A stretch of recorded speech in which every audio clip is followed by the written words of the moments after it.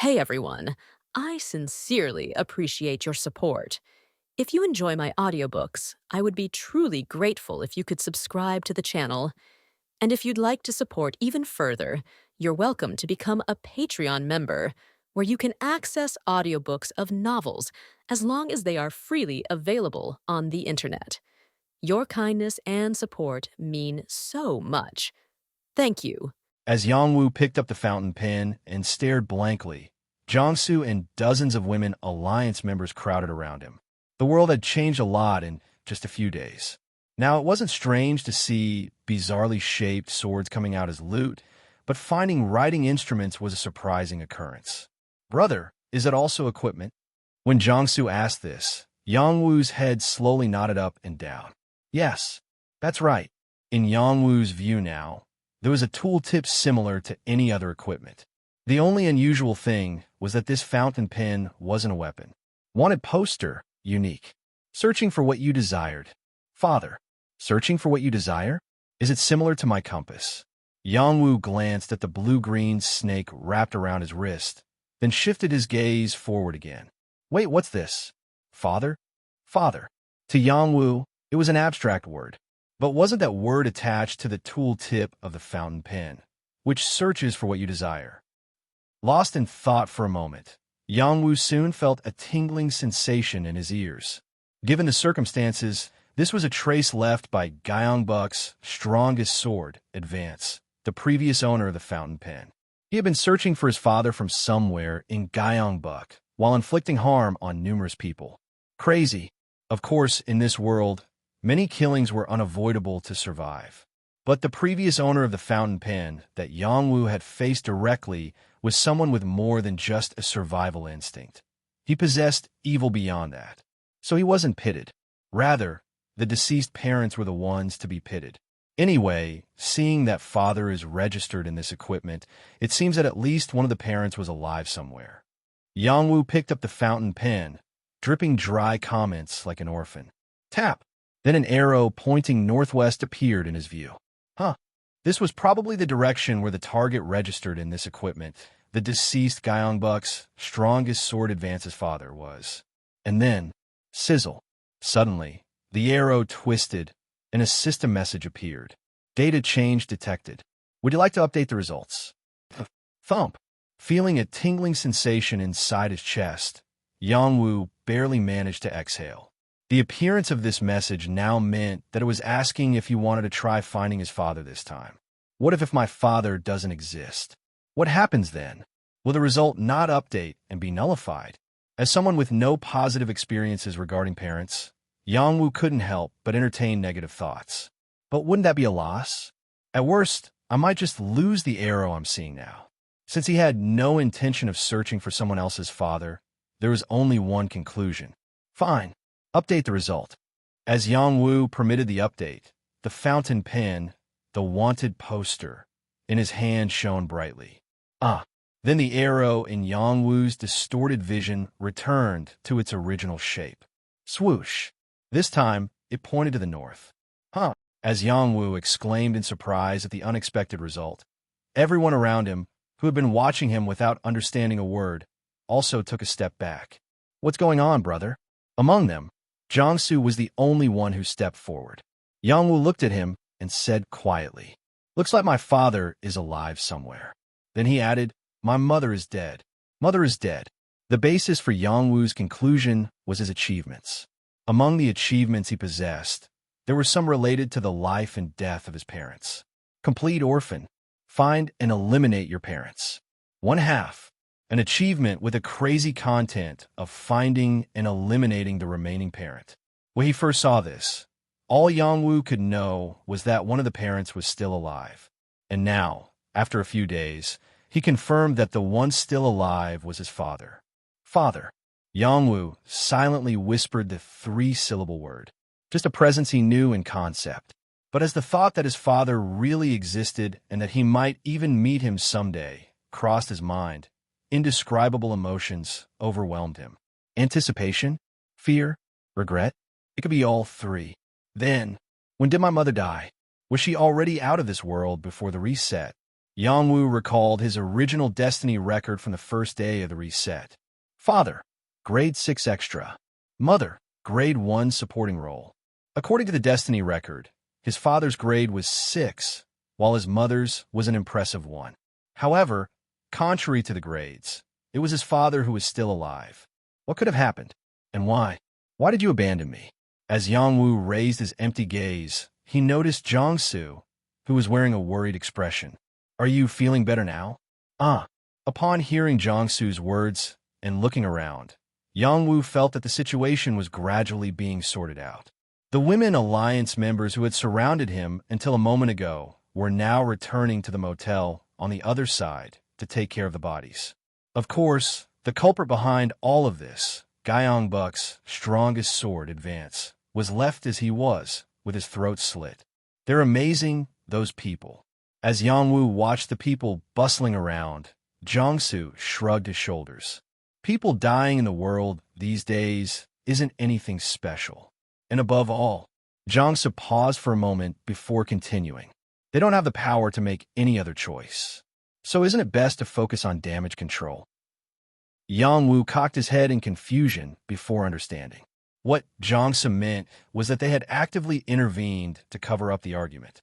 In fact, strictly speaking, the casualties on the Women Alliance's side were all caused by Yangwu. Translator Knight. Proofreader Gun. If he hadn't stayed in this motel, there wouldn't have been a reason for the strongest sword to come here. However, as seen in this fight, strongest sword's power was beyond imagination. That's why the Women Alliance didn't even demand an apology from Yangwu, despite losing many comrades because of him. If the relationship with him, who was also Audiobooks' strongest sword, soured any further, they might even lose the few remaining comrades. After organizing his thoughts up to this point, Yangwu let out a bitter smile. He had never been a subject of fear to anyone before, so he didn't know how to act in situations like this. Then, Jiangsu, who had belonged to the strong side in the previous world, offered his own alternative. What's done is done. We can't help it now. How about taking care of the remaining authority figures here? With a swift movement, he pointed to where the authority figure, Quan Taeyong, was sitting. In front of him was probably the body of Kim Byonkiol, the strongest sword in this era. Upon this suggestion, Yangwu stood up and headed towards the motel. Then, the Women Alliance members who were attending to the bodies started to look at Yangwu one by one. The first emotion conveyed was fear, followed by a subtle hint of anger. Are you leaving now? Soon after, Song Yeren, who had spotted him, came forward to intercept her colleague's stares. However, it was also meant as a farewell. Living as a strongest sword isn't easy, is it? Where are you planning to go? Seeing how she was trying to deflect the situation, it seemed she was hoping for him to leave soon. I'm heading to Seoul. Seoul? Go to a more dangerous place. But I can't cheer you on for that, you know? Song Yeren said with a joking tone, but her sincerity was evident. Yangwu knew that behind her was the motel, turned into a sea of blood. He bowed deeply as he acknowledged it. It might seem meaningless now, but I sincerely apologize. Upon this, Song Yeren raised her eyebrows slightly and stepped back. It's okay. It's not like apologizing will bring back the dead. This was something Yangwu agreed with. So, he was thinking about one more thing, and that was, click, the weapon stained with the most blood from the Cheongu Women Alliance members, the Ashen Thorn. Ashen Thorn, Mutation Spear, significantly increases stabbing power. This isn't an apology. As you can see, if I had fought alone, I wouldn't have one.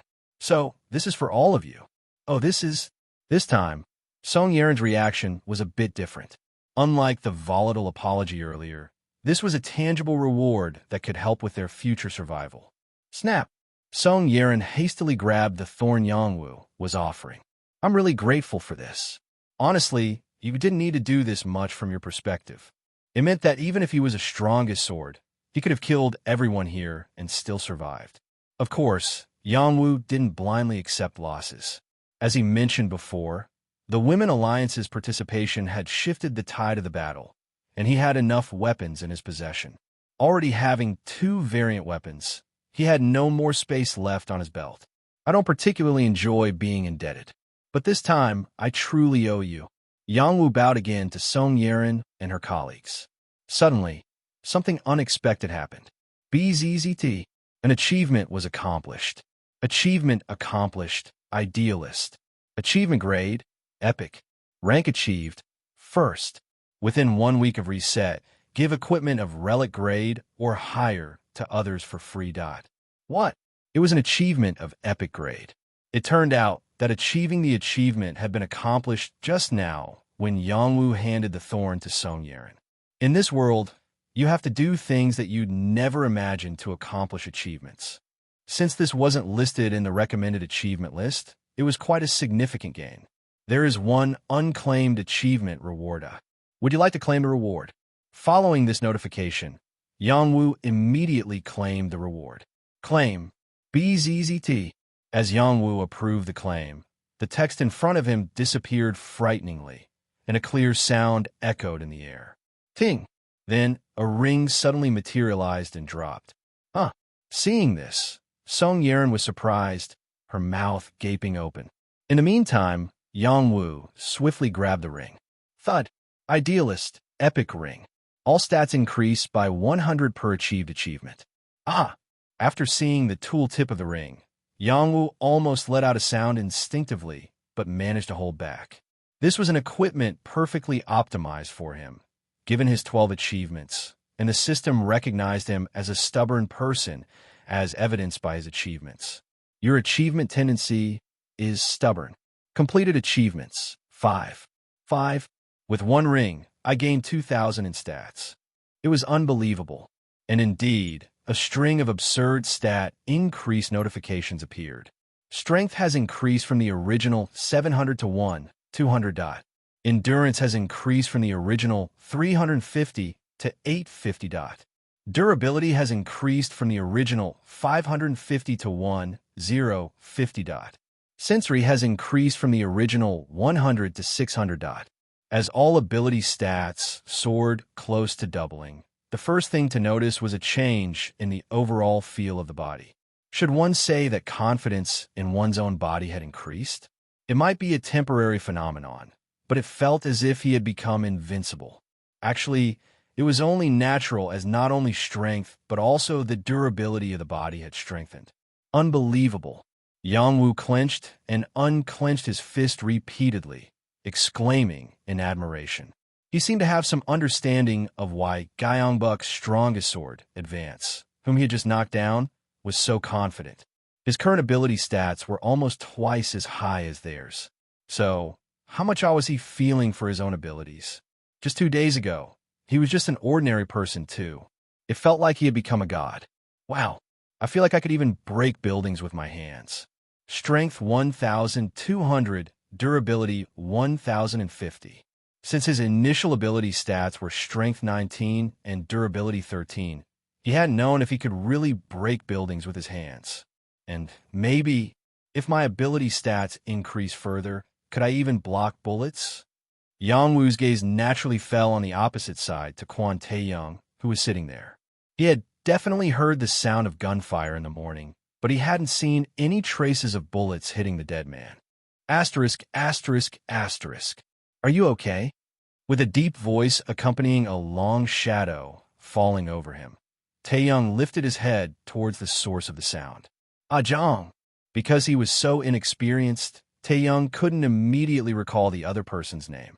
So, as the other person crouched down, he lowered his body and said his own name. I'm Kim Jong-soo. Actually, I'm not that important. Sorry, I'm sorry. It's not like I felt bad. Actually, Jong-soo was equally inexperienced, so he couldn't find anything more to say and just closed his mouth. Jong-soo had only lived for 29 years. He was still too young to comfort someone's sorrow skillfully.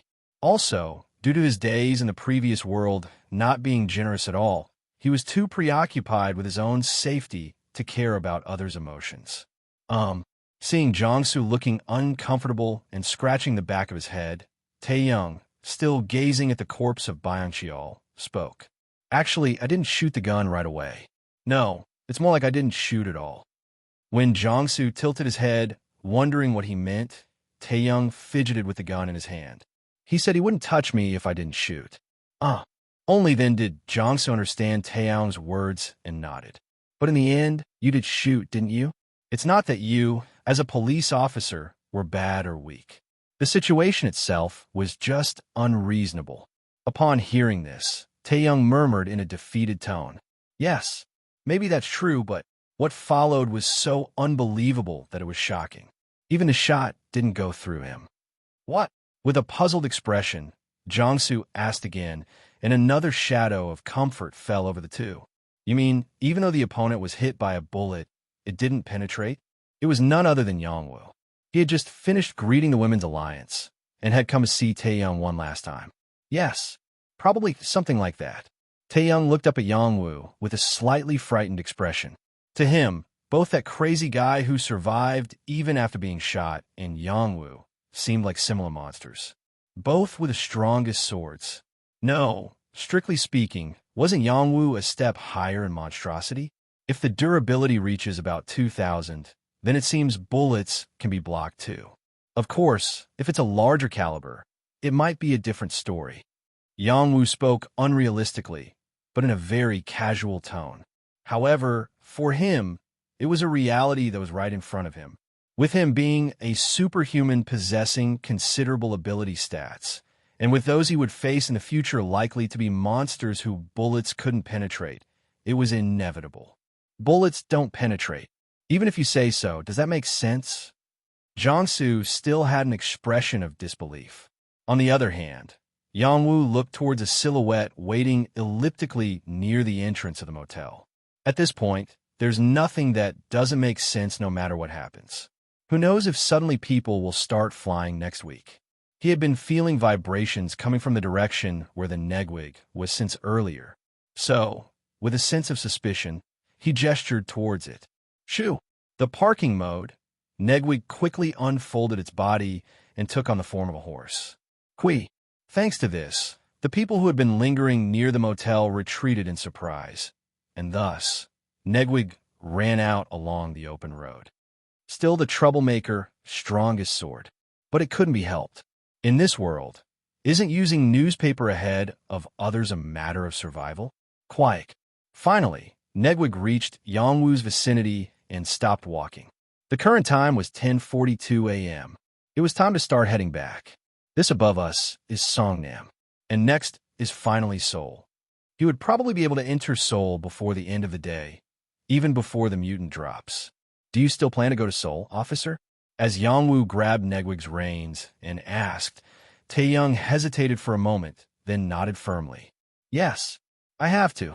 Then, swoosh, he took out the gun from Byung-cheol's waist and the thin bracelet wrapped around his left wrist. The deceased had left behind one more souvenir besides the gun. Oh, now that I think about it. Yongwoo realized belatedly as he looked at the bracelet Tae-young had taken off from Byung-cheol. Byung-cheol was also a strongest sword who had killed a mutant. And when a mutant dies, it leaves behind one equipment of mutant grade. There have been no exceptions so far, so it must have been a basic rule. Can I take this if you're okay with it? Tae-young dared not to wear the bracelet immediately and asked Yongwoo. In response, before answering, Yongwoo briefly examined the tooltip of the bracelet. Cross knot, mutation bracelet, ability resistance 20%, empty slot, ability resistance. It was a concept he had first encountered on a Kikadite gemstone used for slots. What exactly is ability resistance? Translator knight. Proofreader gun.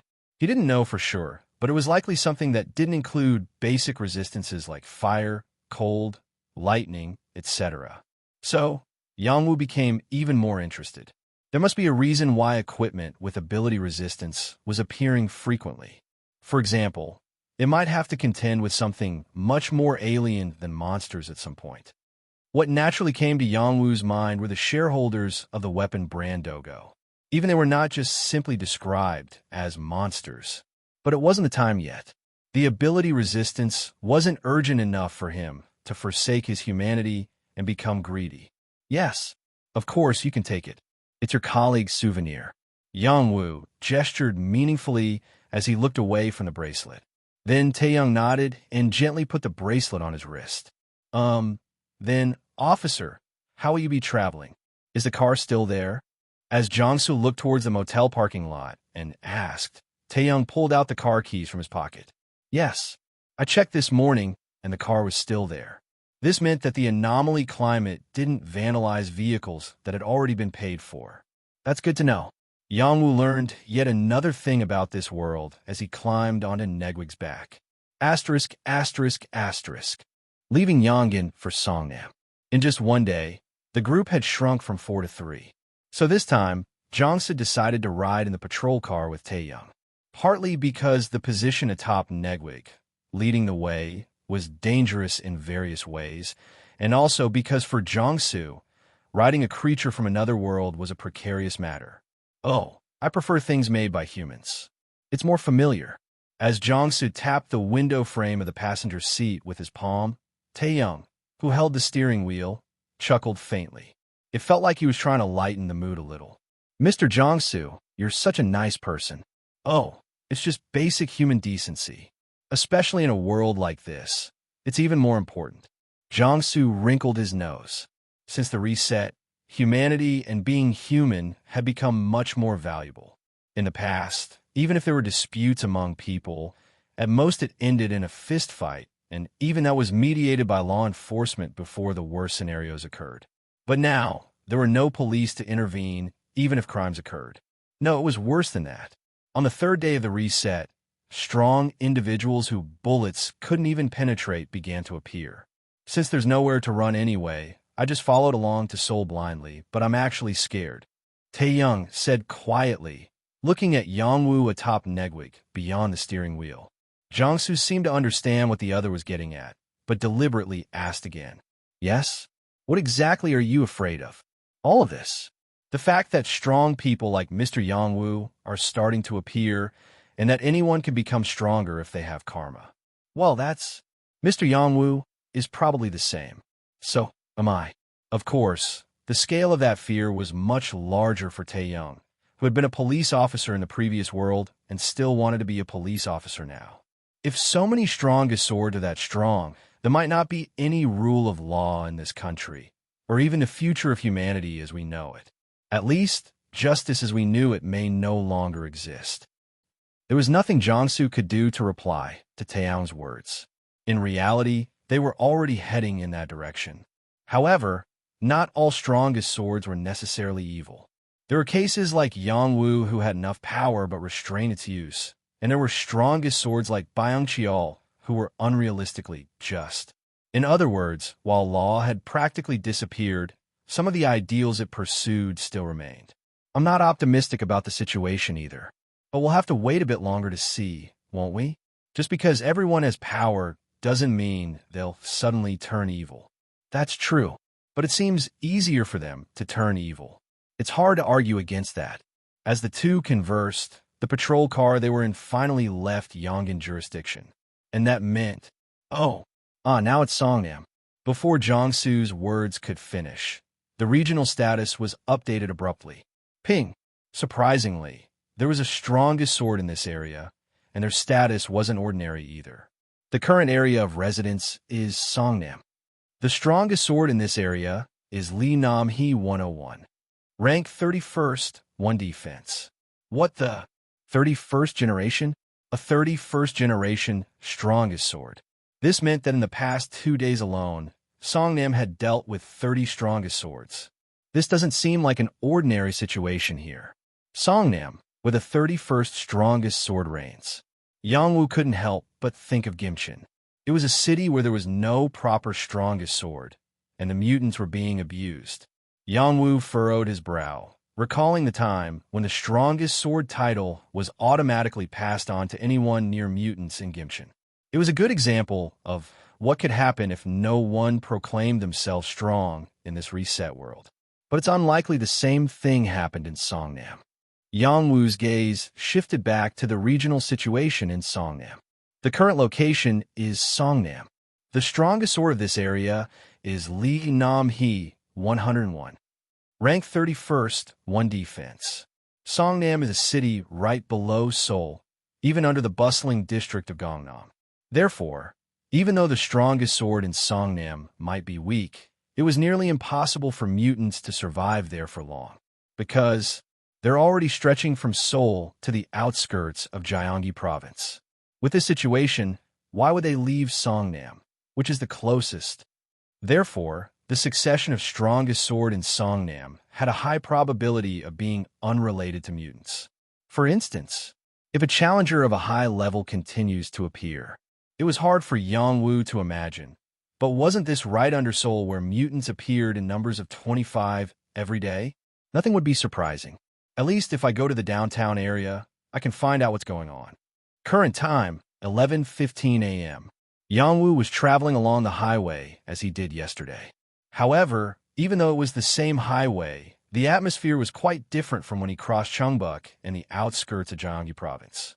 Apartment complexes were already lining both sides of the road, and people could be seen near the complexes. Definitely a lot of people near Seoul. Of course, it was the time when the population was most active. It had been an hour since the end of the curfew.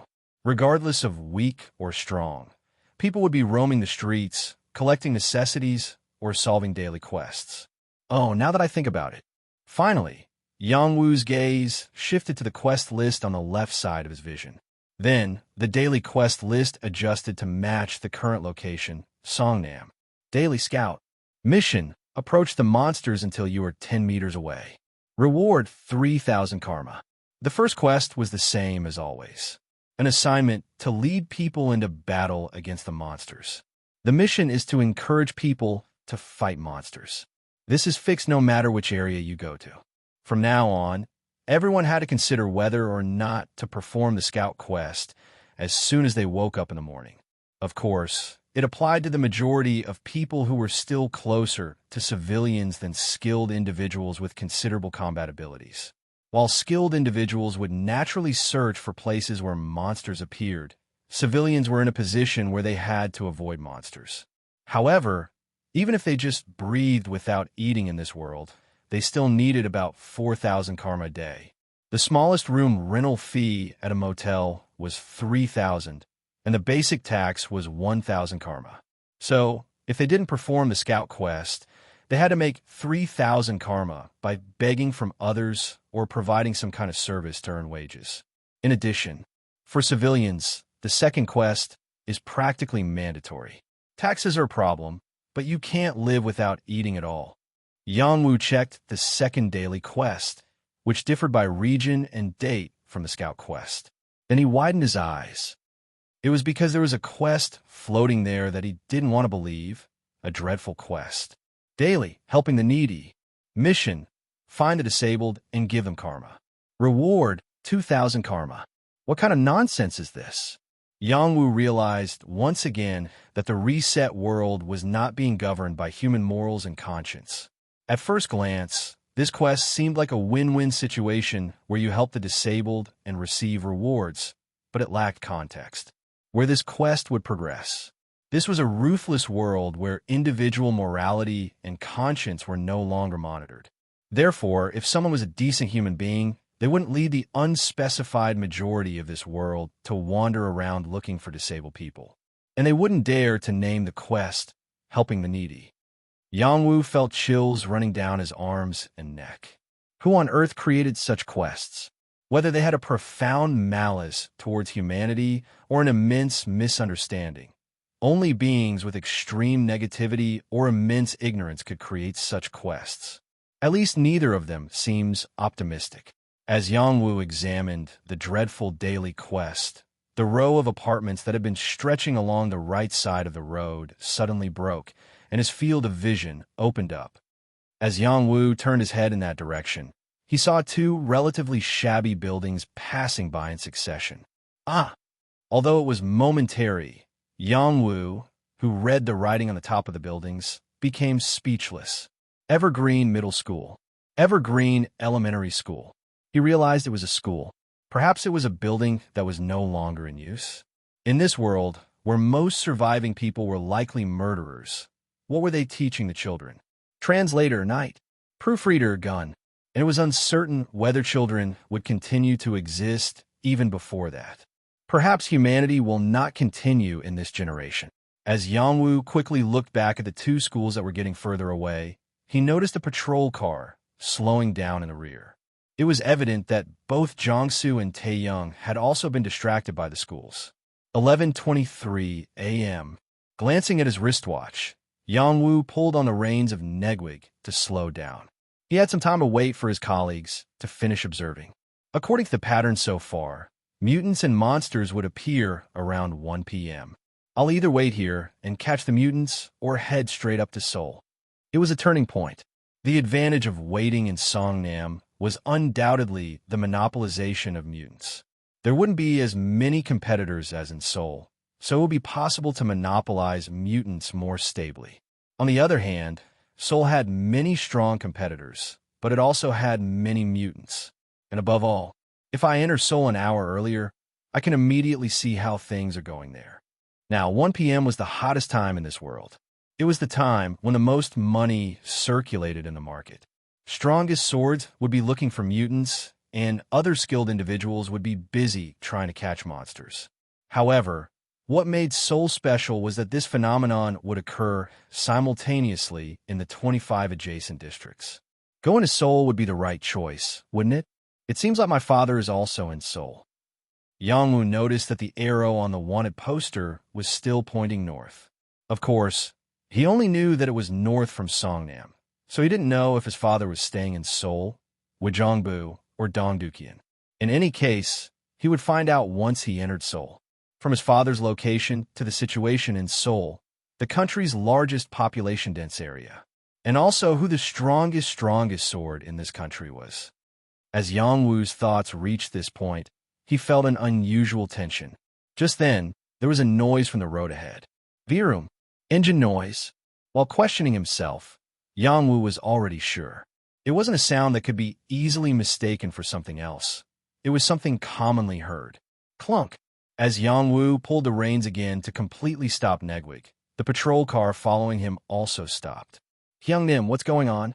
Eventually, Jiangsu opened the passenger door and asked, but he closed his mouth as he spotted the objects starting to appear on the other side of the road. Virum.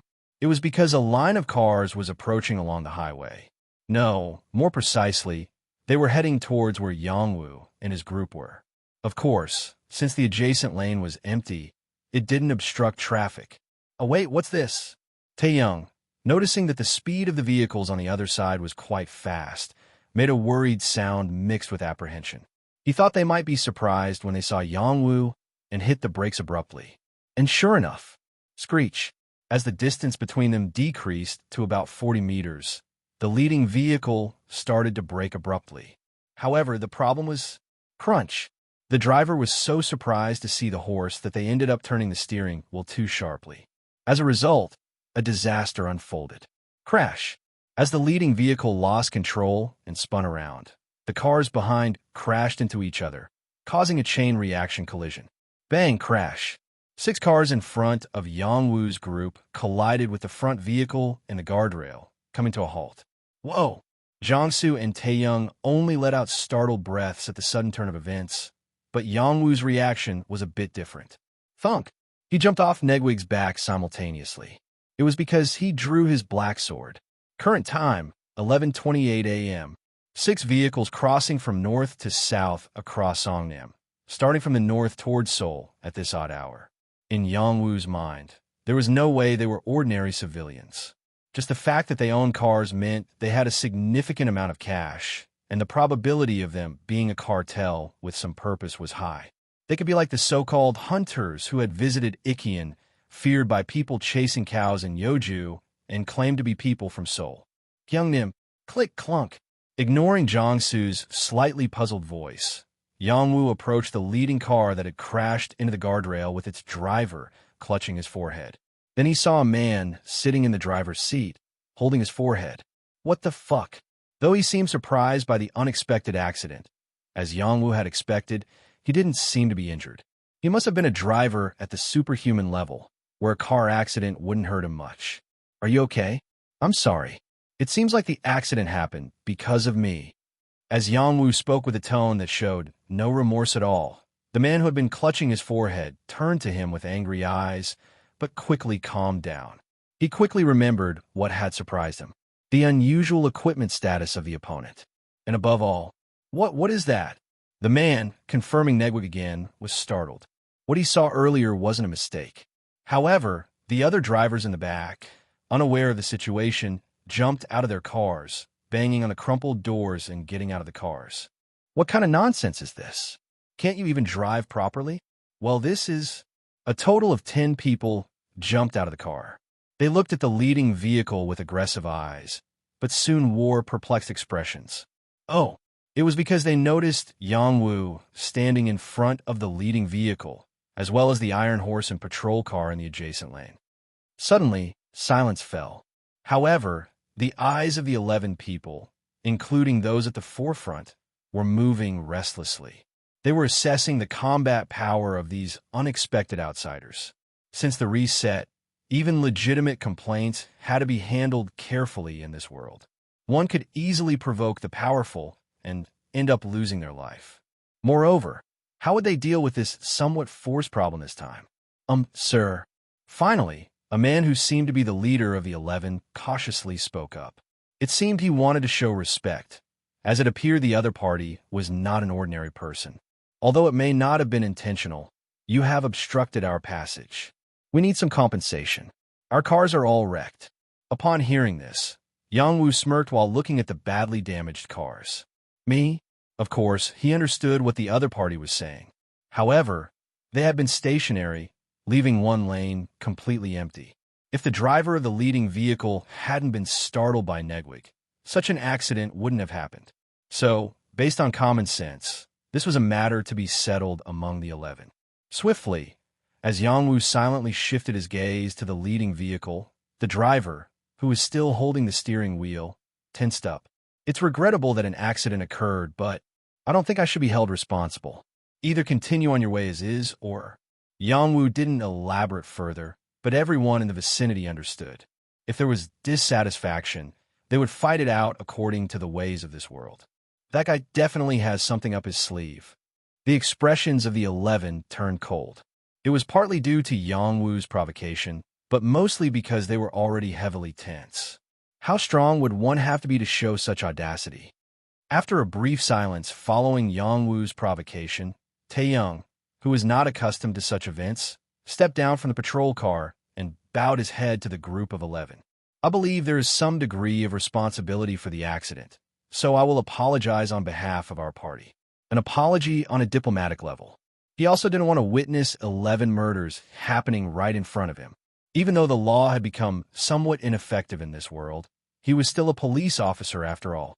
However, the 11 didn't easily back down. No, verbal apologies are meaningless, right? And technically, isn't this a non-contact accident? We should at least have some compensation to consider any concessions. As the leader of the 11 said this, he continuously observed Yang Wu's expression.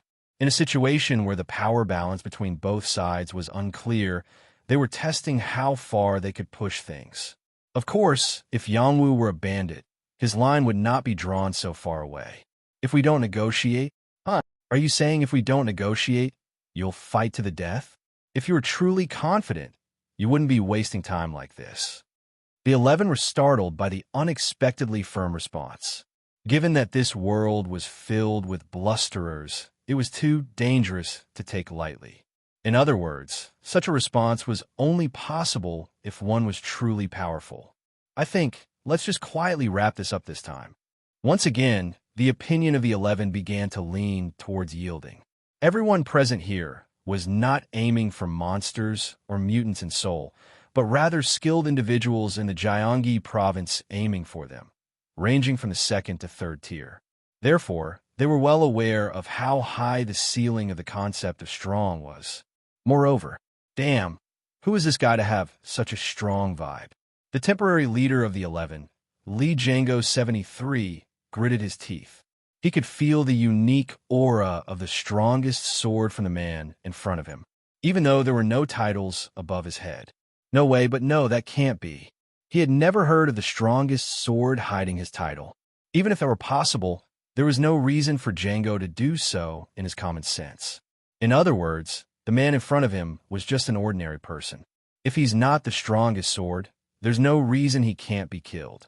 While Django thought this, he was also preparing to bow his head according to the public opinion. He didn't have an absolute certainty of victory. It seems unavoidable. Well then, this time just as Django was about to step back with a smile. Virum. Another engine sound came from the road behind them. That is, from the direction of Seoul. What now again? As Yongwoo turned his head in the direction of the sound, all 11, who had been listening to the engine's sound in the same spot, simultaneously widened their eyes. Oh, this. The momentum of the 11, which had been somewhat subdued, strangely shifted. Something mixed with anticipation and concern. And not long after, from a distance, a group of vehicles revealed themselves. Virum. Even though the engine sound was particularly fierce, there was a significant difference in the way they used the road compared to the 11 they had encountered earlier. While the 11 were using only one lane and driving in a single file, the approaching group was using the entire 4-lane road. Moreover, there weren't many vehicles, just 4. These guys are doing whatever they want. Looking at the 4 vehicles, which had now gotten closer, Yongwoo asked Django, "What about them?" To which Django, gesturing awkwardly, replied, "It seems like troublemakers are coming." Troublemakers? Yongwoo's question was abruptly cut off as the problematic vehicles arrived at the scene. Screech. Threateningly parked with long skid marks on the ground. All 4 vehicles were loud, flashy foreign cars. Yongwoo couldn't help but think of the bandit gang he encountered in Yosu. Didn't their cars feel somewhat similar to these? Suddenly, the 4 vehicles opened their doors one after another, and their drivers stepped out onto the road. Thunk! As the people got out of the cars, the number was the same as the vehicles, 4 in total. Unlike the previous 11, who were mostly in their late 30s, these individuals looked barely in their early 20s. "Hey, mister, what's the time now? Why are you guys still here?" As soon as the 4 young men got out of the car, they pulled out their swords. Shing, all armed with early birds. Translator knight. Proofreader gun. One of them even had 2 swords. Seeing this, Yongwoo couldn't help but smirk. Those guys are definitely the type to talk with their swords. As soon as the group of 4 young men appeared, some of the 11 also discreetly reached for their sword sheaths. With the number of heads from Seoul increasing to 15, it was only natural. But that didn't necessarily increase their chances of winning. Are these guys the problem? After quickly scanning Yongwoo's group, the quartet stopped at Negwig, who was standing in the corner of the road. "What's that?" A unanimous reaction. Apparently, even in Seoul, there weren't such ferocious horses. Then, one of the quartet, holding a pair of swords, suddenly approached Negwig. "It seems like it's saying something, right? Is it really alive?" The guy didn't even consider seeking permission to speak to the owner of the horse. It was as if anyone present here could be pressed with force. Of course, perhaps. It seems like he's deliberately picking a fight. Yongwoo didn't know if the act itself was intended to provoke a conflict, as Jongsu had been observing the situation. Anyway, from Yongwoo's perspective, he couldn't let the guy mess with Negwig. Swiftly, as the opponent was about to take the second step, Yongwoo grabbed his shoulder. "Thunk, what do you think you're doing? Don't people from Seoul have any manners?" Then, the young man who had grabbed Yongwoo's shoulder swung his sword as if he had been waiting for it. How dare this bastard? Or rather, he tried to swing it. Thunk! What? Currently, Yongwoo's strength stat was an impressive 1,200. Of course, it wasn't comparable to the strongest sword of Seoul, but it was enough to easily crush the bones of a novice swordsman. However, the problem was... What? Act. As Yongwoo made contact with the enemy, the effect of the golden punishment, inflicting unbearable pain, was triggered. Gah! The face of the man turned pale with unimaginable pain, and the other 3 young men shouted angrily. "This crazy guy! Are you just going to stand there and watch?" The target they requested assistance from was none other than the group of 11. And in the midst of this, the man spoke while grinding his teeth. "You're finished now?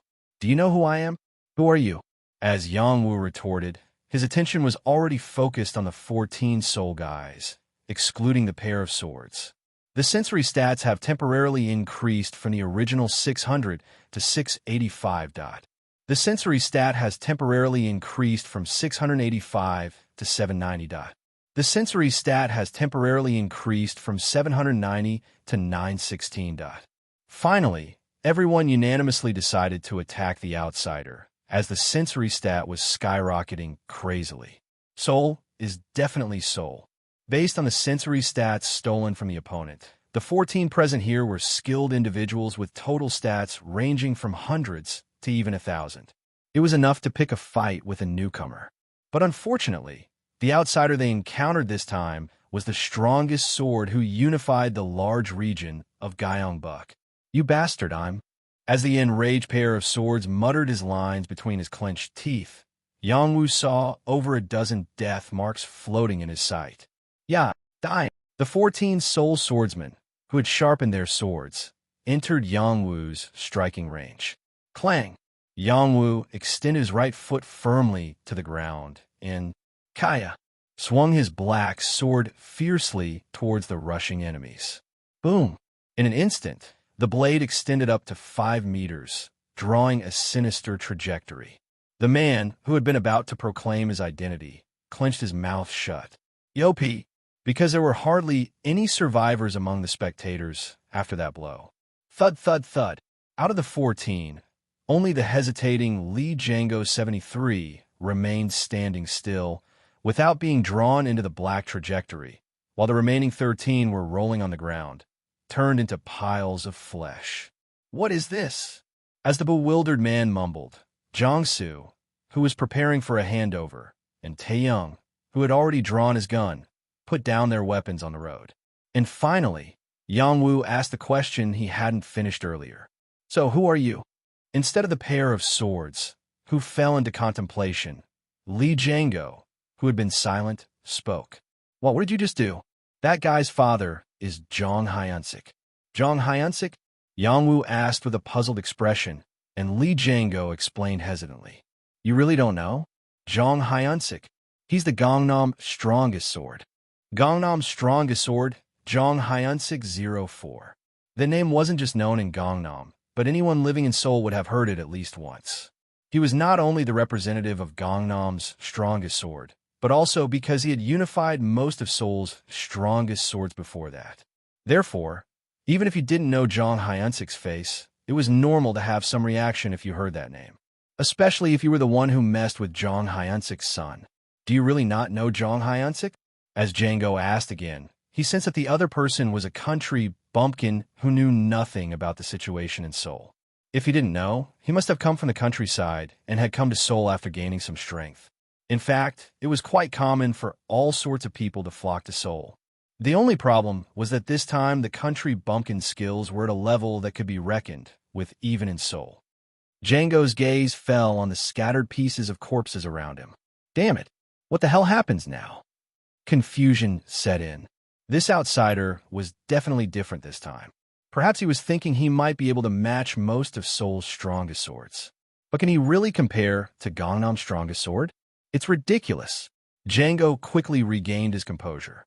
Then, according to etiquette, he stood beside Jong Yu-sang, the eldest son of Gangnam's strongest sword. "Clap.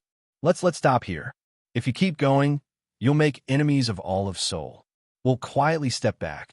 As Django spoke like this and glanced at Jong Yu-sang, the latter also nodded his head. He knew well that he couldn't do anything to the outsider right now. But the position of Yongwu, who held the sword, was completely different from that of the two Seolites. "I don't care whose son he is. Anyway, he tried to kill me. If I were weak, I would actually be dead." As Yongwu's eyes flashed with his words, Jong Yu-sang, who had been silent until now, gritted his teeth and bowed his head. "Damn it, I'm sorry about that. But there's no need to escalate things further, right? As you heard, my father is Gangnam's strongest sword. If you kill me, you won't get away unharmed either." At this, Yongwu dryly looked around and said, "How can you know who the culprit is when there are only 2 witnesses?" The expression of Kwon Taeyong, a current police officer who was listening to Yongwu's words, became very subtle. Nevertheless, the proceedings continued regardless. "And even if your father finds out, there's nothing we can do. Scumbags like you deserve to die. I'll take care of the aftermath, so don't worry. As if it were the final verdict, Django was the first to leap at Yongwu's words. Behind, Zhang Yu sang, which means in the direction away from the outsider. It was a calculation to use Gyu Sang, who was the prime target of the opponent, as a shield to buy time to escape. Thud! Hey, you bastard! Seeing his only ally fleeing, Zhang Yu Sang shouted in terror. But Django's figure continued to move away. On the other hand, he wouldn't have helped you anyway. Now, Yongwu, who seemed like a lunatic serial killer to Gyu Sang's eyes, was one step closer. What do you want, anyway? There's nothing you gain by killing me. As Gyu Sang, sensing his imminent demise, asked imploringly, Yongwu retorted, What about you? What? Why did you swing the sword recklessly? I didn't do anything to deserve death from you. WL. Seeing Gyu Sang momentarily speechless, Yongwu poured out his words as if pouring cement on his head. You must have tried to kill several people like me before. There were probably many before, and there will be many more in the future. Having said this much, Yongwu shifted his gaze to the south, which was Gyu Sang's original destination. So if I kill you now, it's not much different from saving countless lives, isn't it? Of course, I'm not killing you with such noble intentions. I just don't think scum like you should live any longer. Consider it your destiny. Listening to this, Gyu Sang felt like the world was turning dark before his eyes. This guy was truly a ruthless lunatic. Or maybe he had no idea how powerful Strongest Sword truly was. You son of a bitch. If you kill me, you'll definitely. As Gyu Sang's reasoning gave way to curses once again, Yongwu's shoulders seemed to twitch, and then a sharp trajectory cut through the air. Swish! In the blink of an eye, he struck Gyu Sang's neck. Gyu Sang could only let out a feeble sound before falling silent. Then, thud! The body with only the head left slammed onto the ground one after another. Oh my God! Taeyong blocked his mouth briefly to summarize the whole situation tersely. He looked around the gruesome scene, with eyes filled with disbelief. 14 murders that happened in an instant. And one of the victims was none other than the son of Gangnam's strongest sword, who could be considered a pillar of soul. Even if Zhang Yongwu does indeed kill all the witnesses as he said, will this incident not affect future developments? Translator Knight. Proofreader Gun. If they find out that the son went out of Seoul and didn't return, Gangnam's strongest sword wouldn't just sit idly by. Since they can't identify the suspect, they might just kill all the outsiders recklessly. Parents who lose their children tend to turn cold. Taeyong was genuinely worried. He had expected to face great difficulties in Seoul, but this was too big of an accident. No matter how strong Yongwu was, he wouldn't be able to fight against Gangnam's strongest sword, recognized even in Seoul. Moreover, even people unrelated to this incident might suffer. You're right. Just because he doesn't know who the murderer is doesn't mean he will just sit still. Yongwu nodded at Taeyong's concerns. Then he shifted his gaze back to the direction of Seoul. In that case, he has no choice but to find out who killed his son. Then, at least, he won't take it out on the wrong people. Yes. This time, both Jiangsu and Taeyong were speechless at the unexpected and unreasonable option. Wasn't that practically suicide? Jiangsu's unspoken words about suicide were omitted. Of course, Yongwu knew well that it would be difficult for him to win against Gangnam's strongest sword in a direct confrontation. Even Jin, the strongest sword of Gyeongbuk, whom he met this morning, couldn't overwhelm him. TL/N. I don't know why this is here. Maybe the strongest sword he killed in the morning was named Jin? It wasn't revealed before TBH. So, I won't necessarily go find him myself, but I'll make sure he can't wander around freely. What do you mean? Taeyong, pondering over Yongwu's words, suddenly realized. Oh, it meant that the man who fled after abandoning the son of strongest sword was still alive. As the only survivor of this incident, that man knew Yongwu's face and had some idea of his level of skill. And since he would naturally assume that Yongwu was chasing him, he would surely go straight to Gangnam's strongest sword. In other words, if Yongwu's existence were revealed, the wrath of strongest sword, who lost his child, would at least be contained to some extent. In any case, we'll eventually end up fighting against Gangnam's strongest sword. Taeyong admitted this with a darkened face, acknowledging that there was no alternative. If Yangwu didn't reveal himself, there was a very high probability that a huge bloodbath would occur. If luck is on our side, we might meet the first mutant in Seoul. And if that happens, Yangwu's gaze shifted to the quest board on one side. Dogo, Strong Tiger's early appearance. Mission: engage in 0/2 duels with targets with a total ability score of 3,000 or higher. Reward: 5 million karma. Special: you must disclose the fact of Dogo's support in this duel. If that happens, we might have a slight chance. Yangwu intended to complete the mission in Seoul as soon as possible. Since he had already fought once against a target with a total power of over 3,000 points in the morning, he only needed to fight one more time. And the target would be, it doesn't necessarily have to be a human. In my opinion, this quest can be completed even against a mutant. The basis for this inference was the quest description itself. Mission: duel with a target with a total power of over 3,000 points, 1/2 times. It didn't say a human but a target. Target is a very inclusive term. Ironically, even the mutants also had power. Their ability to sense the golden flash during fights was evidence of that. Brother, then shouldn't we avoid directly entering Gangnam from here? Listening to Yangwu's words, Jiangsu looked at the road leading north and spoke. If it's Gangnam's strongest sword, they would naturally welcome the mutants in their jurisdiction of Gangnam-gu, so they should avoid that area. Taeyong agreed. Even if we change direction now, we should be able to reach Siocho or Gwanek. The current time was 11:41 a.m. If the pattern continued, the mutant would appear at 1 p.m. In other words, they had about an hour of spare time for movement. Yangwu also pondered while looking at his watch. Since mutants fall in each district of Seoul, the strongest sword will be waiting in whichever area I go. And there was a very high probability that he would end up in conflict with that strongest sword. To maintain his position, that strongest sword would need to continue accumulating karma. Gangnam is the priority to avoid. So, the places we can go to right away are Siocho or Gwanek, as suggested by the officer. Although he didn't want to make judgments about the areas as an outsider, Gwanek-gu seemed more feasible than Siocho. Before the world recognized it, wasn't Siocho adjacent to the district of Gangnam's strongest sword, which is currently known to be the strongest in Seoul? So, if there was a strongest sword in Siocho, there was a high probability that they wouldn't be greatly inferior in a fight against Gangnam's strongest sword. On the other hand, Gwanek-gu was not as favored compared to other areas in Gangnam, even in the previous world, and it was quite far from the jurisdiction of Gangnam's strongest sword. The only noteworthy feature that came to mind about Gwanek-gu was that it had Seoul National University. But what good would that do in this reset world? Yangwu soon made his decision. Once the destination to Gwanek was set, the Golden Goblin was busier than anyone else. Keat, following Yangwu's orders, he had to frantically run through the 14 bodies. Kikit, the goblin, brought anything that could be valuable in the area.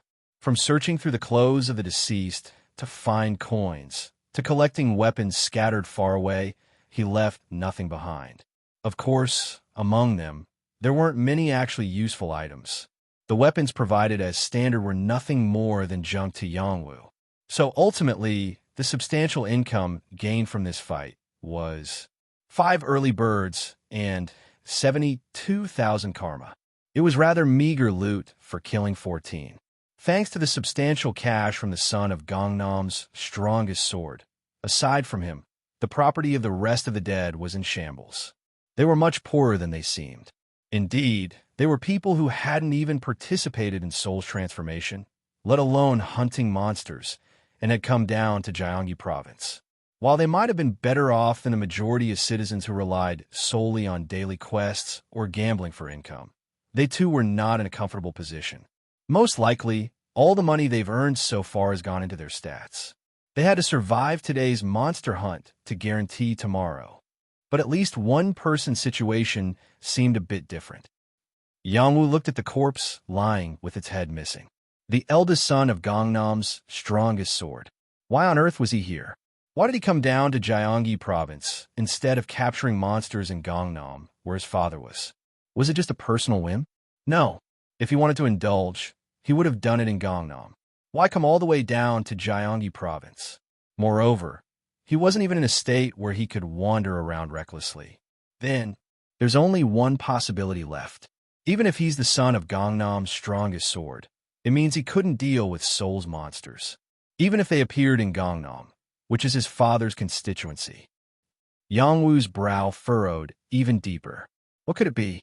What could have pushed even Gangnam's strongest sword's son out of Seoul? Yongwoo stopped pondering at this point. There's no way to know anything for sure until he goes to Seoul in person. Whoosh! Turning his head back, Yongwoo saw Taeyoung and Jongsu still standing there with tense expressions. Upon this, Yongwoo threw an early bird to Taeyoung. Swish! Huh? What's this? Taeyoung opened his eyes wide at the sudden distribution. Yongwoo pointed at his belt. I heard you're still using the basic sword. Oh.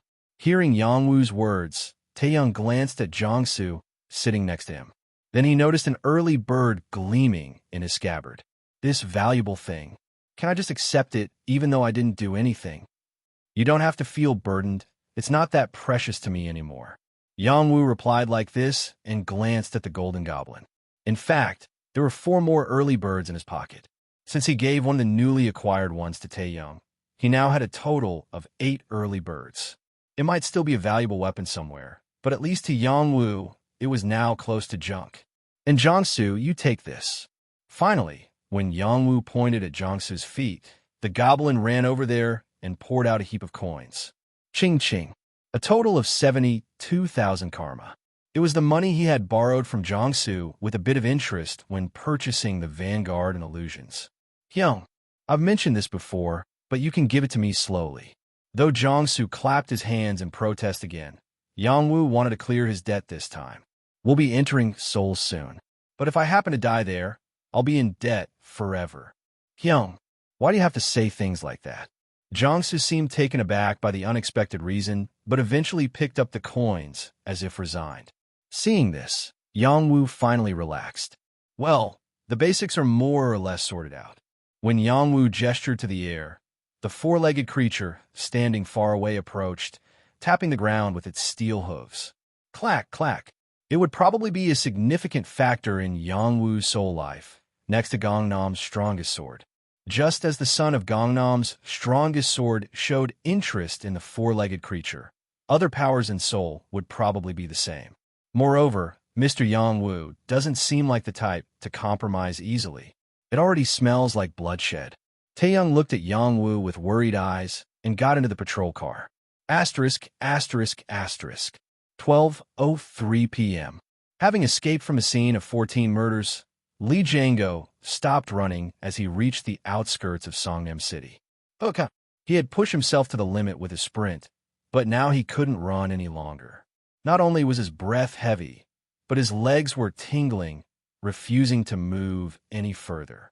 Translator Knight. Proofreader Gun. It must be the limit of his stats. He regretted not investing more in stamina. Phew, damn it.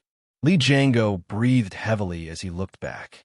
Just like the past 20 minutes, there was still no sign of the pursuer.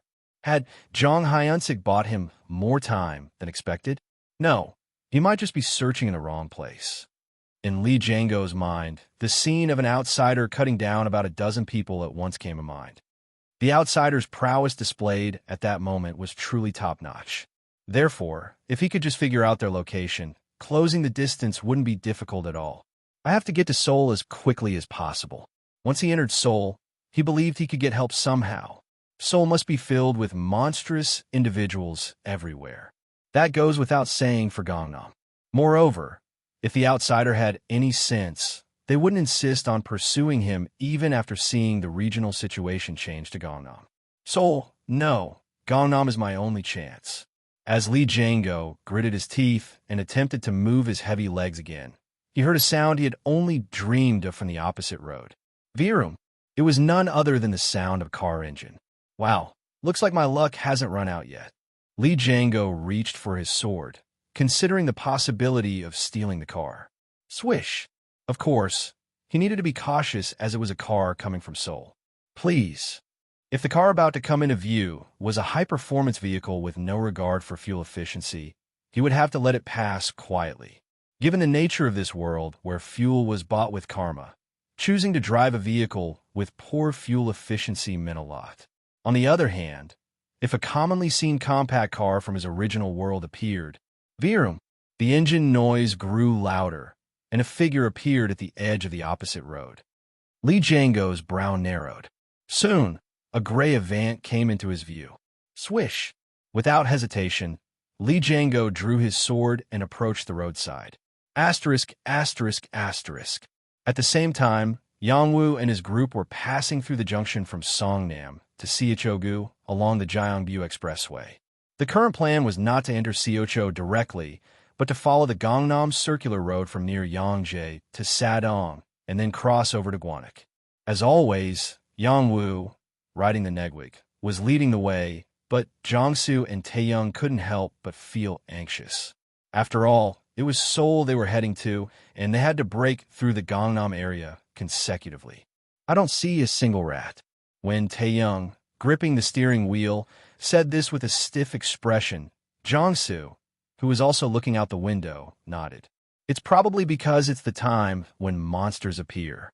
In about 50 minutes, monsters would pour down from all over Seoul. So, those who needed to hide would have already hidden, and monster hunters would have already taken their positions. In other words, they were heading towards Seoul, already in a combat-ready state. Seeing Jiangsu's anxious expression, Taeyong cautiously spoke up. You're worried, aren't you? We're basically walking into the jaws of death. In response, Jiangsu nodded, gazing at Yangwu's back in front of him. I wouldn't be surprised if I died any time, but it's different for you. It feels like a waste. A waste. When Taeyong chuckled and asked, Jiangsu looked at the row behind them. Commander, you may not be able to empathize, but in my opinion, among the strongest swords, Yangwu Hyung is the closest to being normal. If he's normal, what exactly?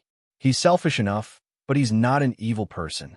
If Yangwu Hyung wanted to, he could kill anyone he sees and take their money. He could do worse, but he still maintains some level of decency.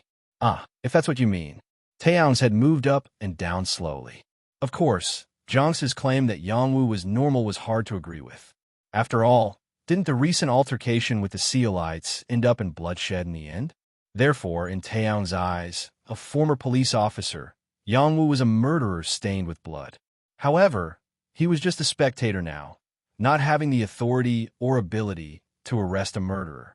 No, he was actually more than just a spectator. He owed his life to Yangwu. In fact, if I were to follow the law, I'm also an accomplice to murder. As Taeyong tried to make a bewildered expression, the area where he was staying changed, and the regional information in the corner of his vision was updated. Ping. The current location is Seocho. The strongest sword in this area is Choi Namhee 11. Rank 4, 3 defenses. Finally, they had started to set foot on Seoul's soil. Gasp. As Taeyong and Jiangsu both paused at the realization of stepping foot on Seoul's soil, Yangwu, ahead of them, slowed down Negwig's pace and directed his gaze into the air. Yangwu also felt the immense presence of Gangnam's strongest sword, because of course, Choi Namhee, Seocho's strongest sword, Choi Namhee 11. As expected, this time the identification number was also in the first order. Among all Choi Namhee in the country, they were the 11th person to contact the currency exchange office. The best sword in this area is Choi Namhee 11. Rank 4, 3 defenses. Was there a bit of a struggle for positions on the first day? Third generation as well. Even after becoming the 4th strongest sword, he fought in defense matches 3 times. It meant there were plenty of competitors. Of course, Seoul has the largest population. So who would ascend to the strongest sword in such a place? Since they had entered Seoul, Yangwu knew they would eventually come across Choi Namhee. He looked at the name with a mixture of anticipation and concern. Of course, Yangwu's problem wasn't just about Seoul's strongest sword. Spat. As he entered Seoul, the color of the arrows floating in his vision intensified. This was the mark of the legendary pen, wanted poster, obtained by defeating the anonymous strongest sword, advanced, of Gyeongbuk, a mark that pointed to what the owner desired. And currently, the target Yongwoo was seeking through the wanted poster was none other than his father. Although the previous owner had set the target, thanks to it, Yongwoo learned that his father was still alive.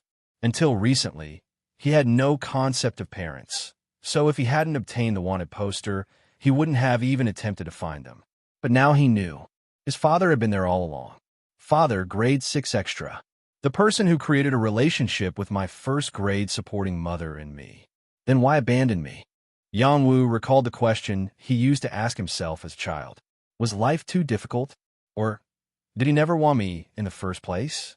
Of course, he still couldn't answer. But now he could go directly to the person who held the answer.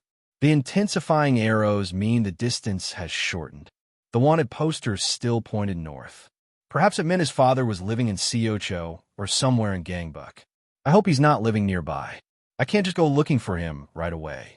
In a situation where Gangnam's strongest sword had set his sights on this area and would undoubtedly search around, rummaging through the neighboring area of Seocho was too risky. But how did you manage to stay alive until now? Many people died from the reset. Yongwoo vaguely imagined his father as nothing more than some man for now, then tightened Negwig's reins. The previously empty roadsides were gradually filling up with buildings. Soon, a road sign indicating the direction of Gwacheon and Yongjae appeared. Now they were truly in Seoul. Was it just a misconception that the air felt different? Huff! Yongwoo took a deep breath, and while doing so, Negwig continued to push the ground backward. Clatter, clack. Despite the noisy sound of Negwig's steel hooves, the surroundings remained eerily silent. How can there be so few people in a city with such a large population, even if it's just before the emergence of monsters? It was definitely different from other areas where thieves and hawkers roamed the outskirts of the city. Yongwoo shook his head and continued to urge Negwig northward. Clack! After running for a while longer, landmarks finally began to appear. It was the Seocho Sport Complex and the rest area Seoul Meeting Plaza, attached to the Yongjae exit. There's not even a single ant here. While some cars in the parking lot were wrecked, the rest area building looked pristine, suggesting it was a residue of the chaos on the first day of the reset. It seemed the monsters hadn't caused trouble here, which meant at least all the monsters in the southern part of Seoul had died in the city. Was Seoul particularly quick to respond? It was difficult for Yongwoo to estimate what had happened in Seoul. Seoul was not easily comparable to other cities, as it was the capital of South Korea, where the main administrative offices and the Blue House were located. Although the president's head flew off on the first day of the reset, the government was unlikely to collapse from that one incident. The remaining bureaucrats would have tried to handle the situation somehow, right? Of course, it wasn't a situation that could be handled just by trying. As Yongwoo pondered, his surroundings darkened again. They had passed the rest area and entered the Yongjae interchange. Since Yongwoo had to enter Sadong from here, he looked ahead to find the highway exit. Then, honk beep. As Yongwoo shifted his gaze, the sound of a horn blared from the front. What came into view was a patrol car parked in the middle of the road, as if it were proudly asserting its presence. After briefly glancing at Taeyeon's patrol car following behind him, Yongwoo turned his attention back to the other patrol car in front. Now he noticed not only the problematic patrol car, but also several people behind it. They were blocking the highway exit leading to Gwacheon and Sadong. Translator Knight. Proofreader Gun. What's going on? Is this some kind of toll gate? He had seen a similar scene in Cheongju, where there was a certain system in place. The only difference was that Seoul, with its 25 districts tightly packed together, had its unique characteristic. Whoa! Signaling to slow down behind, Yongwoo also gently pulled Negwig's reins. Quiet. As Negwig began to decelerate with an eerie sound, the people on the Yongjae side seemed to sense something unusual. Bamba! The blaring horn suddenly weakened. The outsiders approaching the interchange, in other words, Yongwoo's demeanor, didn't seem normal. Clunk! Gradually, the doors of the patrol cars blocking the road opened one by one. Then, Inside, police officers in uniform stepped out onto the ground with extreme caution. Yang Wu tensed up, fearing that the opponent might be armed. But when the police officers finally revealed themselves, there were hardly any guns, not to mention rifles, among them. "Please stop for a moment." One of the police officers extended both hands without drawing a sword. Yang Wu also raised his hands slightly to show that he had no intention of fighting. "Yes, what's the matter?" Yang Wu adopted the most friendly attitude possible. There was no reason not to respect these people who were performing police duties, even down to their uniforms. However, the dialogue from the police side that followed was quite strange. "Are you coming from another area?" "Yes, that's right." "Then, by any chance, are you as strong as sword, or do you intend to challenge the strongest sword?" Receiving a question about whether he intended to challenge the strongest sword from a police officer, even though they were on official duty, was quite bizarre. Yang Wu looked at the person in front of him with a puzzled expression for a moment. The opponents, as well as the plainclothes individuals blocking the highway exit in the distance, still hadn't drawn their swords. In fact, most of them seemed to be visibly apprehensive. "They have no intention of overpowering me by force. Rather, they even seem to be hoping for Yang Wu to pass through quickly." Even now, the police officer facing Yang Wu showed signs of anxiety, fidgeting his fingers. "Would anything change according to my response?" "Frankly, I'm not sure why you're blocking the passage." As Yang Wu alternated between looking at the police officer in front of him and the road exit on the other side, the tense officer gestured with his hands. No, we're not daring to restrict passage. We're here to provide guidance to those who are visiting Seoul." "Guidance?" While Yang Wu raised an eyebrow, Taeyong's patrol car arrived behind him. The tense officer, who had been clapping his hands, seemed slightly surprised, but continued his explanation. "Currently, Seoul has entered into an agreement between civil and government bodies to minimize casualties." "If it's between civil and government bodies, does that mean there's some kind of government presence here?" "Civil and government, a word encompassing both private and public sectors. In other words, an agreement between civil and government bodies meant." "Yes, that's right. The government of South Korea is intact." "The government of South Korea is intact." The officer spoke quite confidently, but Yang Wu found it hard to believe. Wasn't it just a few hours ago that he had encountered some thugs from Seoul? If the government were truly intact and law enforcement were functioning, there wouldn't have been Gangwon residents picking fights with Seoul people. Moreover, how could the government be intact? Power no longer resides in the country. It wasn't just about the judiciary. The reason people followed the rules set by the state was fundamentally for survival, to maintain their livelihoods and current way of life. But hadn't the way of survival completely changed due to the reset? Surviving against monsters and mutants, and securing thousands of karma every day to resolve tax and residency issues. In that case, could the government help with these problems? Of course not.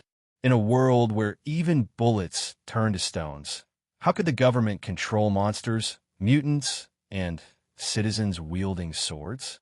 What exactly do you mean by a civil government agreement? There can't possibly be a military presence here. Just look at you guys. There was no need to add the qualifier without any enforcement power. Before Yang Wu finished speaking, the officer smiled and nodded. "Yes, I understand what you mean. It's indeed the case." But the real story came next. However, the substantive subject of the civil government agreement isn't the government, but the civilian. The most powerful citizens of this country, the strongest swords, are the ones empowering the government. What were you talking about? As Yang Wu widened his eyes in disbelief, the officer glanced at his wristwatch briefly before getting to the point. "We'll have to withdraw soon. But before that, there's something important we must convey." Then the officer's gaze swept over Yang Wu's head. "If you're current strongest sword or possess equivalent authority, we recommend attending the strongest sword assembly." Strongest sword assembly. As soon as Yang Wu encountered this word, he recalled the warning he heard when he attempted to kill the son of Gangnam's strongest sword. This should be enough. If you go further here, you'll be turning all of Seoul into an enemy. All of Seoul as an enemy. I thought it was a bit exaggerated, but it might not be. What could it mean for the strongest swords to gather in Seoul, where the civilian agreement was made? It's definitely not about making life or death decisions together. What exactly is the strongest sword assembly? When Yongwoo asked, the officer checked his watch again and replied, "Every day at 3 p.m., strongest sword from all over Seoul gather in Yongsan Park. Government officials also attend as observers." A government attends? When Yongwoo asked again, the officer nodded. Because they need to reflect the decisions made at the assembly. My goodness. Yongwoo finally seemed to understand. Although it was said that the strongest swords were empowering the government, in reality, the government held control over the strongest swords movements. Now it makes sense. Yes, in the reset world, a healthy government meant this kind of arrangement. You told me earlier to attend the assembly. What kind of treatment can I expect if I, as an outsider, go there? As long as you're not here to harm civilians, you'll be welcomed in any way possible. Even I, who doesn't know much, can tell you're not an ordinary person. Seoul is a great place for the strong to live. The officer cautiously scanned Yongwoo up and down. Then he added, "If you want a strongest sword position, you can challenge anyone who attends the assembly. And if you want to engage in monster business, you can acquire business rights through duels with those who have preempted them." Monster what? Doing business with monsters? Yongwoo's eyes widened in disbelief at the story, and the officer nodded habitually. Yes, it's one of the reasons why order is being maintained in Seoul. Monster business, also known as the Seoul rotation. According to the officer, this was a kind of economic recovery project proposed by Seoul National University at the first assembly. It involves selecting a certain level of experts from each region and having them complete scout quests with tens or hundreds of civilians each. Daily scout. Mission: approach the monster until you are 10 meters away. Reward: 3,000 karma. And thus, a portion of the 3,000 karma earned per person was taken as a commission by the business. It's a crazy idea. Yongwoo said this, but he understood that it was the best option at a realistic level. If it really was feasible for those who found it difficult to go monster hunting, it was a deal with no losses from their perspective. Of course, on the flip side, other strong people who couldn't secure business rights would likely become discontent. In essence, this is no different from controlling hunting grounds. As Yongwoo was having these thoughts, the officer's lips twitched. But this isn't the end. Did you know that the scout quests are applied separately in each region? No way. Yes. Even if you completed the quest in Seocho, you can still perform the scout quest when you move to another region. So, it's the rotation of Seoul. This time, Yongwoo nodded his head. Indeed, the Seoul rotation meant that the strong would mobilize customers and travel through various areas of Seoul to assist with Vanguard quests, making money in the process. This meant earning over 4,000 karma per person after deducting commissions, assuming they covered at least 2 regions. A tremendous amount of money will be circulating. There will be many people vying for business rights as well. Yes, that's why to prevent conflicts in the city, all procedures are recognized only during the assembly. The same goes for duels among experts. In other words, any fights or business disputes outside of Yongsan Park were illegal. It's very systematic. How is this possible? The reset started just 3 days ago. When Yongwoo expressed his natural skepticism, the officer extended 2 fingers, then folded one of them. Snap! First, Seoul National University, which serves as the government's brain, and then the officer folded the second finger and uttered a chilling remark. Thanks to Gangnam's strongest sword, Jong Hyansik. He's the one who created the strongest sword assembly. Gangnam's strongest sword, Jong Hyansik. Although it had been only a few hours since he arrived in Seoul, this was already the second time he had heard this troublesome name. Is Gangnam's strongest sword really that remarkable? Yongwoo pretended not to know as he asked, and the officer checked his wristwatch with a more anxious expression than before. I should only say that he's the only one who can summon the strongest swords. It's really time to leave now. Yongwoo checked his watch too, and indeed, time was running out. It's 12:29 p.m. now. In just 31 minutes, monsters and mutants would start pouring out all over Seoul. Immediate withdrawal. The police personnel controlling the Yongjae interchange were already getting into their vehicles. They all seemed to be trying to evacuate to safety before the monsters arrived. I thought they were staying here to clean up the monsters, but apparently not. Perhaps soon, the so-called monster entrepreneurs would lead numerous civilians and roam the vicinity. Translator Night. Proofreader Gun. What kind of place is Seoul exactly? Yongwoo felt even more confused now that he was actually in Seoul. Virum. Finally, the patrol cars carrying all the personnel began to leave the road. Thanks to that, the exit towards Sangdam, where Yongwoo's group needed to go, was now clear. Let's go. We need to hurry. Yongwoo said this to Taeyong and Jongsu behind him as he grabbed the reins of Negwig. Asterisk, asterisk, asterisk. Leaving the Yongjae interchange and entering the Gangnam Circle Road. As they move along the outskirts of Seoul, they could see the districts changing rapidly. Pop. The current area you're in is Dongjak. The strongest sword in this area is Lee Hanwook 09. Second generation, 8 defenses. TL/N. IDC, I'm changing rank to Generation BC. That makes so much more sense. Ikwai in previous chap's rank was used. It's so stupid ISDG. PR/N. You are stupid. 0 consistency SMH/ Dongjak's strongest sword. Lee Hanwook. Could Lee Hanwook from Dongjak's strongest sword also be a participant in the strongest sword assembly? Yongwoo's perspective on the local situation had changed. Come to think of it, I didn't ask how many regions are participating in the assembly. Considering the warning that harming the son of Gangnam's strongest sword could turn all of Seoul against him, it seemed evident that the number of regions participating in the assembly would not be small. The nuance of the conversation he just had with the officer also indicated the significant power of the assembly.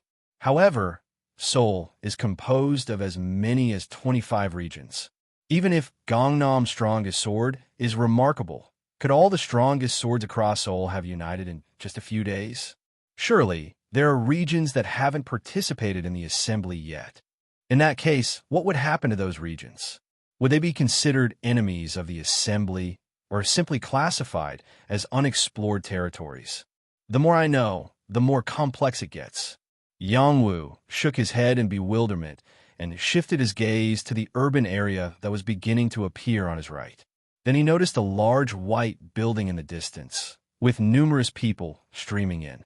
What's that? Furrowing his brow, he finally saw a red logo on the top of the building.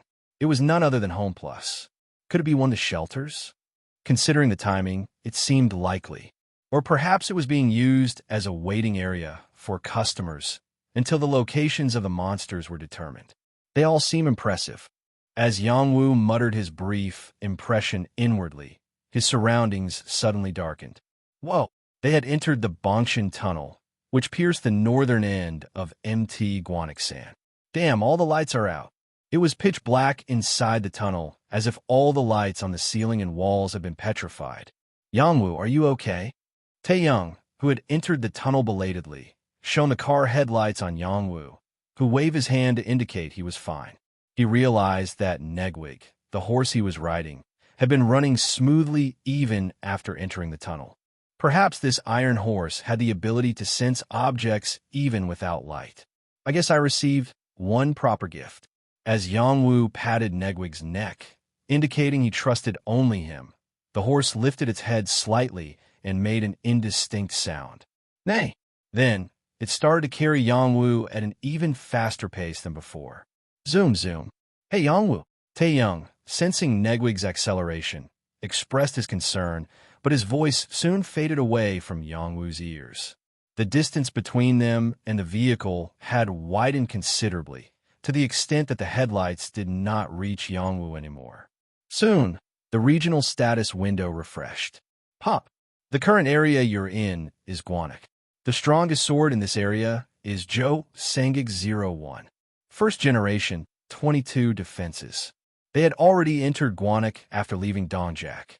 Jo Sangik, 01, the first person among all Jo Sangiks nationwide to make contact with a currency exchange. Yangwu gazed blankly at the illuminated regional status amidst the pitch darkness. By this time, the other end of the tunnel was gradually brightening. It must be nearing the end of the tunnel. Zoom!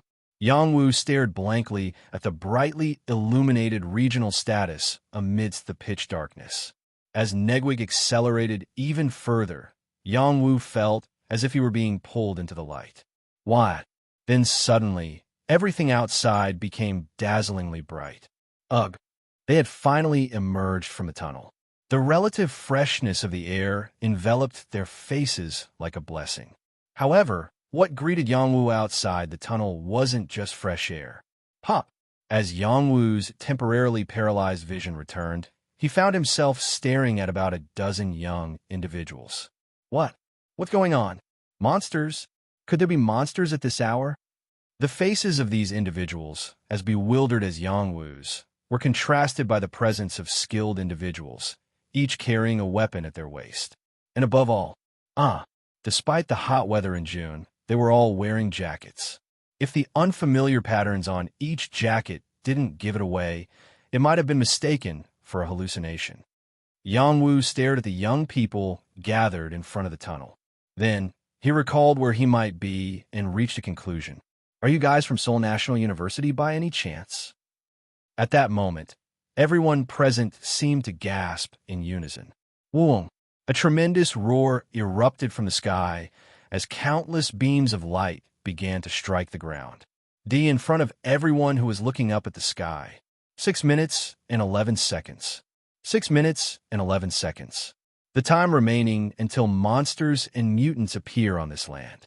The timing of the timer's appearance is different every day. Yangwu recalled the monster timer he had seen in the past. On the first day, it was 25 minutes in Gumi. The second day, a mere 10 seconds in Sangju. And today, the third day, 6 minutes. What's the difference? Is it purely random? As Yangwu pondered while looking at the timer, the young men in jackets, who had been murmuring, began to focus their attention on the giant riding the iron horse, one by one. Someone finally spoke up. When Yangwu turned his head towards the sound, he saw a sturdy young man standing there, his facial muscles tense. Yes, please go on. As he encouraged the other person who had stopped speaking to finish the sentence, the whole area was in a state of commotion again. He's a real person. Then what's that? In the crowd, someone referred to the Iron Horse Rider as that thing. Given the heavily equipped appearance of Yangwu, not to mention the Negwig he was riding, everyone had trouble gauging his identity, especially because of the Negwig, which looked like it didn't belong in this world. I am Kim Daewon from Seoul National University. I'm here to prevent monsters from appearing in the area. Excuse me, but may I ask why you're here, sir? The sturdy young man carefully chose his words as he looked up at Yangwu, who was elevated due to being on the Negwig. But the situation was the same for the inaction. The young men in the audience seemed to sense that as well. Despite outnumbering them by far and knowing that monsters would pour in from all directions in 6 minutes, no one drew a sword. As expected of Seoul National University, Yangwu nodded as he looked at the jackets worn by the young men in front of him. As expected, everyone here was wearing Seoul National University club jackets. So, does Seoul National University monopolize the monsters in Gwanak? I heard that Seoul has to both permit and catch monsters. Based on the information he had heard from the previous encounter, when Yangwu asked, Kim Daewon's stiff expression relaxed slightly. He's not from Seoul, but at least he's heard about the guidance. Daewon's eyes quickly scanned the 2 knives tucked into the outsider's waist. Luckily, there was no blood on them. Unless he deliberately cleaned the knives, it meant he hadn't killed any guards on the way here. We only handle monsters near our school, and the monster business is entrusted to the Gwanak police station. Monster business. It seemed to refer to the monster business mentioned by the guards. So, if I were to intervene with the monsters in Gwanak, it could cause trouble. The other party was so polite that Yangwu tried to speak as politely as possible, but Daewon and the Seoul National University students couldn't help but feel tense. Isn't the opponent a stranger who just arrived from outside? Knowing our rules and accepting them are 2 separate issues. Moreover, seeing him loaded with equipment like that. Daewon's gaze left the Negwig and landed on all the equipment Yangwu was wearing. Starting from the rugged helmet worn backward on his head, to the hands protected by golden gloves, and even the live snake wrapped around his wrist, anyone who had some knowledge of this world could only think this way when they saw this giant. He must have killed everything, monsters or mutants, that got his way to get here. It seems like he encountered many merchants too. Therefore, it was natural that Yangwu's question about intervening with the monsters here sounded like a kind of threat. Well, for now, I can cooperate with the monsters in this area on my own terms. But Yangwu didn't actually intend to take away the young men's livelihoods. I didn't ask about fighting over monsters. Then, does Guanik's strongest sword handle mutant alone? Mutants and Guanik's strongest sword. As the two words came out of Yangwu's mouth, the atmosphere suddenly became chilly. Is the reason you came here to deal with mutants? A much sharper tone than before. Yangwu looked at the other person blankly. Yes, but it looks like Guanik's strongest sword is affiliated with Seoul National University. He thought the blade might come flying at any moment. That's because most of the areas Yangwu has been through so far are like that. However, Seoul National University students, including Kim Daewon, showed no intent to kill until the end, because the golden flash of sensory deprivation did not go off. Yes, that's right. Daewon said this and bowed his head towards Yangwu. Although I don't have the authority to represent the school, I still request that you leave. Please leave Guanik. Another change. Yangwu lost his words as he looked at Daewon's expression. In fact, it was almost like saying, "Get lost from our area," but this polite "get lost" was the first since the reset. Seoul National University. Translator Night. Proofreader Gun. According to the guard who guided him, Seoul National University devised the Seoul rotation, and this school also played a role as the government's brain. So if this place turned into a battlefield with outsiders, it would be troublesome in many ways. But 4 minutes and 11 seconds. There were only 4 minutes left. It was somewhat late to go to another area, and Yangwu needed to deal with mutants today. Golden Flood. Summon the Golden Rain in 5 or more areas. 4/5. Dogo, Strong Tiger's early appearance. Mission. Engage in 0/2 duels with targets with a total ability score of 3,000 or higher. Reward. 5 million karma. Special. You must disclose the fact of Dogo's support in this duel. With the Golden Flood and Strong Tiger's early appearance about to be cleared, postponing the mutant extermination in this situation where he didn't know when he would encounter the Gangnam's strongest sword driven by revenge would be suicidal. I'm sorry. If I give up on the mutants, I'll be in trouble. But I have no intention of harming others. So let me talk directly with Guanik's strongest sword. When Yangwu ultimately declined the offer, the faces of the Seoul National University side turned pale. Fighting between strongest swords in the city center is strictly prohibited. If you violate this, you will be pursued by other strongest swords. Pursued by other strongest swords. Once again, Yangwu felt soul from Daewon's words. It's already happening. What do you mean? Ignoring Daewon's dazed expression, Yangwu looked towards the tunnel direction. Inside the dim tunnel, something gradually brightened. It was Taeyong and Jong-soo finally emerging from the tunnel. Hyung. Jong-soo leaned out of the patrol car that arrived at the scene with the sound of the engine. Then, seeing the Seoul National University students lined up in front of Yangwu, he widened his eyes.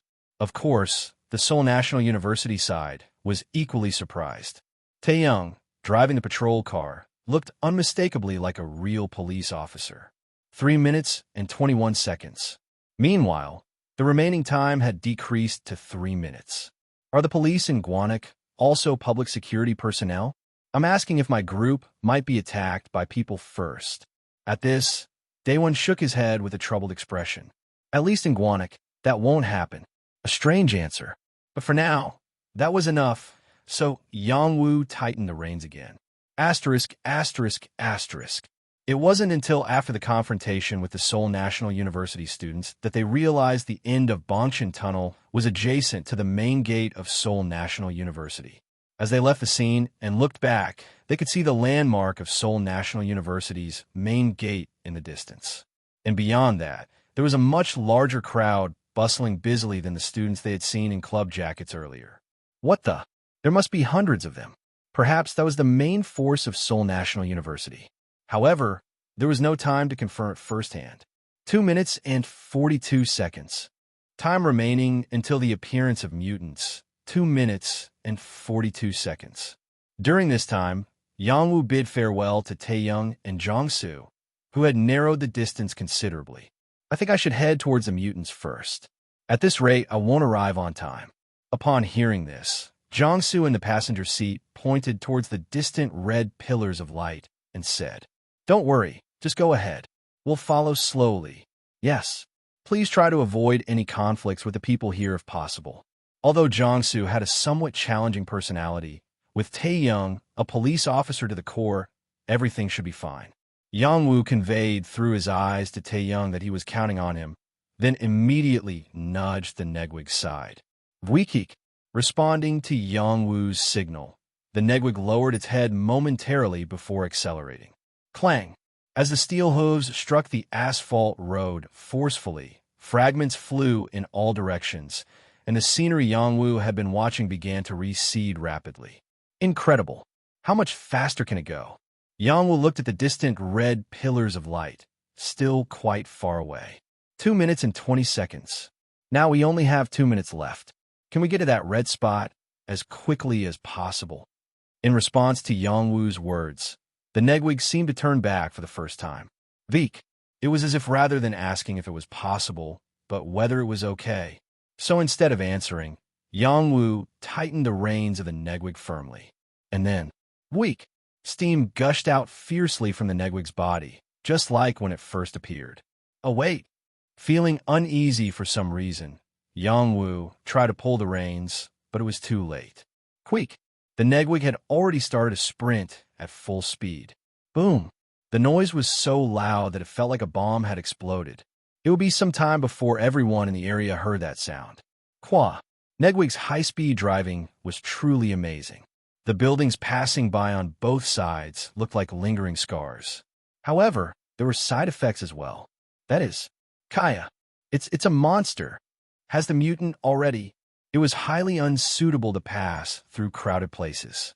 In various parts of Gwanak-gu, there were crowds of monster entrepreneurs, police officers waiting for the monsters to appear, and their customers gathered together. However, amidst this, something riding on an iron horse approached, emitting steam, causing a commotion all at once. "Help me! What are you doing? Stop it quickly!" Customers urged Gwanak police officers, who were monster entrepreneurs, to act quickly, and some of them ran away without even looking back. Damn it! With a situation like this, Gwanak police officers couldn't help but draw their swords. They naturally didn't think the opponent would be human. Queek! Of course, Negwig didn't go around hitting people. Quack! Just before colliding with people, he leaped high forward. Shiat! Up! As the officers who were in combat posture raised their heads, white steam was seen drawing a huge arc all the way to the far distance. And the unidentified intruder had already disappeared from sight. Asterisk, asterisk, asterisk. He leaves traces everywhere he goes. In just a few hours in Seoul, at least 1,000 witnesses were made. It shouldn't be that difficult for Gangnam's strongest sword to find me. Yangwoo looked back while hanging on Negwig's back, but he couldn't see the scene from earlier. It was because the distance was too far. Instead, the red pillar of light, the problem, was now really close. Qua! The sound of the pillar of light shooting was reaching his ears. He's already come this far from that distant place. It was amazing, but there was no time to gauge Negwig's maximum speed. 1 minute and 33 seconds. It was supposed to be 1 minute and 33 seconds before the mutant arrived here. Where's the strongest sword of Gwanak? As he turned his head towards the direction where the sound of the pillar of light was coming from, he saw a sturdy bridge over the river on the other side, dimly lit. It was because the symbol of Gwanak's mutant was hanging down at the spacious intersection beyond. Qua! The red pillar of light swirling fiercely with the momentum to swallow everything. Yangwu briefly glanced at the pillar of light, then noticed a middle-aged man in a suit sitting in the middle of the bridge over the river. And above the man's head was a shining title. Guanac's strongest sword. That's him. Guanac's strongest sword. Joe Sangik 01. The man was obliviously staring at the red pillar of light, without knowing that an outsider had arrived. Upon this, Yangwu subtly pulled Negwig's reins. Quiet. As Negwig lifted his head along with the reins and snorted, the strongest sword on the bridge finally turned around. The man's eyes touched the black iron horse, then shifted to a vague point. 1 minute and 21 seconds. He was probably checking the mutant timer. 1 minute and 21 seconds. As the man slowly stood up from his seat, Yangwu slowly urged Negwig forward towards the bridge. I didn't expect a guest. It's not a good time. I am Joe Sangik.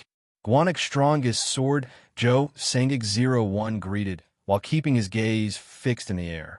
Estimated to be in his early 50s, he looked very neat in a navy suit with a military blue tie. Nice to meet you. I'm Zhang Yangwu. In contrast, Yangwu, wearing sports attire with various equipment scattered around, looked utterly perplexing. Even the serpent of greed, wrapped around his wrist, stared at Joe Sangik with a flickering tongue. More precisely, it was staring at the huge sword he held in his right hand. It was the snake's characteristic to always gaze at rare items. Is that mutant equipment? Yangwu was also curious about the identity of the sword, but he put off the question for more important matters. I've come to deal with a mutant. So it seems. Both strongest swords checked the timer simultaneously. 1 minute and 7 seconds. 1 minute and 7 seconds. After checking the time, Joe Sangik was the first to speak. It seems to be your first time in Seoul. Yes, but I've heard the stories roughly. Then you must know that you are about to violate the regulations. All disputes within Seoul could only be resolved within the meeting in Yongsan Park. And the strongest sword of each area had priority over mutants in their respective regions. So, for Yangwu to confront a mutant in Guanac-gu, he would have to attend the meeting first, claim the position of Guanac's strongest sword, and then officially engage in combat. However, Yangwu didn't have the luxury to wait until the meeting at 3 p.m. If you concede, I won't have to violate the regulations. As Yangwu uttered these words and dismounted from Negwig, his shoes, the unique grade footwear called Illusion, made a clinking sound as they hit the ground. Clang! At that moment, Joe Sangik showed signs of hesitation for the first time. It was common sense in this world that beings of the strongest sword level inevitably remain barefoot. Guanac's strongest sword, Joe Sangik, also exposed his bare feet as much as his body, incongruent with the suit he wore.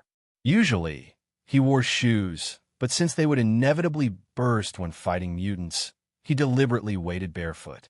So what you're wearing now is also equipment. May I ask where you're from? Finally, Guanac's strongest sword showed curiosity about Yangwu's background. Yangwu responded by patting his chest.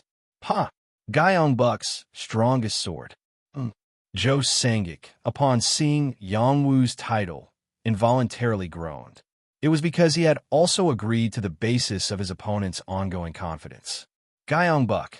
As a unified strongest sword of a major region, it was natural not to fear a strongest sword of a single district in Seoul. 48 seconds. Translator night. Proofreader gun. Now, there were 48 seconds left.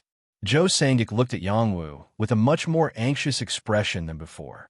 Then, for the first time, he uttered a sentence mixed with emotion. Why did you come specifically to Guanac? As Gyeong Buk's strongest sword, you must be stronger than me. Since there's only one life, I have no choice but to step back. Although Guanac's strongest sword was likely mistaken, Yangwu pretended to sleep on it for now. But ultimately, because of this, the position of Seoul National University will greatly diminish during the meeting. Is it because the Guanac's strongest sword might become about 3 million karma weaker compared to other strongest swords? As Yangwu asked this, Joe Sangik chuckled. Simply put, yes. But it's not such a simple matter. I understand. Yangwu vaguely understood what Joe Sangik was trying to say. The strongest swords meeting would be a tense atmosphere. Participants would all be murderers who had spilled blood on their hands. And among them, there would be crazies who transcended common sense. However, since they didn't yet know each other's strengths properly, they were just testing each other under the pretext of regulations. At least, that's what Yang Wu, who had experienced many strongest swords in the provinces, thought. 21 seconds. 21 seconds left. Now, it had become a time where even talking felt like a luxury. There's no other way. Swish. In the end, Zhou Sangik stepped aside and opened the way. Without even exchanging a single blow, he conceded the mutant solely based on the opponent's title. You're giving up too easily. Isn't it better than dying? If I die, Guanak will turn into a lawless zone again within 2 days. There won't be anyone trying to maintain order. Because he carried such a heavy burden, he couldn't afford to take risks. Yet there were stories heard at the outskirts of Seoul that hinted at great arrogance. It was said that Seoul University had essentially taken on the role of the government's leadership. Perhaps the idea of gathering strongest swords in one place also originated from this side. 9 seconds. Now there were 9 seconds left. Clang! Yang Wu took a step forward and asked Guanak's strongest sword, Zhou Sangik. But what did you do before? You seem too old to be a Seoul University student. Are you perhaps one of the professors? At this, Zhou Sangik's expression momentarily went blank. Then, with a gaze reminiscent of a professor looking at a disciple, he said, I was the Deputy Minister of Planning and Finance. I'm also one of the directors at Seoul University. His extensive background explained many things. Perhaps it was someone from the Ministry of Planning and Finance who came up with the absurd plan of carrying strongest swords on their backs and conducting the monster business to make money through reconnaissance quests. A former Deputy Minister of Planning and Finance. A current strongest sword. There was a reason why strongest swords, akin to monsters, quietly obeyed all sorts of regulations. Coin. Eventually, the red pillar of light on the other side of the bridge began to push the surrounding air, swaying. 2 seconds. Only 2 seconds left. Quorum. A dazzling bolt of lightning struck from the distant sky, connected to the red pillar of light. The mutant assigned to Guanak Gu was preparing to descend. Luckily, I received the mutant, but can I handle it alone? Yang Wu, fixing his gaze above the pillar of light, drew the black sword from his waist. Chua. Of course, he could call his mutant friend Yandi again and use blue blood for strength doping. But the upcoming fight was not just any ordinary one. Another option is right in front of me.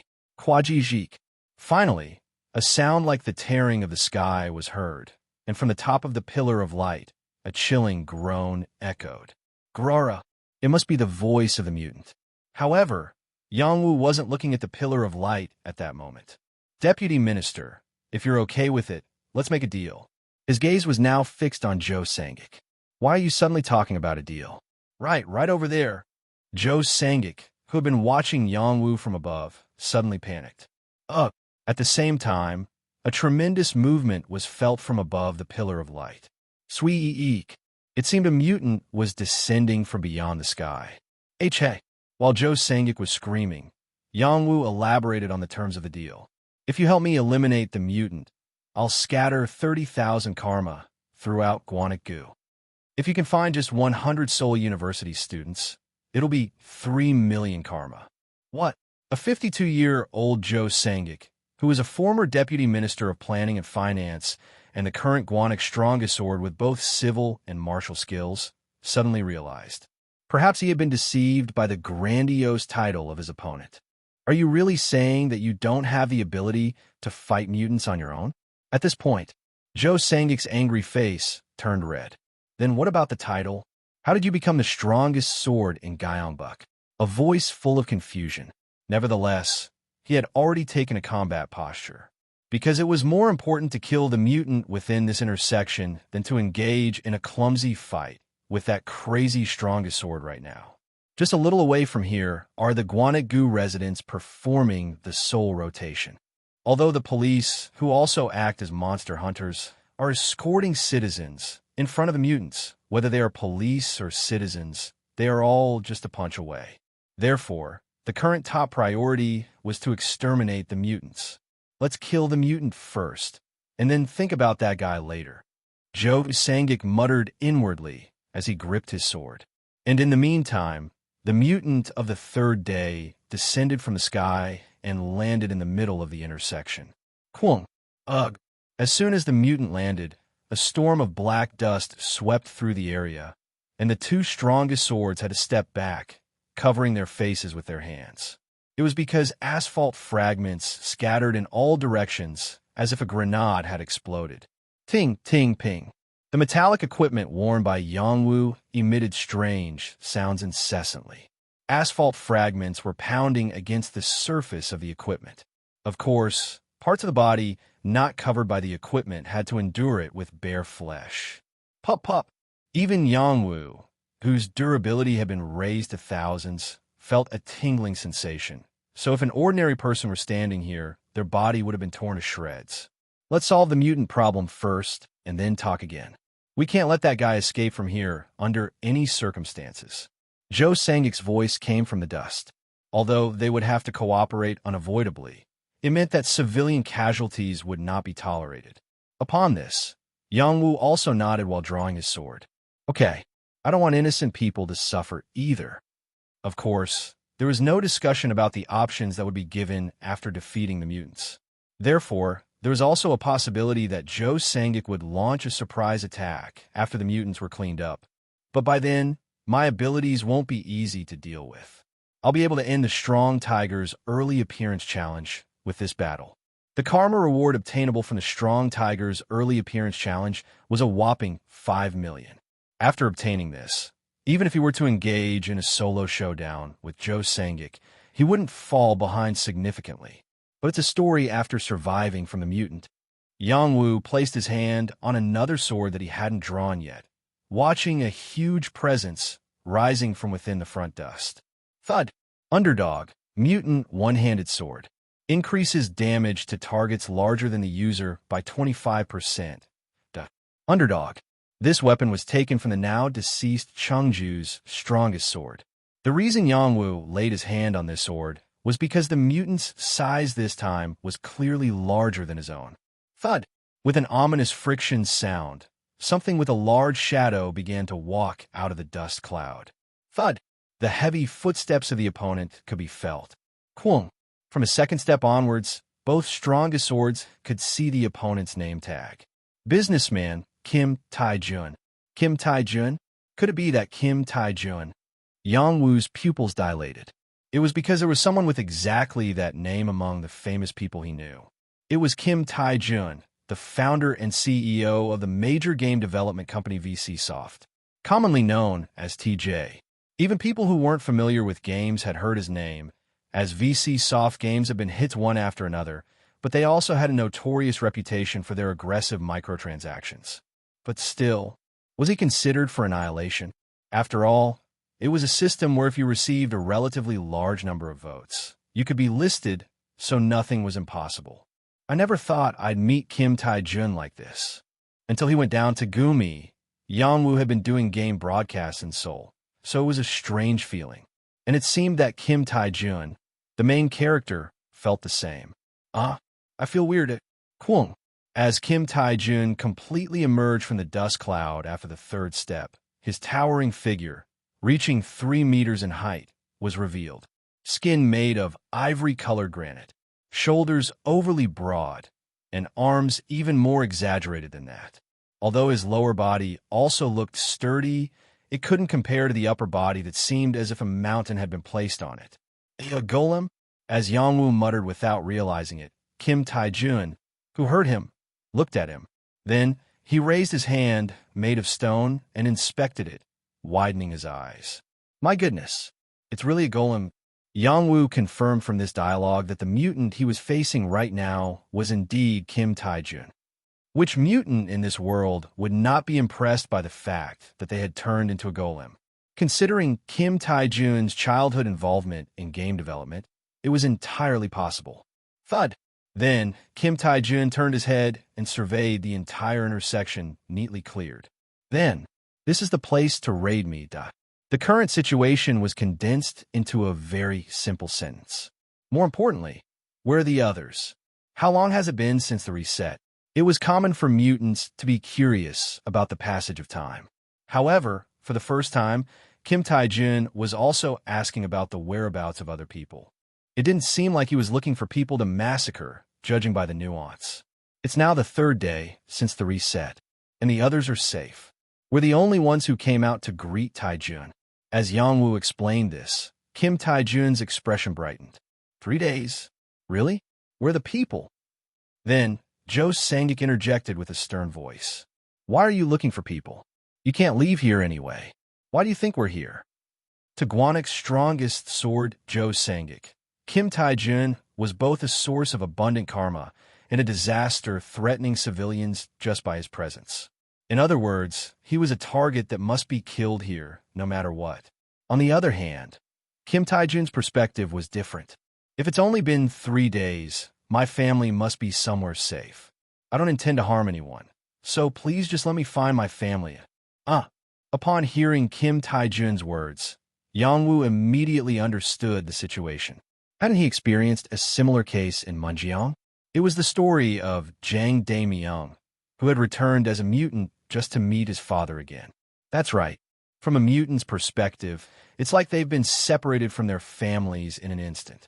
They might prioritize confirming the safety of their families over seeking revenge. Translator Night. Proofreader Gun. Even Yang-woo, an orphan of heaven, had moved to find his father upon learning of his existence. So what about someone who had originally been within the fence of their family? Yang-woo felt a touch of sympathy. However, Jo Sang-ik's subsequent response couldn't be considered wrong either. Yes, I understand what you mean, but realistically, it's impossible.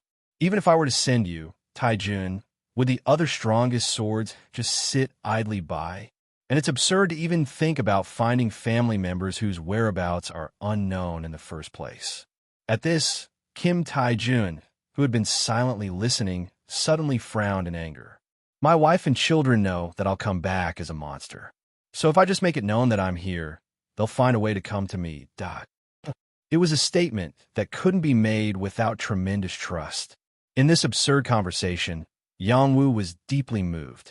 But as he watched Kim Tae-jun's increasingly distorted body, he sensed that the end of this conversation was approaching.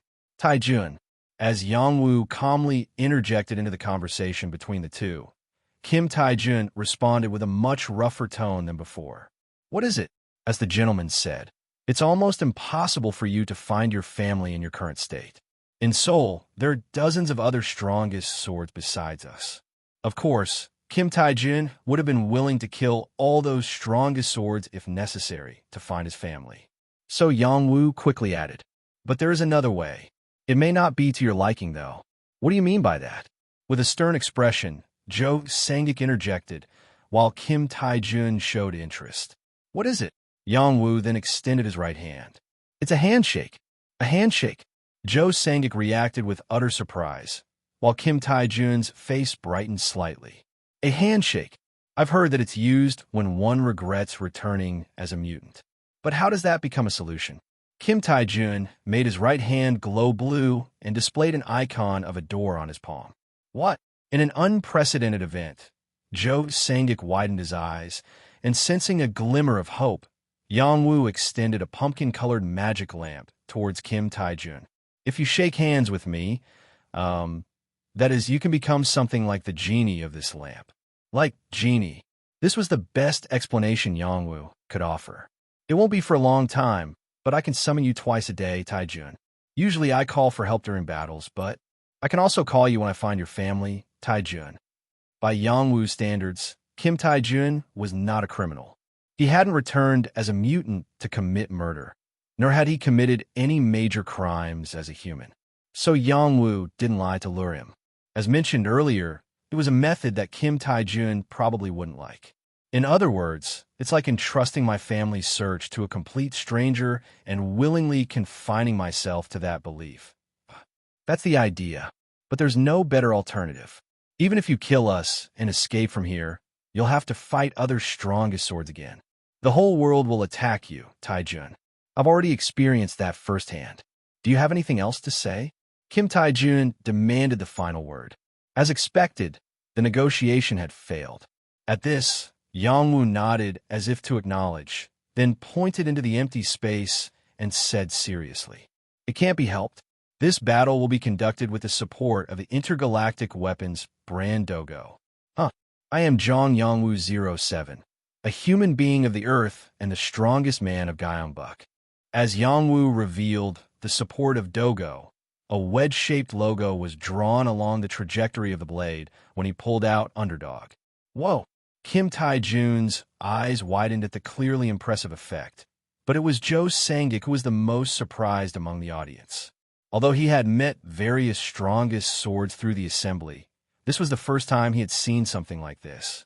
What on earth is this person? The feeling of strength still didn't come through, but there was definitely something different from mere strength. Sut. Finally, Yangwu spoke as he held the Underdog. "The friend who is with me right now didn't reach out from the beginning. So let's settle things first." It was a statement implying that his thoughts might change after being hit. Kim Tae-jun, who had been looking down at him, raised his granite chin and turned his eyes to the sky. "Well, can you handle me? I feel like the heavens have given me enough power." Then, with a colder look than before, he looked at Yangwu again. "If every strongest sword is going to attack me from now on, then I should take care of you two first." Kim Tae-jun was very quick to make decisions. "I'm sorry." With this significant statement, his pale white body writhed. Tuck. At the same time, an unbelievable message appeared in Yangwu's field of vision. The sensory value has temporarily increased from the existing 600 to 144. The golden flash had stolen Kim Tae-jun's sensory value of 1,544. This meant that his basic sensory value exceeded 3,000. Nonsense. There was no time to be silently shocked. The Gyeongbuk sword law was immediately ordering to depart in response to the opponent's attack. As Yangwu hurriedly moved back, almost at the same moment, a rock fist came down and struck the ground. Kwajik. This. Both Yangwu and Joe Sangik were astonished at the unbelievable speed of the attack. Why is it so fast? If that attack had come towards them, could they have dodged it immediately? Facing a combat power markedly different from that of the second-day mutant, Joe Sangik felt a chilling sensation down his spine. What? Meanwhile, Kim Tae-jun, who had punched the ground, swept the ground upwards, sending asphalt waves towards the two strongest swords. Quack. Although the vision of both Yangwu and Joe Sangik turned pitch black for a moment, the strongest sword's technique worked even when their sight was completely obscured. The order to maneuver sideways to avoid the attack was transmitted to both Yangwu and Joe Sangik. Tat! Pat! As the two of them instinctively withdrew their bodies in different directions, Kim Tae-jun realized that the consecutive two evasions were not a coincidence. The world has become interesting. So this is what it means to be a strongest sword. However, the two strongest swords didn't hear that line. They were already swinging their swords at Kim Tae-jun from both sides, trying to corner him to the death. Whoosh! Finally, the first attack from the two strongest swords commenced. Joe Sangik swung his gakdo, while Yangwu wielded the black sword, aiming forcefully at their opponent's torso. However, strangely, the only battle mark that appeared in the sight of the two strongest swords was all destruction. This meant that the current attack would at best disrupt the posture of the opponent. And indeed, crash! Before the blades of the two strongest swords could touch Kim Tae-jun's body, they were both grabbed by his hands. Yangwu was surprised that even Joe Sangik, whose abilities were obviously much higher than his own, had his sword caught. Conversely, Joe Sangik sighed at the fact that the level of the Gyeongbuk's strongest sword was not significantly different from his own. Moreover, both strongest swords couldn't even pull their swords out of Kim Tae-jun's grasp. Do you have no other tactics? As a bewildered Joe Sangik seemed to ask Yangwu to come up with something more, Yangwu extended the length of the black sword to 5 meters, increasing the distance between him and Kim Tae-jun. Shiat, a kind of emergency escape.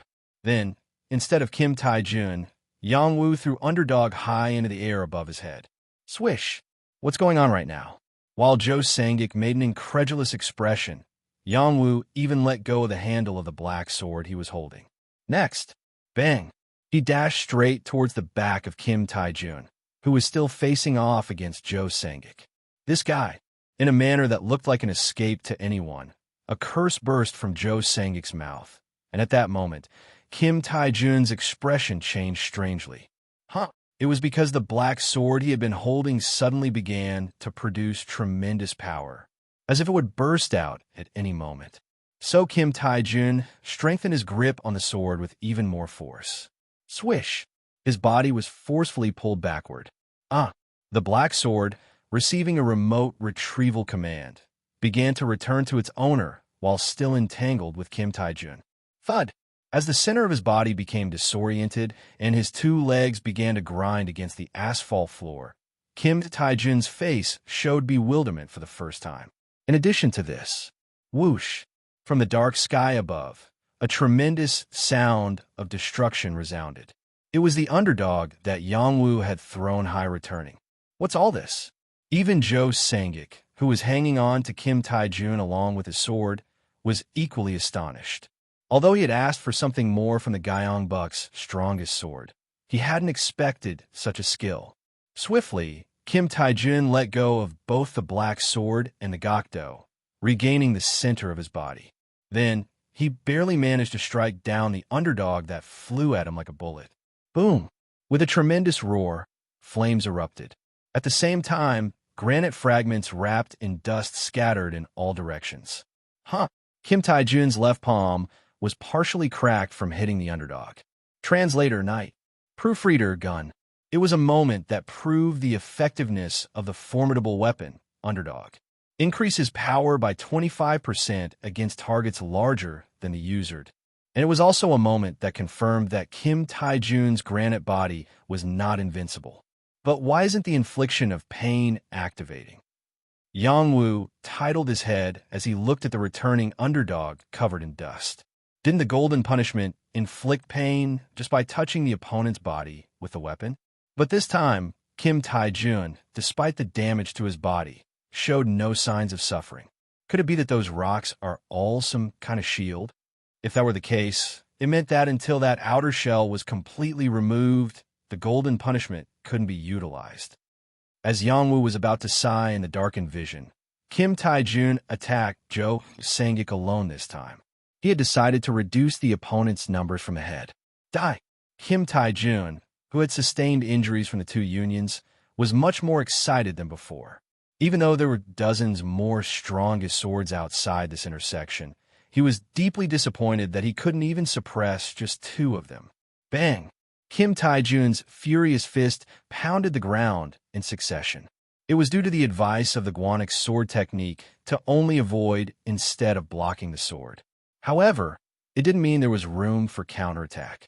Kim Tai-jun was a monster who exceeded both strength and sensory values of most strongest swords. Bang! Having barely evaded Kim Tai-jun's third attack by a hair's breadth, Joe Sangik finally requested support from Yang Wu. Weren't we supposed to cooperate earlier? What happened? Of course, Yang Wu hadn't deliberately refrained from participating in the battle. It was just that Kim Tai-jun's fists had made Joe Sangik move back and forth, prolonging the perceived time. Hold on a little longer, I'll figure something out. As Yang Wu said this, he was already close to Kim Tai-jun's back. It seems difficult to penetrate that outer shell with the black sword, so I'll have to keep attacking with the underdog. The Gyeongbok's sword law also proposed tactics that were not much different from Yang Wu's thoughts. After throwing the sword again, it suggested attacking remotely. But how many more times would he have to use that method to chip away at Kim Tai-jun's outer shell? Before that, I might get hit first. It was really close earlier. Perhaps Gyeongbok's sword law couldn't find a sharp answer either and was repeating the same advice as before. After all, it couldn't advise suicide against an unbeatable opponent. Although Yang Wu had some doubts about the guidance of the Gyeongbok sword law for the first time, there was no other way. Well, I have no choice. Let's see how Kim Tai-jun responds this time. In the end, Yang Wu decided to follow the advice of the Gyeongbok sword law once again. Wham! Then, after throwing underdog high above Kim Tae-jun's head. Crash! He dashed forward with the black sword gripped in both hands. High whap! A diagonal slash with all his might. Simultaneously, he recalled the previously thrown underdog from afar and executed a dual-sided attack. Splatter! When the formidable noise, similar to before, echoed, Kim Tae-jun, who was chasing Jo Sang-ik, stopped his pursuit and looked back. Am I going to fall for the same trick twice? Then, he easily caught Yongwoo's black sword, which was swinging with the dogo's spiky pattern. Thunk! The same development as before.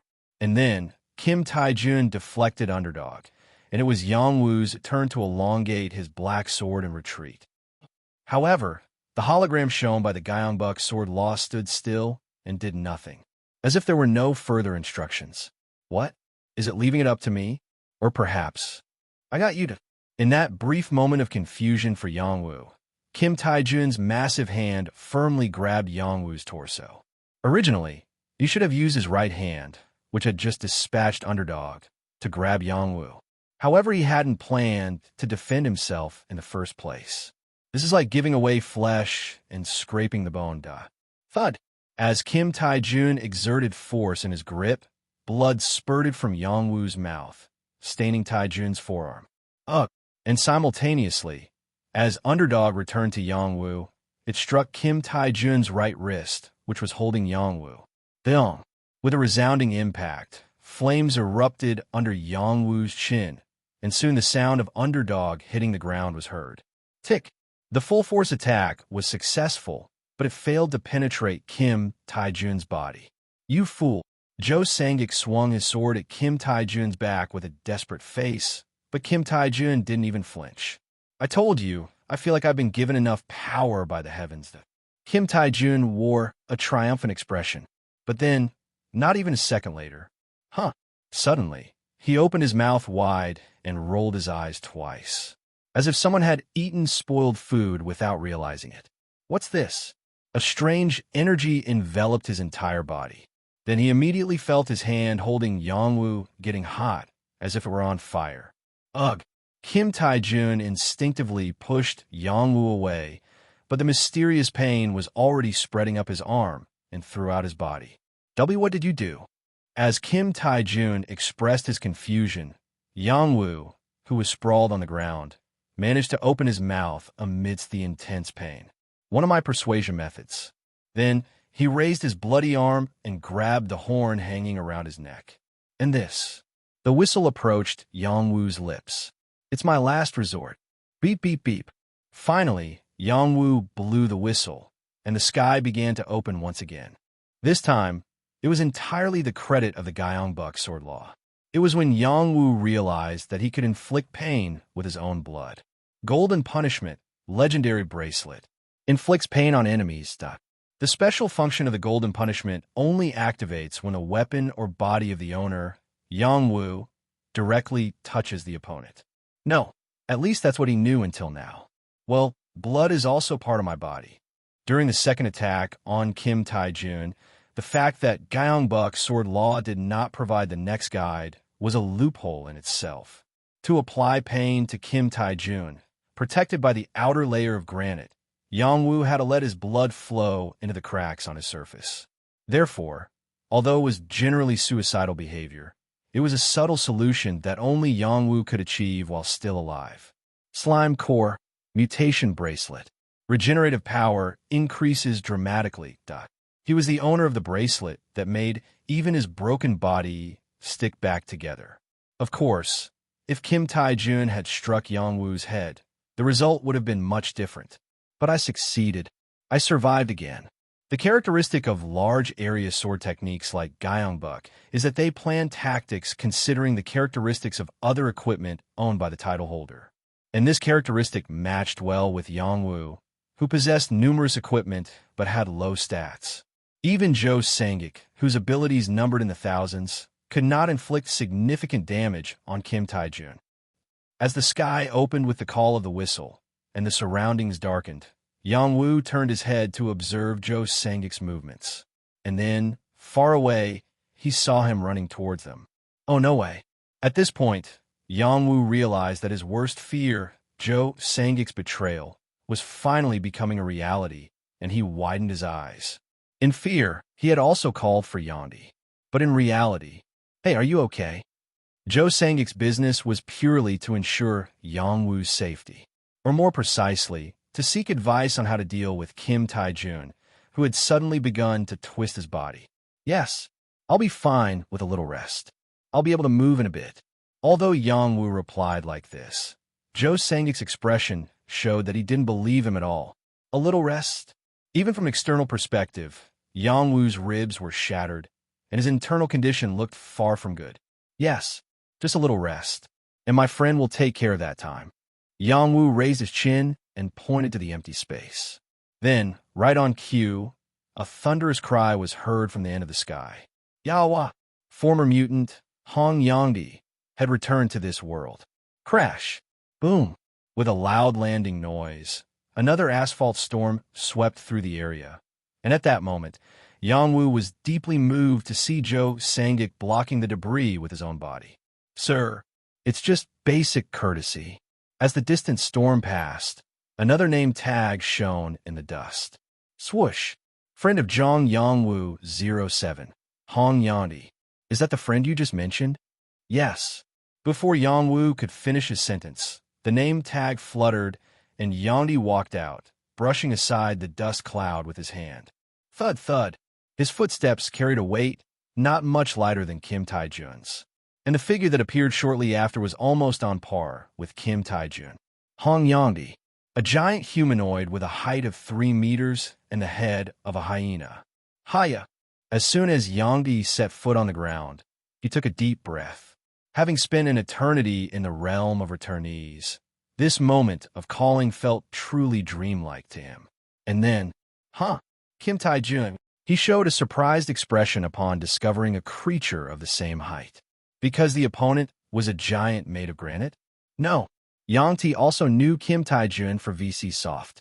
Another name for Yangdi was BJ Pagel.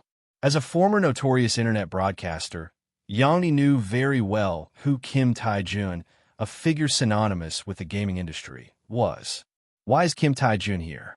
As Yangti asked this, he belatedly noticed Yang Wu on the ground. "Why are you always in a strange state?" Yangdi's line makes Zhou Sangek imagine many things. In response, Yang Wu barely raised his upper body and asked his friend, "I'm worried about it. Please stop him." The him Yang Wu pointed out was Kim Tai-jun, who was throwing punches towards them. Although still affected by the infliction of pain, he wasn't in a state where he couldn't fight at all. Whoosh! With a white trail, accompanied by a heavy sound of impact, Yangti grabbed Kim Tai-jun's torso in a panic. "No, wait, what the fuck? Teacher, why are you doing this?" As he turned his long snout towards Yang Wu, he looked to confirm whether he was simply trying to stop this mutant or fighting with intent to kill. "Can you win? It'll be troublesome if you kill him, because I want to recruit him if possible." As Yang Wu made this request, Yangdi chuckled with his characteristic sinister smile. "Oh, a new friend candidate, Doc." Of course, it was just their hope. Before Yangdi's laughter could fully fade away, Kim Tai-jun punched him in the snout. Bam! Then again. Slam! This time, an uppercut landed on Yangdi's jaw. This, angry, Yangdi growled and assumed a fighting stance with both arms, but the ensuing result was clear. Bam! Kim Tai-jun's straight punch hit him right on target. As the target of the attack switched from Yang Wu to Yangdi, Kim Tai-jun's sensory values normalized. What kind of gamer kid fights this well? Bam! Unlike Yangdi, who swung his arms with brute force, Kim Tai-jun, despite struggling with tremendous pain, landed accurate blows every time. Wham! If you keep going like this, your friend will fall first. As Zhou Sangek, armed with a curved sword, was about to join the fray. Thud! Yang Wu, who had been barely sitting, reached out and retrieved the underdog. When Kim Tai-jun starts to notice me, help me out then. Translator night. Proofreader gun. It was a story about intervening after the sensory deprivation kicked in, but Zhou Sangek was too preoccupied with examining Yang Wu's now clean body to notice. What's going on? You, no matter how you look at it, seem like a human. Before the follow-up remark that it didn't seem so, Yang Wu's body sprang forward. Thwack! Ugh! Although his body wasn't fully recovered, there was a pain as if his whole body was twisting, but Yang Wu had no choice but to endure it. Because Kim Tai-jun, who was still there attacking Yang Di, was likely enduring even greater pain. He didn't want to lose to his opponent, even in a mental sense. Mr. Kim Tai-jun. As Yang Wu called out his opponent's name, Kim Tai-jun, who was breaking Yang Di's jaw, turned his head with a surprised expression. But it wasn't because he was startled by Yang Wu's rapid recovery or the golden light flowing through his carotid artery. Amidst all this, he was astonished by Yang Wu's absurd consistency in addressing his opponent with Mr. Whether it was a stubborn concept or a habit. What a stubborn guy. As Kim Tai-jun withdrew his hand from Yang Di as if to finish the fight, a warning of golden light flashed in Yang Wu's vision. The sensory values have temporarily risen from the original 600 to 144. Kim Tai-jun began to target Yang Wu again, and this meant, Yang Di, we only have now.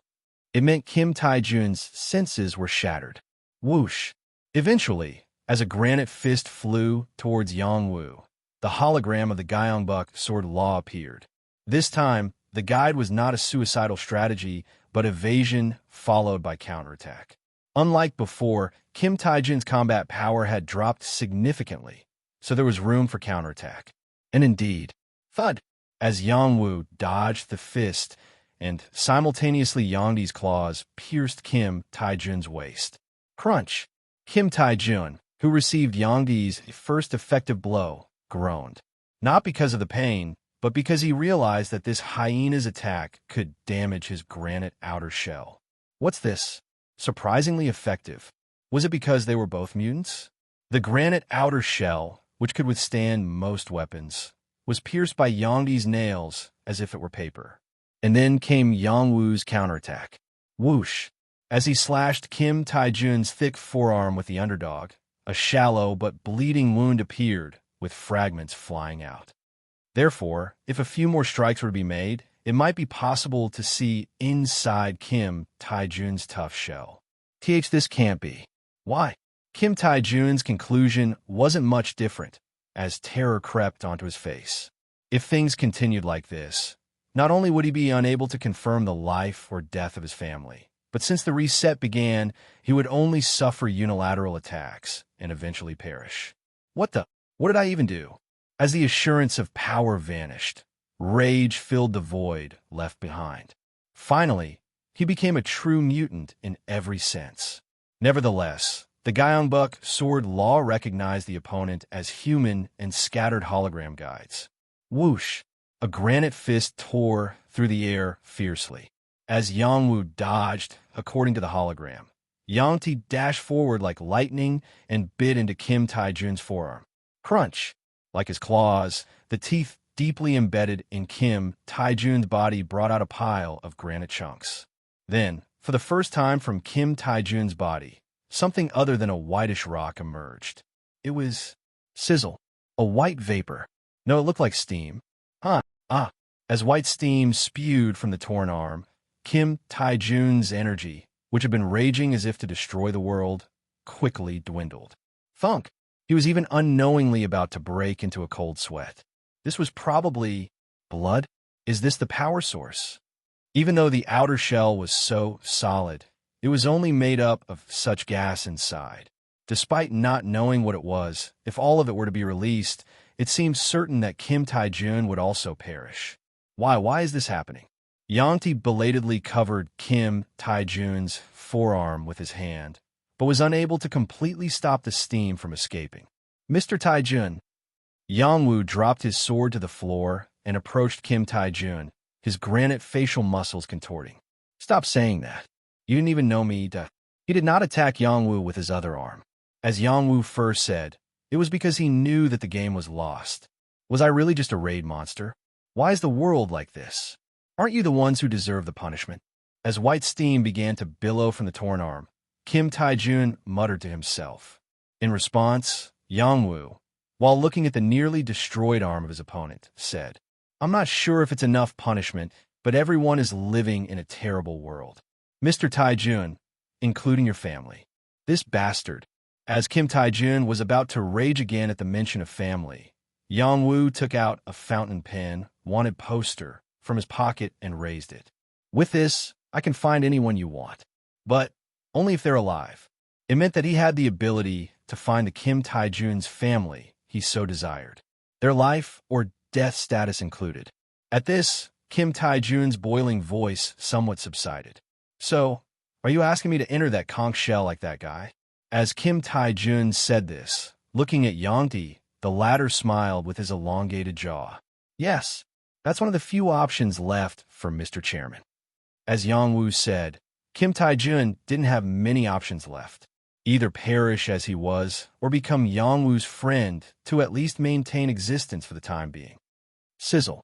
Even in the midst of this, Kim Taijun's life was rapidly fading away, and eventually, his granite palm began to emit a blue light.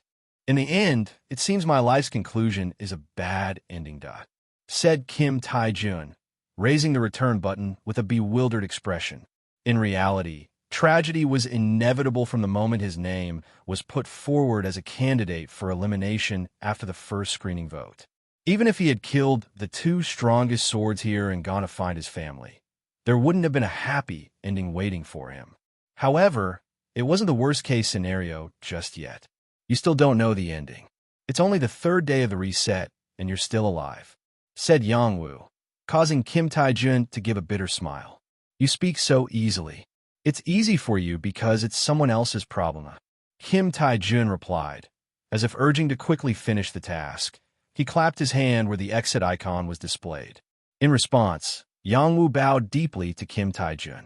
If there's good news, I'll be sure to deliver it. Good news. At least to Yang Wu, it had an ambiguous meaning. The promise to inform Kim Taijun when he found his family. And, somewhere out there, isn't there an item to turn friends back into humans? Somewhere in this universe. Of course, it was only Yang Wu's wishful thinking. That's why he couldn't voice it out of fear of false hope. Please take care, Chairman. Eventually, Yang Wu shook hands with Kim Taijun. Thunk! Suddenly, a blue light flashed, and Kim Taijun's imposing figure began to fade. SSSSS. Kim Taijun, the chairman of VC Soft and the third-day mutant of Guanagu, was being incorporated into Yang Wu's friend. Then, Yang Ti's body also became faint following Kim Taijun. His summoning time had also expired. Let's definitely meet again, Doc. Yang Ti said, his voice filled with regret. And then, shriek. They disappeared without a trace. This is really... Joe Sangik looked at the spot where Kim Taijun and Yang Ti had been with eyes full of emotion. There are no words to express it, but it was because they were the same person. He, too, had come to regard mutants as humans. However, the time for sentimentalism was brief, as a golden sphere appeared on the ground, indicating the disposal of the mutants. The mutant has been defeated. Select a reward to complete the process. Followed by the appearing guidance message. For Yang Wu, this was the 5th time facing the sphere. So, choosing to spread karma again would mean achieving the Golden Flood achievement. Swish! As Yang Wu silently looked at Joe Sangik, he gave a typical bureaucratic smile and stepped back. As agreed, the choice is yours, Mr. Yang Wu. Of course, there was no clear agreement between the two on the binary choice. Therefore, it was just a natural agreement through the battle with Kim Taijun. Joe Sangik voluntarily conceded. Thank you. Yang Wu also bowed to Joe Sangik, then raised his hand towards the spinning golden sphere in the air. Thump! As the sphere spun faster, it revealed the disposal reward. Rock Guardian Mutation Gem. Slot. Reduces all physical damage. 3 million karma. Or, grant 30,000 karma to all residents in the area. Finally, Yang Wu ended up facing the binary choice, even in Seoul, after all the twists and turns. Golden Flood. Call for golden rain in 5 or more areas. 4/5. After briefly reviewing his achievement history, Yang Wu focused on the spinning golden sphere and spoke. Deputy Minister. Yes. Has there ever been golden rain in Seoul? Golden? I didn't catch that properly. Could you repeat it? Judging from Joe Sangik's reaction, he seemed to be hearing about golden rain for the first time, let alone seeing it. While he knew there was an option to spread karma, he didn't know in what form it would be spread. Well, then you can take a look now. This is the method you were curious about earlier, how I became the strongest sword of Gyeongbuk. With that, Yangwoo ended the binary choice. Grant 30,000 karma to all residents in the area. Then, the sphere began to vibrate and suddenly soared into the sky. Swoosh! The sphere moved so fast, leaving a golden trail behind, that from below, it seemed as if a long golden streak was drawn across the skies of Gwanak-gu. Wow! Joe Sangik's mouth hung open in disbelief at the unexpected performance. Until now, whenever he had chosen the exclusive 3 million karma, the sphere had simply melted away into the air. So this was the right choice. Joe Sangik swallowed hard, watching the sphere soar even into the far corners of his vision. And then, with a bang, his pupils were immediately tinted with gold. The sphere, exploding as it reached the sky's edge, filled the entire sky with a golden hue. Wow! 52-year-old Joe Sangik exclaimed like a child. It was perhaps inevitable for him to witness a scene so beautiful for the first time since the reset. Moreover, it was just beginning. From the point of the sphere's explosion, a wide expanse of golden rain began to fall towards the ground. SSSH. The sound of the golden droplets falling was like rain, and the sight was indeed reminiscent of actual rainfall. Golden rain. So this was what it meant. Joe Sangik finally understood what Yangwoo had pronounced earlier, and the fact that there had never been golden rain in Seoul. If there had been even a single instance of golden rain in any area, it would have undoubtedly been discussed at the strongest sword assembly. And that meant, everyone in the adjacent areas must be witnessing the golden rain falling over Gwanak-gu. So undoubtedly, it would be a topic of discussion at the strongest sword assembly scheduled for 3 p.m. today. For a moment, a shadow appeared on Joe Sangik's face, but the events that followed took away his attention. Gyeongbuk First Sword Jong Yangwoo 07 gave up his monopoly on 3 million karma and gifted 30,000 karma to all Gwanak residents. Translator Night. Proofreader Gun. Prepare for the distribution of 30,000 karma commemorative coins shortly. Commemorative coins? As Joe Sangik muttered in astonishment, Yangwoo turned to him and said, "Grab them quickly, since they appear in an instant." What's that supposed to? Before Joe Sangik could finish his sentence, a clinking sound came from above his head. And then, 3 coins, truly shining with a golden hue, appeared in midair. Though still inexperienced, Joe Sangik was a strongest sword with a total stat of thousands. So, even though surprised, catching 3 suddenly dropped coins was quite an easy task for him. Thunk! Snatching the coins with lightning speed, Joe Sangik spread his hand to reveal the face of Jong Yangwoo 07 engraved on the coins. No! How is this possible? Well, if mutants and strongest swords are possible, why not this? After a quick glance at the commemorative coins in his hand, Yangwoo tossed them into the air behind him. Swoosh! Instantly, from across the street where the Negwig was parked, another golden object shot out like a bullet. Thunk! It was none other than a relic-grade slave golden goblin. Seeing the goblin take the coins, Joe Sangik didn't even feel the need to question what it was. Now, Yangwoo seemed almost otherworldly to him, and to a large extent, it wasn't far from the truth. Quest complete. Strong Tiger's early appearance. You had given 5 million karma. As Yangwoo had expected, the quest system, which deemed mutants as targets with a total stat of over 3,000, completed the mission handed down by the dogo. And as promised, zoom! A sound came from the sky. Ziyang! A tiny bolt suddenly jolted with terrifying force. Whoa! What the? Thinking it was another attack, both strongest swords panicked. But, as the unidentified bolt stopped near them, they realized there was no need for alarm. What? What is this? Unable to resist, Joe Sangik threw the question at Yangwoo. In response, Yangwoo approached the problematic bolt. These now emitting a soft buzzing sound, the object spinning at about 1.5 meters above ground level was a card. It was a rectangular card about the size of a palm. So, it was a credit card from the human world. Yangwu briefly looked at where the object had come from across the sky before picking up the mysterious card. Tap. Then, the number 5 million appeared faintly on the card made of black metal. 5 million? 5 million? What does that mean? It's karma. This card was a completion reward for a quest given by the extraterrestrial weapons supply company Dogo. Perhaps even this remarkable flying card was a form of product placement. Yangwu quickly scanned his surroundings and tucked the card into his pocket. Having dealt with the mutants in the area, merchants would likely appear soon. Therefore, after checking the merchandise, he planned to decide how to use the 5 million. Now, what's left? As Yangwu murmured, Joe Sangik's eyes widened. What else could there be? From dealing with mutants to summoning friends and even performing at the level of golden rain from the sky. They had even seen a card coming from beyond the sky. What else could there be?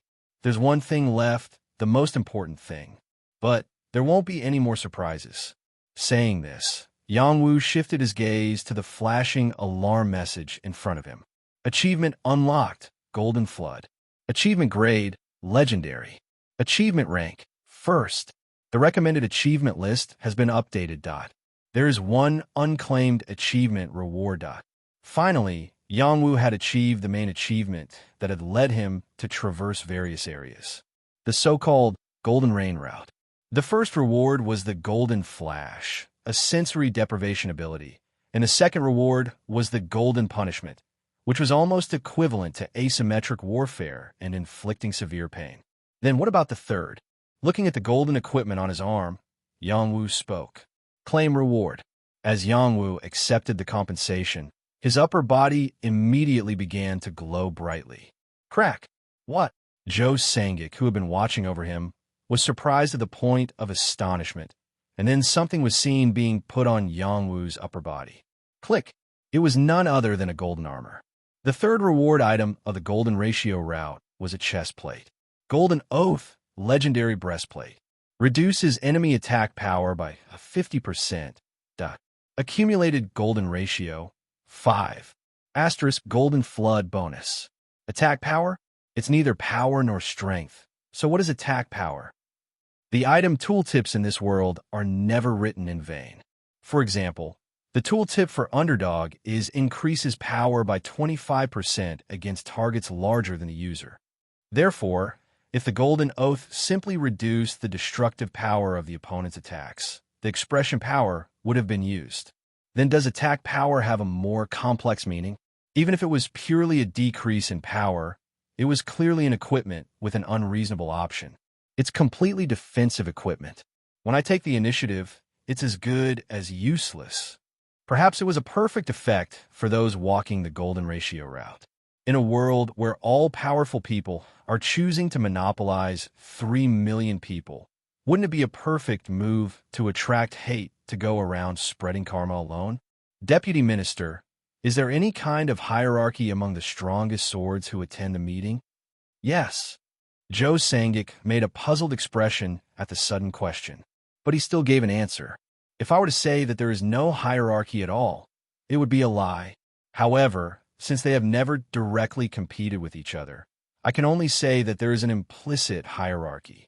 Then, where does the deputy minister's hierarchy lie? I know it's a rude question, but I'm asking because I need to know. Joe Sangik hesitated for a moment at Yangwu's question. Then he glanced briefly to the north, in the direction of Yongsan Park. Well, it would be around the middle, wouldn't it? It was a very defensive answer. But that means he's not at the bottom. Yangwu thought. Since Joe Sangik had said he hadn't seen the Golden Ratio before, he must have chosen only the 3 million karma monopoly for the past 2 days. Therefore, the total karma he possessed was at least 6 million. Converted to ability points, it would be 6,000 points. Judging by the fact that there are no particularly conspicuous items other than the curved sword, it seems that he invested most of his karma in ability points. By simple calculation, Joe Sangik's expected average ability value was approximately 1,500. It is a whopping 300 higher than his strength, which is the highest among Yangwu's four major abilities. Character: Zhang Yangwu 07. Strength 1,200, 19 plus 1, 181. Endurance 850, 21 plus 829. Durability 1,050, 13 plus 1, 0, 37. Sense 600, 24 plus 576. In other words, if you compare it with other abilities, the difference will be much wider. Yangwu, who had thought this far, nodded his head and stood to look directly at Zhou Sangik. Then would you like to try attacking me? What do you mean? It is the same as I said. Attack me with the intention of killing me. Just once. Is it because of the armor's abilities? Indeed, Zhou Sangik was sharp as always. Upon this, Yangwu nodded again. Yes, that's correct. But I won't die with just one blow. Even if I imagine the worst-case scenario where my body might be torn about, it'll be just about bearable. Of course, it would be incredibly painful, but once that time passes, I can get back up again. I need to properly understand what abilities this equipment I obtained this time has. Eventually, after mentally preparing himself, when Yangwu signaled with his eyes, Zhou Sangik raised the sword with a solemn expression. Are you really okay? I might not have been much help in the fight against the mutant, but things could be different in individual combat. Don't forget who I am.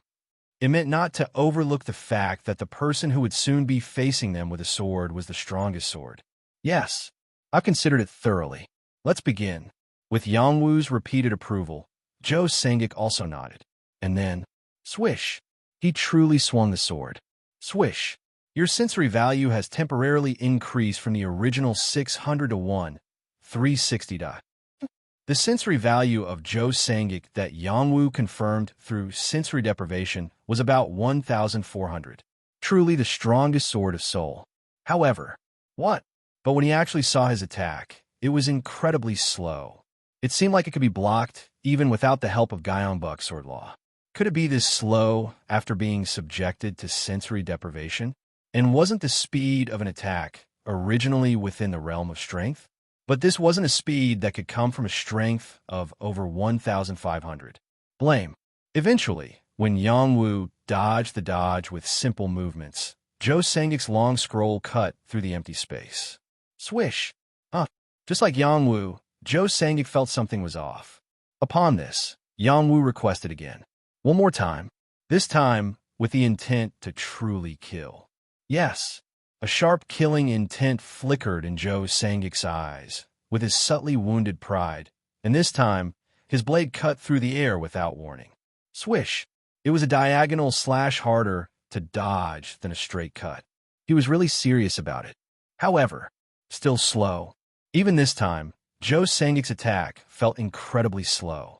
It's not just reducing power, it's reducing attack ability. Yangwu, who deduced this much, immediately swung the black sword to parry Zhou Sangik's blade. Clang! Then, something unexpected happened even to Yangwu. Ugh! Zhou Sangik's expression contorted in pain as he held the sword. Are you alright? As Yangwu approached in surprise, Zhou Sangik touched his own wrist and spoke. Oh, it's nothing. I guess I was a bit careless because I didn't expect it to be this strong.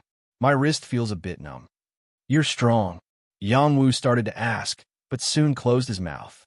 Even if he didn't reveal it to Zhou Sangik, his strength value was supposed to be significantly lower than Zhou Sangik's. And even if he was careless, once he let go of the weapon, it was gone. There wouldn't be any burden on his wrist. Therefore, what this result meant was, my strength didn't increase. For a moment, the deputy minister's strength and durability decreased.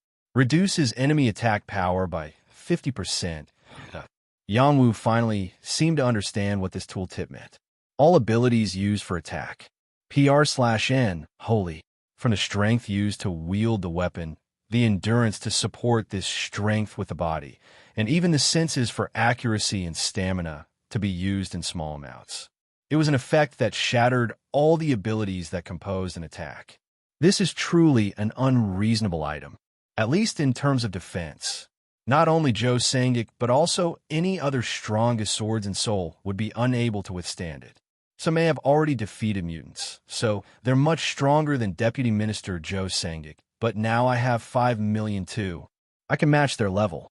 Just as Yangwu was about to touch the card containing a large sum of money in his pocket, all of Yangwu's ability scores began to increase by 100 each.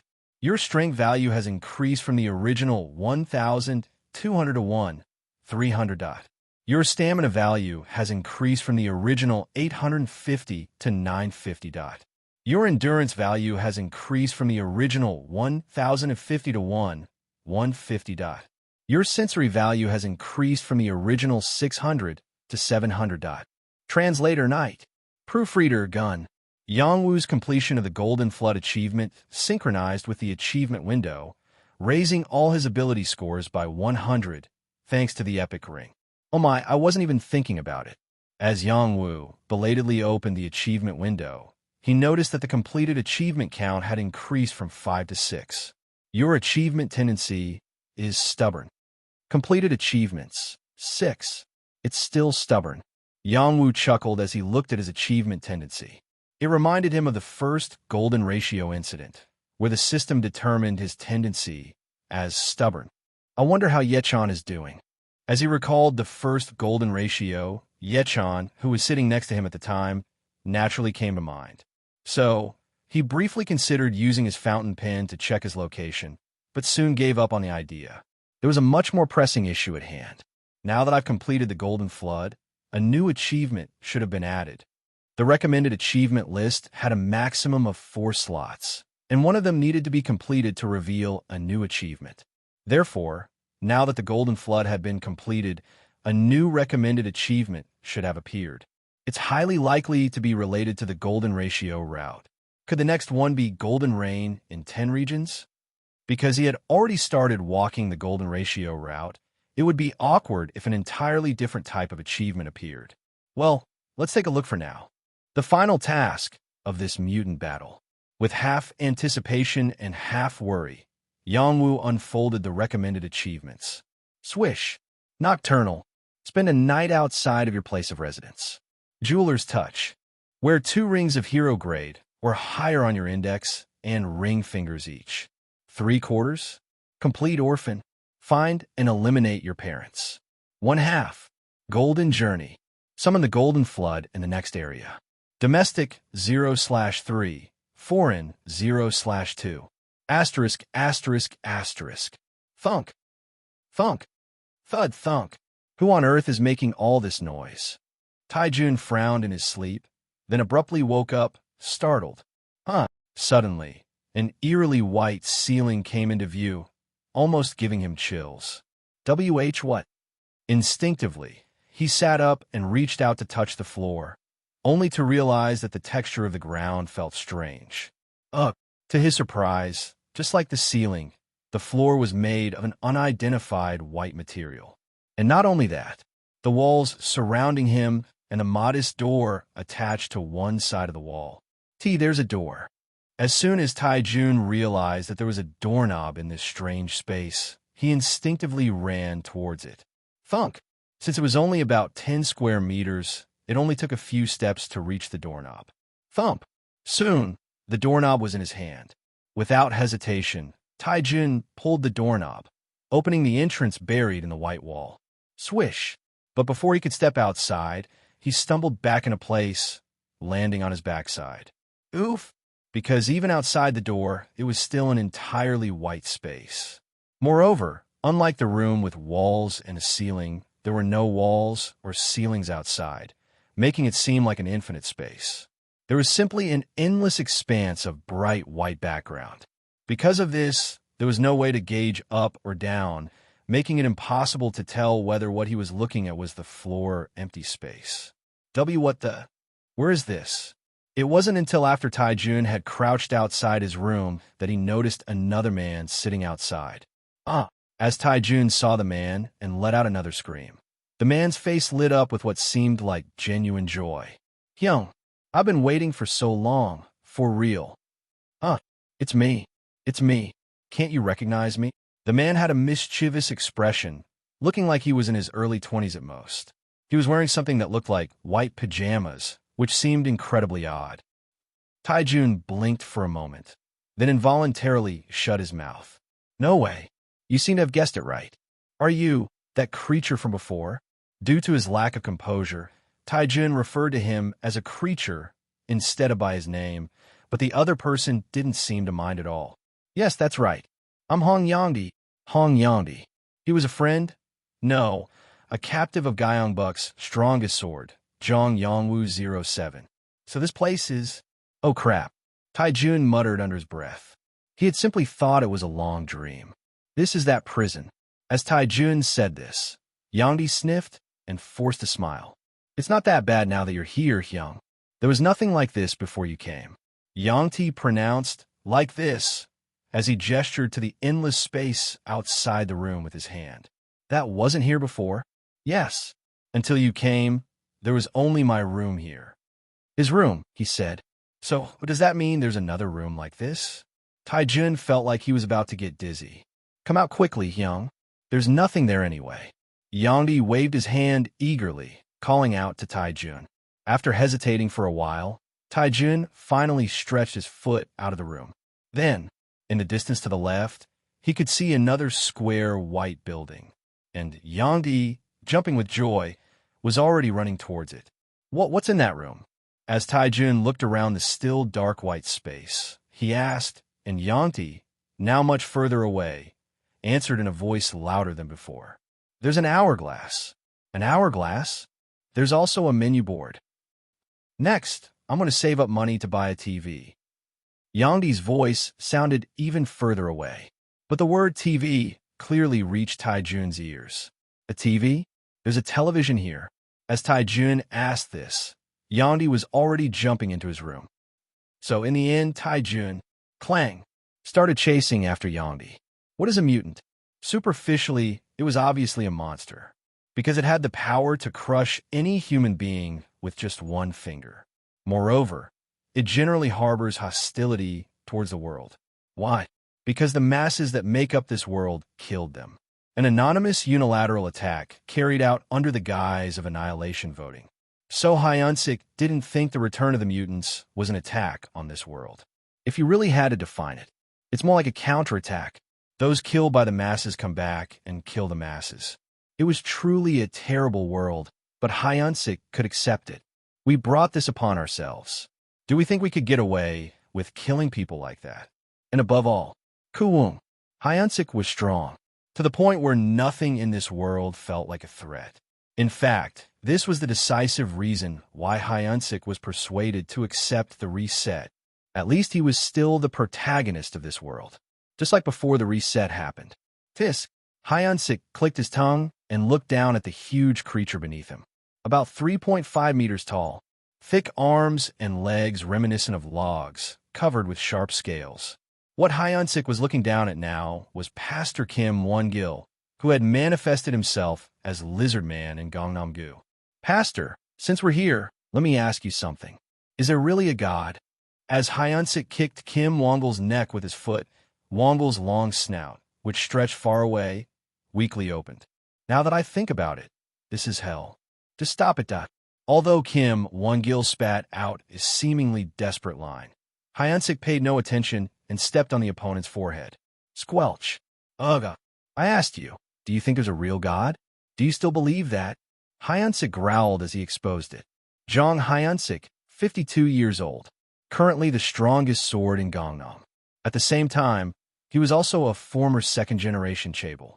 He was the youngest son of the founder of Taewon Group, the third largest conglomerate in Korea. The reason Hyunsik didn't run for the extinction vote after the reset was purely because he had no external exposure. While his older brother and sister each managed the group and its flagship subsidiaries, Hyunsik was merely a director at Taiwan's smallest subsidiary. Thanks to this, he was able to avoid trouble just by blocking a dozen or so lives in individual filtration. My brother and sister, who were big shots, became dragons. But what about you, huh? You're just a lizard. What happened to you? Plack. As Hyunsik kicked Kim Won-gil's waist hard, there was no response this time. Oh, is he already dead? It was natural for his death to be formalized after completely overpowering his opponent and beating him for a long time. Shwat. Finally, As Kim Wongil's body disappeared cleanly, his death was formalized. Pastor Kim Wongil of Gangnam's large church Purim has passed away. Of course, Hyunsik didn't have any strong emotions towards Kim Wongil or anything like that. No, it was rather the opposite. Whenever Purim Church conducted large projects, Taewon Group had been allocating huge advertising expenses under the guise of donations and offerings. In other words, the two organizations had a business relationship. But still, since the other party was fundamentally a religious figure, Hyunsik had expected at least something. It's all nonsense. Thinking about how Kim Won-gil, as soon as he arrived on this land, had sought out people to tear apart, Hyunsik spat on the spot where he had been. Puffed. Suddenly, a golden sphere appeared there. You have defeated the mutant. Please select your reward to complete the procedure. Without hesitation, it's the 3 million monopoly. As Hyunsik chose to receive the payment, the golden sphere disappeared into thin air. And around that time, vroom, the sound of a vehicle engine could be heard from afar. What's this? The current time, 1:14 p.m. Just a moment ago, as this place was being illuminated by the mutant marker, so any sane Gangnam resident couldn't be here. Ordinary people would be scared of mutants, and if they were armed thugs, they would be scared of the strongest sword. That is to say, is it an outsider? Sometimes there were inspectors from rural areas who entered through strange roads without going through checkpoints. Vroom! Eventually, the problematic vehicle entered Hyunsik's field of view and began to slow down. They had also spotted Gangnam's strongest sword, a gray Avant. It seemed like a modest car compared to the cars driven by experts from other regions, so Hyunsik chuckled. Thunk! The driver's seat door of the Avant, which had completely slowed down, opened. And what came out of it was, where have I seen this face before? It was a face even Hyunsik knew. Of course, by Hyunsik's standards, he was a minor character, so he didn't know his name or status. Director. Suddenly, the man who came out of the car cautiously walked about 10 meters towards them. He looked to be in his mid-30s. Seeing his hand trembling slightly, Hyunsik was suddenly engulfed by an ominous premonition. Referring to this side as director instead of the strongest sword meant that he was either an employee of Taewon Group or one of the people who had bid for the Gangnam-gu monster business rights. But if he was the one who won the Gangnam-gu monster business rights, he should have been more familiar than this.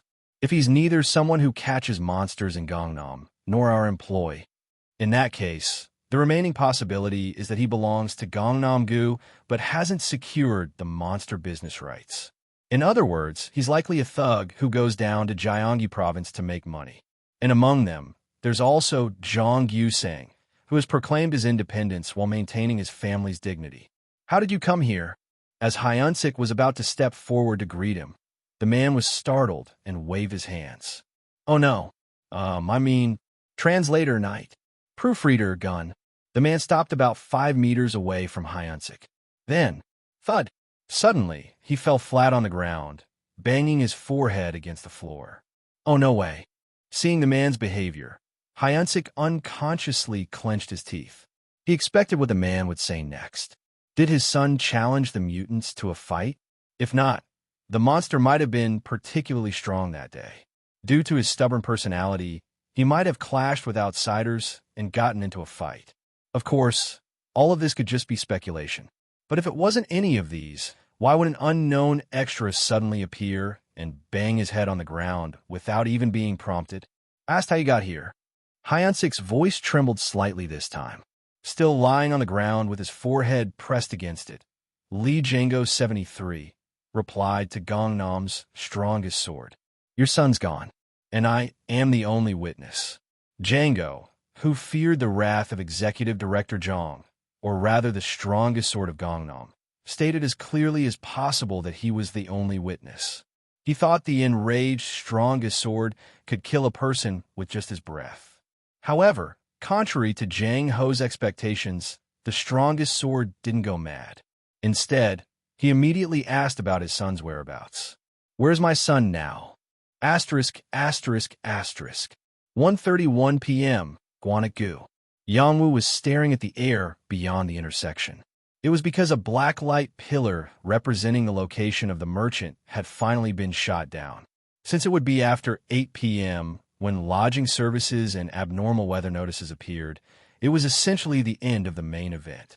Now, would you like to meet the merchant? Joe Sangik asked as he followed Yangwu, looking at the merchant's mark. In response, Yangwu shifted his gaze to Joe Sangik. Since you're the strongest sword in this area, the merchant's priority is with you. Of course, if you permit, I would like to meet him. In fact, this was also a statement made because the new equipment wasn't urgent. Since he had obtained armor that could tear apart the opponent's attack power, for a while, the efficiency of pure power would be much higher. Well, I'm not rich right now, so I don't think meeting the merchant right away would be meaningful. Joe Sangik joked half seriously. It was a reminder of how his 3 million, which he thought he would get because of Yangwu's golden reign in the area, had evaporated. If you go back to school and explain the situation, they'll probably gather karma and give it to you. Anyway, if Guanagu is going to voice its opinion at the meeting and continue to deal with mutants, they need a strongest sword.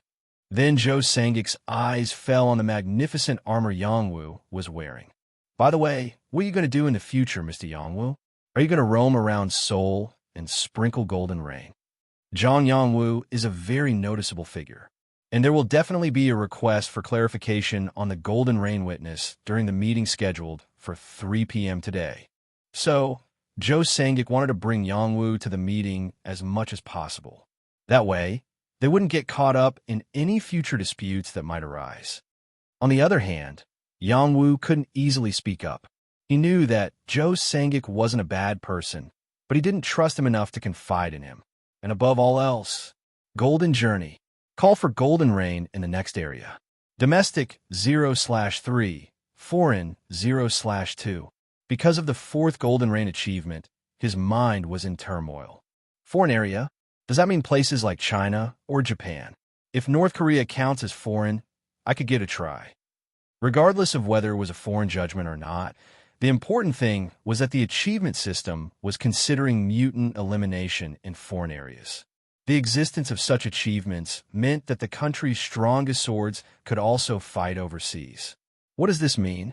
Yangwu blinked, then decided to stop dwelling on meaningless thoughts. After all, there was still work to be done in Seoul. If you allow me, I should meet the merchant here first. And as agreed, we should also look for Kim Tae-jun's family. And he also had to find his own father, although he didn't mention it explicitly. Oh, right, that's a good idea. Sangik nodded approvingly at Yangwu's suggestion. To find Kim Tae-jun's family, it would be best to seek assistance from the government. This was essentially a suggestion for them to attend the meeting. As Yangwu was about to cautiously bring up the issue with Gangnam's strongest sword, Sangik's expression suddenly changed. Sangik, who had been smiling comfortably, glanced into the air for a moment before his expression hardened. Then, with surprised eyes, he looked at Yangwu and said in a trembling voice, "Are you? What's that about?"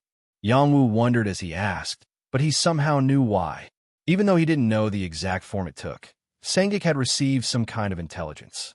For example, it's been reported that the son of Gangnam's strongest sword was found decapitated near the expressway in Bundang. I see.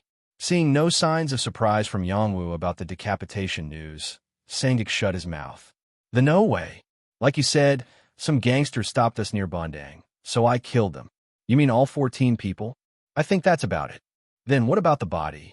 It must have been lying there with its head cut off. Could it be that you left it there? After killing the monster, do you hold the funeral? This meant that Yangwu had left the bodies of 14 people, including the decapitated son of Gangnam's strongest sword, on the roadside. Crazy. Sangik paused for a moment, unable to utter the word bastard before taking a breath. Because now he had to say something really important. We're screwed.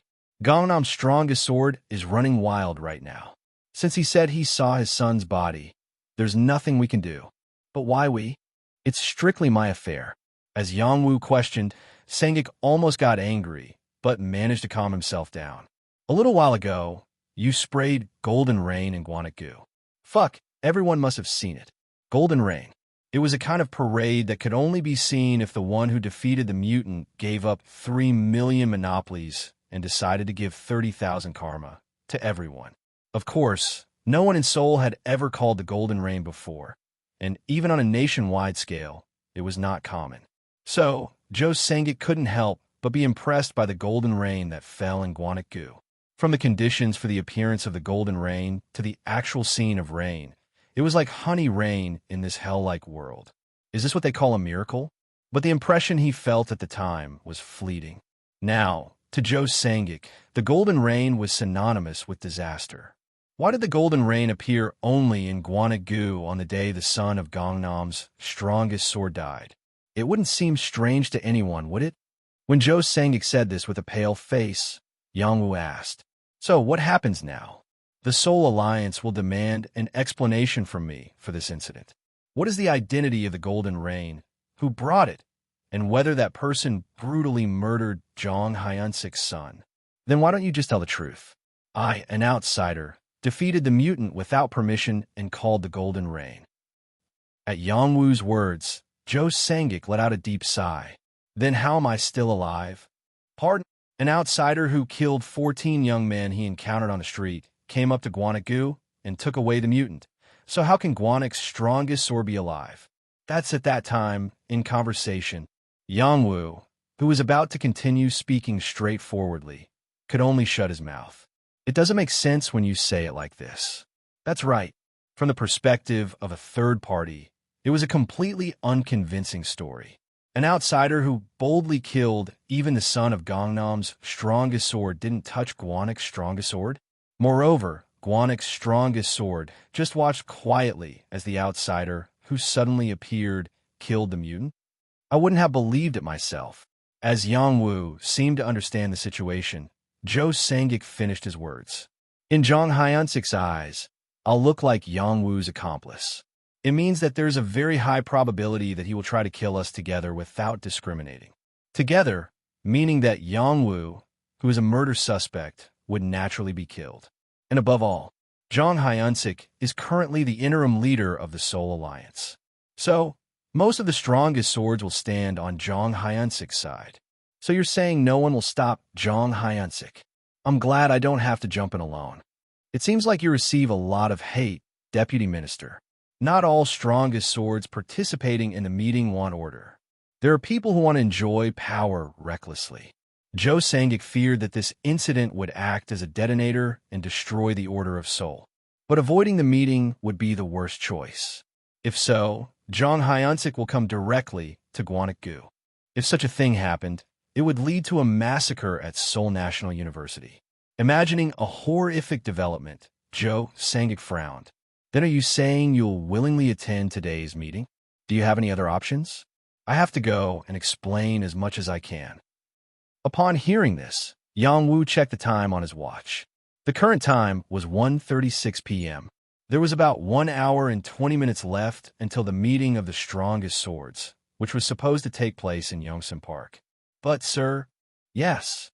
Is Gangnam's strongest sword really that strong? Why do you think we'll lose? You mentioned earlier, we're screwed." "Well," as Joe Sangik couldn't find the words to say, Yang-woo continued for him. "We haven't reached that point yet. We'll have to see what happens in the long run. And I haven't lost in a one-on-one fight yet. Of course, this could be the first and last defeat. They might have earned 3 million today. But how much did we earn? 30,000 per person, so at least 30 million. No, we might have earned hundreds of millions. But does losing make sense? Money is power. Gwanak-gu is the wealthiest neighborhood in Seoul right now." It seemed true, but it also sounded like a fallacy. While it was true that Gwanak-gu attracted a lot of money, wasn't that money divided among the residents of the area? Money wasn't accumulated here. "So what do you suggest?" Joe Sangik asked, looking confused, to which Yang-woo pointed south towards Seoul National University and said, "We need a fundraise. If you want to receive another 30,000 karma next time, ask each person to contribute just 10,000 now." Didn't Seoul already do something similar? They called it the Seoul Rotation. It was a vague plan, but Joe Sangik couldn't find a way to refute it, because the words themselves were very reasonable. Returning a certain amount after distributing the golden rain was no different from helping the residents of each district break the quest and then charging a fee. The only difference was that, from the residents' perspective, the side of the golden rain was overwhelmingly safer and potentially 10 times more profitable. But they said they need a strongest sword to voice Guanagu's opinion at the meeting, right? So, this is also for the public good. It has legitimacy, and it's an immediate response to the crisis we're facing. It seems entirely feasible to raise enough funds. Furthermore, wasn't Joe Sangic a figure who sought the livelihoods of not only the residents, but also the citizens through the soul rotation? After saying this much, Yang Wu checked his wristwatch again. Sir, now there's 1 hour and 17 minutes left. Guanagu should be in the middle of the soul rotation, so the residents should be gathered. If we move quickly, we can handle it. Besides, there are quite a few experts at Seoul National University. Send them out in all directions to collect money. Well, that's true, but while Joe Sangic responded hesitantly, he was secretly amazed by Yang Wu's adaptability and boldness. Indeed, being a strongest sword of a major district wasn't something anyone could do. But is it true that you are making this proposal knowing exactly that it is Guanagu's money? Even if fundraising succeeds, the story is that they won't give that money to Yang Wu. At this, Yang Wu nodded. Of course, as I promised at the beginning. Then, what will you be doing while I'm raising money? Joe Sangic asking this meant that he implicitly accepted Yang Wu's proposal. At this, Yang Wu showed a slightly relieved expression. I need to meet with the merchant. But before that, I need to talk to my colleagues. Colleagues? Could such a monster really have colleagues? As Joe Sangic looked at him with eyes of disbelief, a car horn sounded from behind. Honk, honk. Turning back at the abrupt sound, Joe Sangic saw a patrol car approaching from the other side. Finally, it was Taeyong and Jiangsu who came to find Yang Wu. Asterisk, asterisk, asterisk. Nice to meet you. I'm Joe Sangic. As Joe Sangic offered a warm smile and reached out his hand, Taeyong shook it with a somewhat formal face. I'm Quan Taeyong from the Ikian police station. Taeyong's eyes were fixed on the title above the opponent's head. Guanac's strongest sword. Therefore, Taeyong also knew well that this guy was the actual owner of Guanagu. But how were both an outsider intruder like Yang Wu and this guy still alive? I'm sure I saw the golden rain earlier. Meanwhile, Joe Sangic was gauging the opponent's strength through his handshake. But how come the local patrol officer with the strongest sword? He seems like a completely ordinary person. Joe Sangic cautiously completed the handshake, fearing he might break Taeyong's hand. Translator Knight. Proofreader Gun. And then, I'm Kim Jong-soo from Anong. Yes, nice to meet you for the first time. Kim Jong-soo from Anong. This time, his power was far greater than the previous patrol officers. He wasn't on par with the elites at Seoul National University, but he could still handle monster hunting activities well enough. I'm not sure about the background of the two companions. I would like to have a more in-depth conversation, but we'll have to postpone it to another time. There's something very important I need to take care of. We'll meet again soon. Jong-soo gave his characteristic cheeky smile. At this, Joe Sangic also smiled slightly, then turned his head back to Yang Wu. Will you be going straight to the meeting venue from here? Now, the question was about how they would each participate in the meeting, as they would likely be torn apart. It might be safer to go together, but we don't have much time. After a moment of thought, Yang Wu replied, I'll go to the meeting venue first. Is that okay? Jong Hyunsik might arrive first. Then I'll have to challenge him to a duel. I heard anyone attending the meeting can challenge anyone else for the position of strongest sword. This was what Yang Wu had heard from the inspectors at Yangjae Interchange. As if you want to become a strongest sword, you can challenge anyone attending the meeting, and if you want to engage in monster business, you could transfer the business rights through a duel with the current owner. They had advised Yang Wu, an outsider, to participate in the meeting. I understood that being able to challenge for the position of strongest sword meant a one-on-one duel. Yes, for now that's true, but Joe Sangic's voice trailed off. Jong Hyunsik would undoubtedly want to personally avenge his son, and in an official duel, the other strongest swords wouldn't be able to interfere recklessly. unless Jong Hyunsik requested assistance and broke the rules. So what role do I have to play in the meeting? If you're going to have a one-on-one duel with Jong Hyunsik. As Jo Sangik asked this, Yang Woo expressed the same concern. If by any chance I overwhelm Jong Hyunsik, he can request support from other strongest swords. So please prevent that from happening. After all, if Yang Woo were to be completely defeated by Jong Hyunsik, it would be difficult for Jo Sangik to survive as well. Moreover, some strongest swords who wanted to create a new district without a master would rush in at this moment. Understood. See you soon in Yongsan. Having completed the series of agreements, Jo Sangik nodded his head. Then, he dashed southward at an incredible speed. Virum. Now, the only ones left at the intersection were Yongwoo, Jiangsu, and Taeyang. After a while, Jiangsu, as if curious since earlier, asked, "What happened in that short time?" To this, Yongwoo shrugged his shoulders.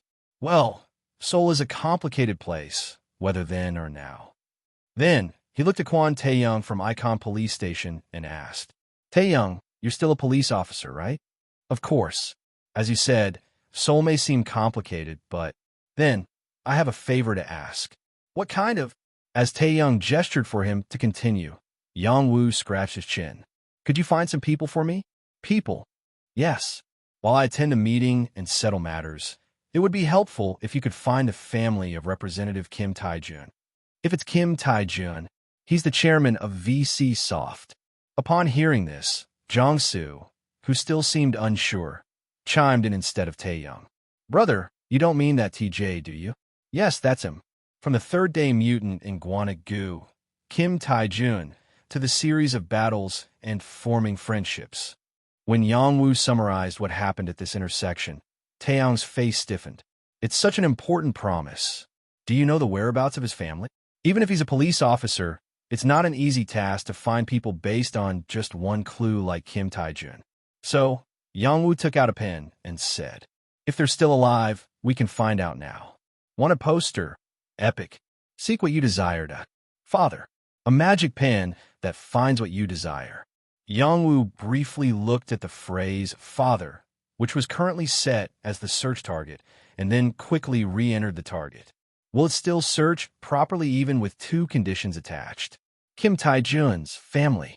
From the beginning, it was unclear how an item from space would perceive the overarching concept of family. In the human world, the category of family includes not only blood relations, but also relationships like spouses and adoptive parents. Whatever it is, if I can find even one member of the family, that would be fortunate. With a slightly anxious heart, Yongwoo re-entered the search target of the wanted poster. Then, the wanted poster in the form of a magic pen vibrated for a moment and displayed a system message. "A new search target has been entered. Would you like to update the results?"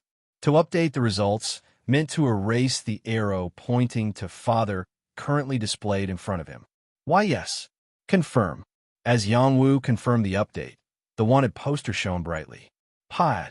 Then the search arrow, which had been pointing north, began to tilt eastward. SSSSH. Brother, what's going on?" Now the arrow was pointing northeast. Considering the current location, which is based in Gwanak-gu, northeast would be Seocho, Gangnam, Gwangjin perhaps. Then is Giri City next. On the other hand, VC Soft headquarters are in Bundang. So Yongwoo expected the arrow to tilt south. Swish. Yongwoo then pointed the arrow direction with his hand. Is there anything related to VC Soft or Chairman Kim Tae-jun in that direction? It seems to span Seocho, Gangnam, and Gwangjin. Upon hearing this, Jiangsu looked at Yongwoo surprisingly. "Brother, VC's first office was in Nanhyeondong. That's why Kim Tae-jun built a memorial there." "Oh, Nanhyeondong. Gangnam-gu. Gangnam-gu. It's the stronghold of Jung Hyun-sik, who lost his son." As fate would have it, Jiangsu also pointed out this fact. It was right under the nose of Gangnam's strongest sword, but they say it's darkest under the lamp. There shouldn't be any problem quickly finding the family and bringing them back. Of course, Yongwoo agreed with this assertion. At least by this afternoon, Gangnam's strongest sword should be tied up in Yongsan. "Are you okay, officer?" "I don't have experience in investigations, but this is close to handling complaints. It brings back childhood memories, and I like it. Taeyong said this while unconsciously feeling the gun at his waist.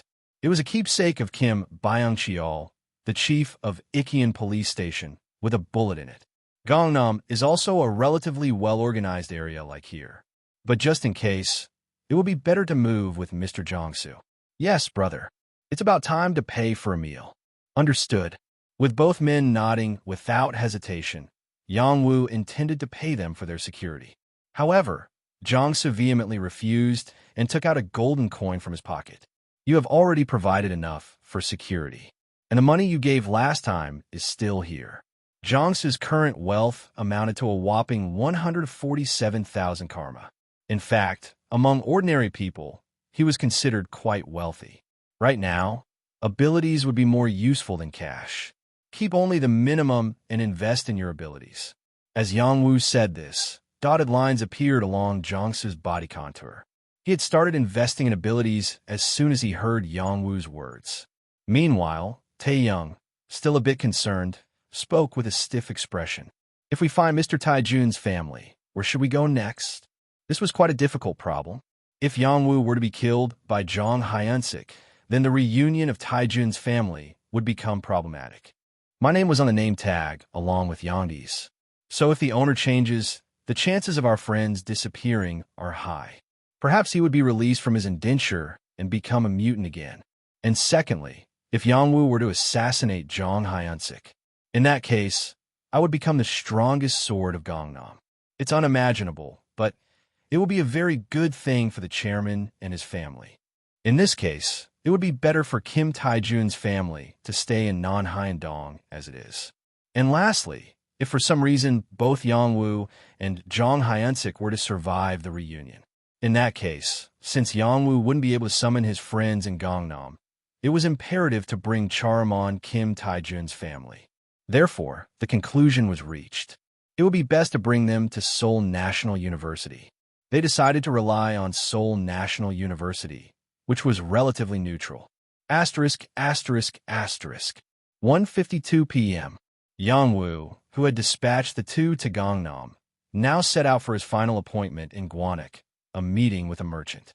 Creek. From the Iron Horse Negwig to Golden Goblin. Anyone could see that it was an unprecedented change. But fortunately the road to meet the merchant was quiet. It didn't seem like the merchant's symbol itself appeared in the same places as monsters or mutants. What is? However, there were occasional sightings of Gwanek-gu residents running away in terror at the sight of the Iron Horse. What's going on? And occasionally, instead of fleeing, some people stared directly at Yang Wu's face. They seemed to have noticed the resemblance between the face engraved on the commemorative coin he had just obtained and the creature. Upon Yang Wu's awkward nod, the other party also bowed their heads slightly and went on their way. A few bizarre incidents like this happened a couple more times before. Sasat. Finally, they arrived at a park where a black pillar of light had taken hold.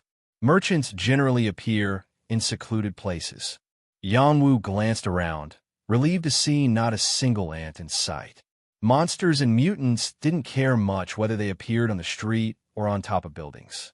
After all, wasn't this world theirs to destroy? In contrast, merchants seemed to choose places that caused the least disturbance to the worlds they visited. Was it because they were coming to trade? Clack, clack. As Yang Wu slowly pushed the Iron Horse into the park, he saw a black pillar of light descending in the center of the spacious playground. Looks like I'm a first customer after all. After confirming once again that there was no one nearby, Yang Wu leaped off the Iron Horse. Thud! At that moment, the silhouette within the pillar of light twitched and turned towards Yang Wu. Translator Knight. Proofreader Gun. The merchant who had arrived earlier had noticed the arrival of his trading partner. He's not as big as I expected.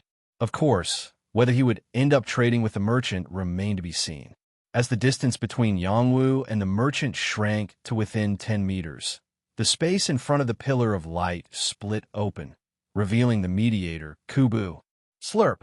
It is an honor to meet you again, the strongest in Gyeongbuk, Mr. Jong Yangwu 07 from Earth. I am Kubu, the mediator of this transaction and the guardian of Daro, representing the Tenna tribe. The greeting was almost memorized by now. However, Kubu's appearance, with eyelids as his only facial feature, still didn't feel familiar. The mediation fee for this transaction is 10%, included in the price of goods. 3 upper parties have bid for this transaction in total. Would you like to see the list of bidding parties and their proposals? The perks of being a primary mediator were still in place.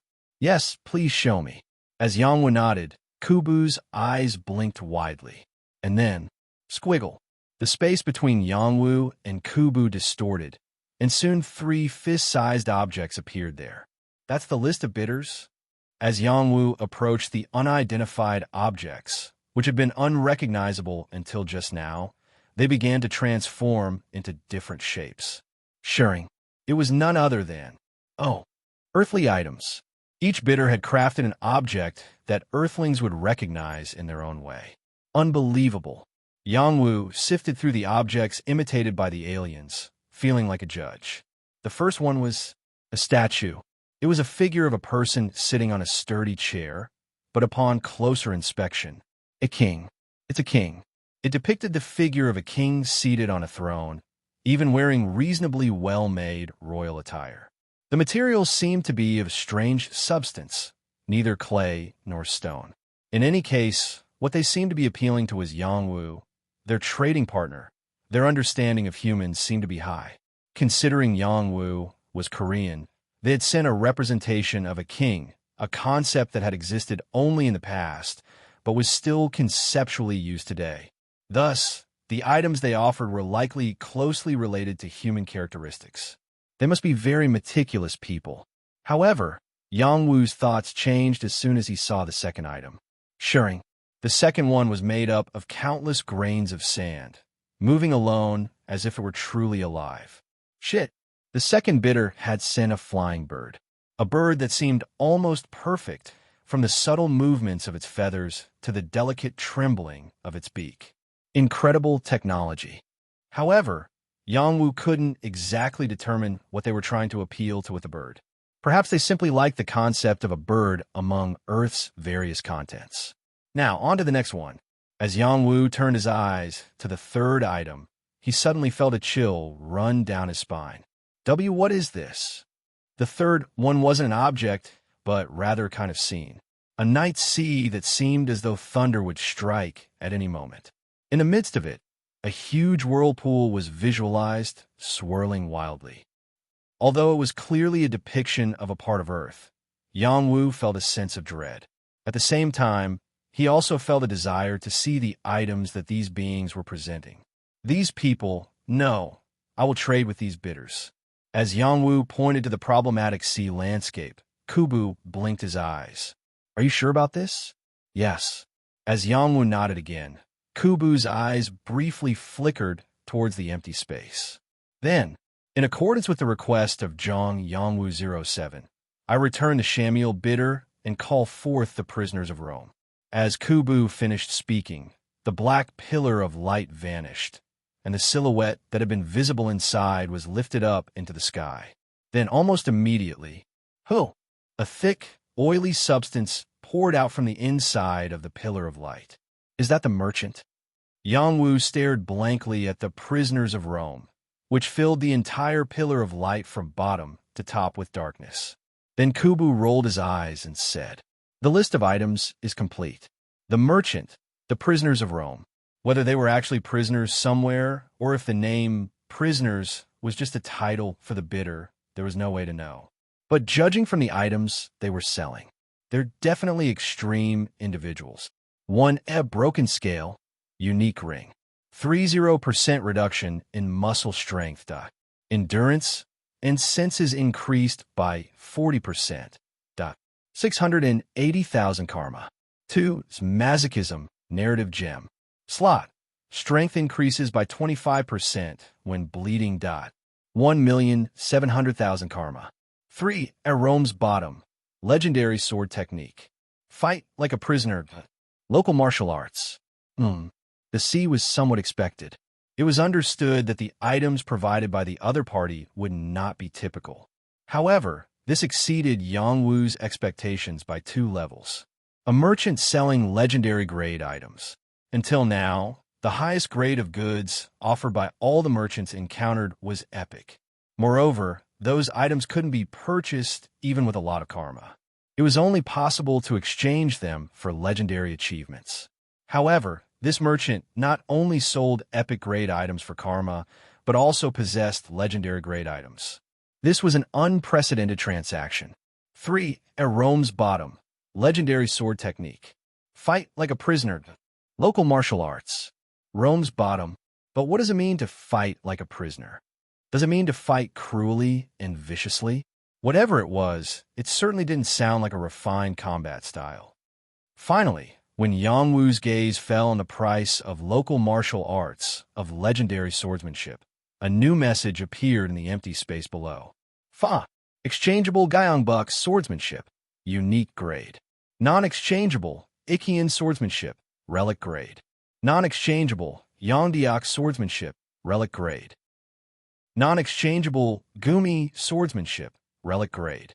That was none other than the list of martial arts possessed by Yang Wu, including the ones directly collected by Yang Wu from Gumi, Gimchin, Sangju, Munjeong, and Chengju, and the Yongdiok, Chongsong, and Yangju swordsmanship handed down to him, and even the Ikian swordsmanship of Kim Byungcheol, which was sacrificed to him. As Yang Wu looked at the long list of swordsmanship laid out like a grave, he felt a tingling sensation in his chest. He had thought he had tried not to live wickedly in his own way, but seeing this, he realized that the people he had killed so far were by no means few. There were a total of 10 martial arts in Yang Wu's possession, including 9 swordsmanships that existed as the guardian martial arts of each region, and the Gyeongbok swordsmanship obtained during the process of collecting them. Among these, the only one I can exchange for that prisoner's swordsmanship is Gyeongbok's swordsmanship. Moreover, the grade of Gyeongbok's swordsmanship was unique.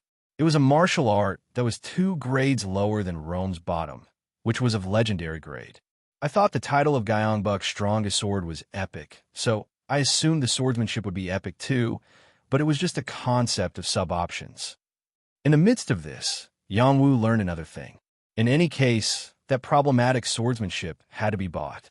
There's a high chance that I'll be fighting against Gangnam's strongest sword in an hour, so I have to go to the assembly with all the available forces. As he had already exhausted all the summoning counts of his friends today, this trade was practically the last chance to create a variable. I'll buy Rome's Bottom first.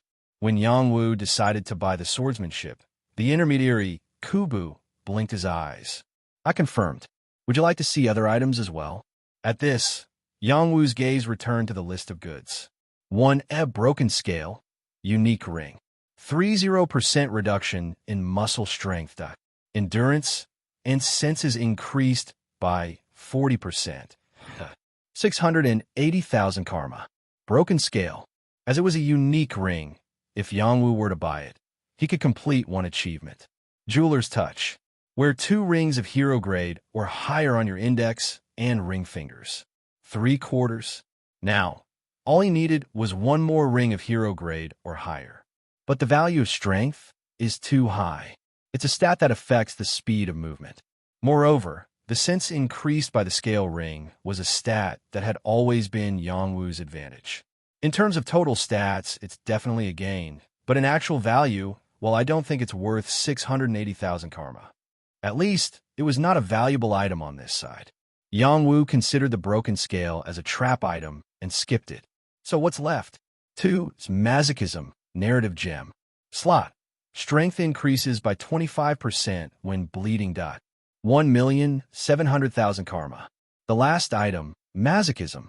In fact, as soon as Yang Wu saw the list of items earlier, he had thought that he must buy masochism. Thanks to the slime's nucleus, his regenerative ability was almost inhuman. Of course, it would be best to end the fight without bleeding at all. But there's no way I'll end up like that against Gangnam's strongest sword. And with 25% strength, it's right to be in a bleeding state, even if I have to self-harm. In fact, he was worried that his blood might clot too quickly due to his fast regeneration. It was a terribly gruesome idea, but Yang Wu was sincere. I'll also buy masochism. As he finished the transaction by mentioning his second purchase, Kubu blinked his eyes twice. All right, I'll confirm the deal as it is. With Kubu's declaration, the common oils within the column of light began to bubble. And then, acquired. Yangwu's karma balance decreased from 5,046,500 to 3,346,500. Translator, night. Proofreader, gun. 1,700,000 karma had been transferred immediately. And then, sizzle. A bubbling pool of hot oil formed at Yangwu's feet, then pushed a palm-sized red gem onto the ground. Swoosh. As Yangwu bent down to pick up masochism, Kubu, who judged that the item had been safely delivered, blinked his eyes and said, "All transactions have been completed safely. Yes, thank you for your hard work." Both sides.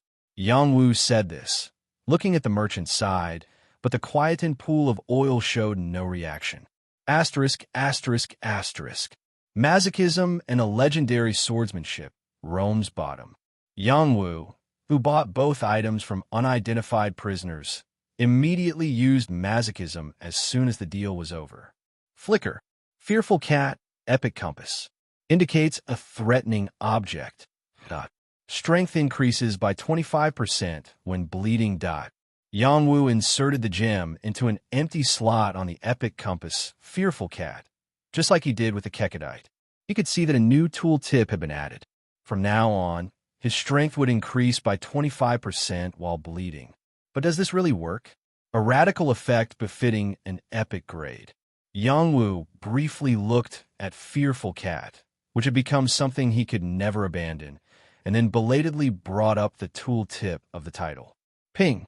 Then he saw that Gyeongbok's swordsmanship had indeed disappeared, replaced by an unfamiliar message. Gyeongbok's strongest sword, epic title. The majesty of the strongest sword. Voting rights. Rome's bottom. A legendary swordsmanship under an epic title. Could it still be called Gyeongbok's strongest sword if he no longer used Gyeongbok's swordsmanship? He had his doubts for a moment, but it was probably for the best. It was much better than becoming a wandering spirit all the way to Seoul.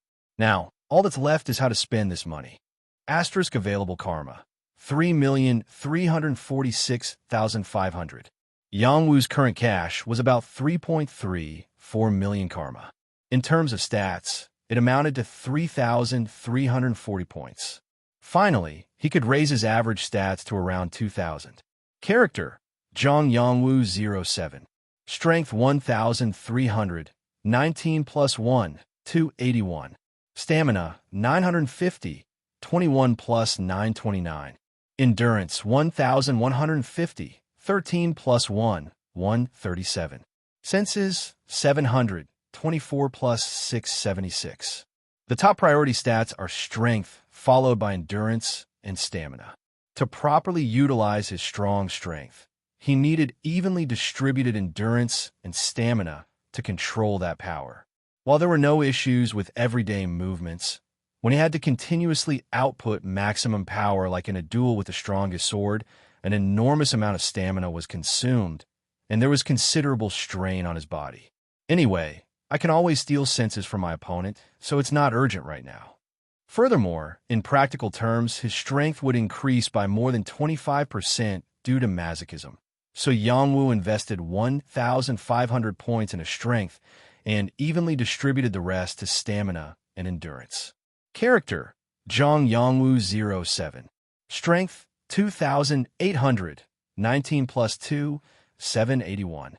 Stamina, 1,850, 21 plus 1, 829.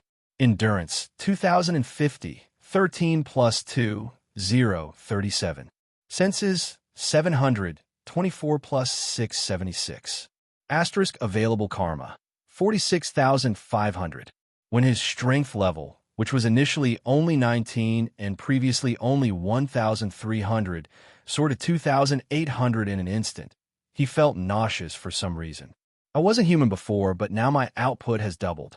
How much stronger can I get like this? Moreover, his current stats were close to those of the second day's strongest sword in Seoul. Therefore, the strongest swords that monopolized the third day's mutant would have an additional ability score of at least 2,000 points. At this point, aren't the real threats not the mutants but the strongest swords? They're practically bombs residing in the city. There might be a reason why Guanik's strongest sword, Joe Sangik, was wary of the Soul Alliance. Having finished distributing his stats, Yangwu naturally looked northward, having completed all his tasks in Gangnam. Then, Negwig, who understood Yangwu's intentions, approached him and let out a strong breath by his side. Snort. Now, it was time for Yangwu to meet the strongest swords of Seoul. Asterisk, asterisk, asterisk. 2:23 p.m. The strongest swords of Seoul were all smiling knowingly. They were getting ready to attend the assembly when they received a strange message from Gangnam's strongest sword. If you encounter a stranger riding a horse, please bring them to the assembly hall alive. Please, asterisk, asterisk, asterisk. Are you okay? With a deep voice accompanying a long shadow falling over him, Taeyong lifted his head towards the source of the sound. Ajong. Because he was so inexperienced, Taeyong couldn't immediately recall the other person's name.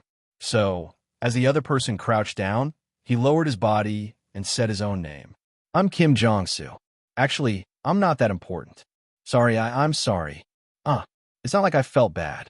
Actually, Jong-soo was equally inexperienced, so he couldn't find anything more to say and just closed his mouth.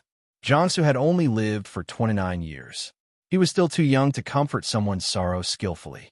Also, due to his days in the previous world not being generous at all, he was too preoccupied with his own safety to care about others' emotions. Seeing Jong-soo looking uncomfortable and scratching the back of his head, Taeyong, still gazing at the corpse of Byung-cheol, spoke. Actually, I didn't shoot the gun right away. No, it's more like I didn't shoot at all. When Jong-soo tilted his head, wondering what he meant, Taeyong fidgeted with the gun in his hand. He said he wouldn't touch me if I didn't shoot. Only then did Jong-soo understand Taeyong's words and nodded. But in the end, you did shoot, didn't you? It's not that you, as a police officer, were bad or weak. The situation itself was just unreasonable. Upon hearing this, Taeyong murmured in a defeated tone. Yes, maybe that's true, but what followed was so unbelievable that it was shocking. Even the shot didn't go through him. What? With a puzzled expression, Jong-soo asked again, and another shadow of comfort fell over the two. You mean, even though the opponent was hit by a bullet, it didn't penetrate? It was none other than Yongwoo. He had just finished greeting the Women's Alliance and had come to see Taeyong one last time. Yes, probably something like that. Taeyong looked up at Yongwoo with a slightly frightened expression. To him, both that crazy guy who survived even after being shot and Yongwoo seemed like similar monsters. Both with the strongest swords. No, strictly speaking, wasn't Yongwoo a step higher in monstrosity? If the durability reaches about 2,000, then it seems bullets can be blocked too. Of course, if it's a larger caliber, it might be a different story. Yongwoo spoke unrealistically, but in a very casual tone. However, for him, it was a reality that was right in front of him. With him being a superhuman possessing considerable ability stats, and with those he would face in the future likely to be monsters who bullets couldn't penetrate, it was inevitable. Bullets don't penetrate. Even if you say so, does that make sense? Jong-soo still had an expression of disbelief. On the other hand, Yongwoo looked towards a silhouette waiting elliptically near the entrance of the motel. At this point, there's nothing that doesn't make sense no matter what happens. Who knows if suddenly people will start flying next week? He had been feeling vibrations coming from the direction where the Negwig was since earlier. So, with a sense of suspicion, he gestured towards it. Shoo! The parking mode, Negwig quickly unfolded its body and took on the form of a horse. Qui. Thanks to this, the people who had been lingering near the motel retreated in surprise, and thus, Negwig ran out along the open road. Still the troublemaker, strongest sword. But it couldn't be helped. In this world, isn't using newspaper ahead of others a matter of survival? Quiet.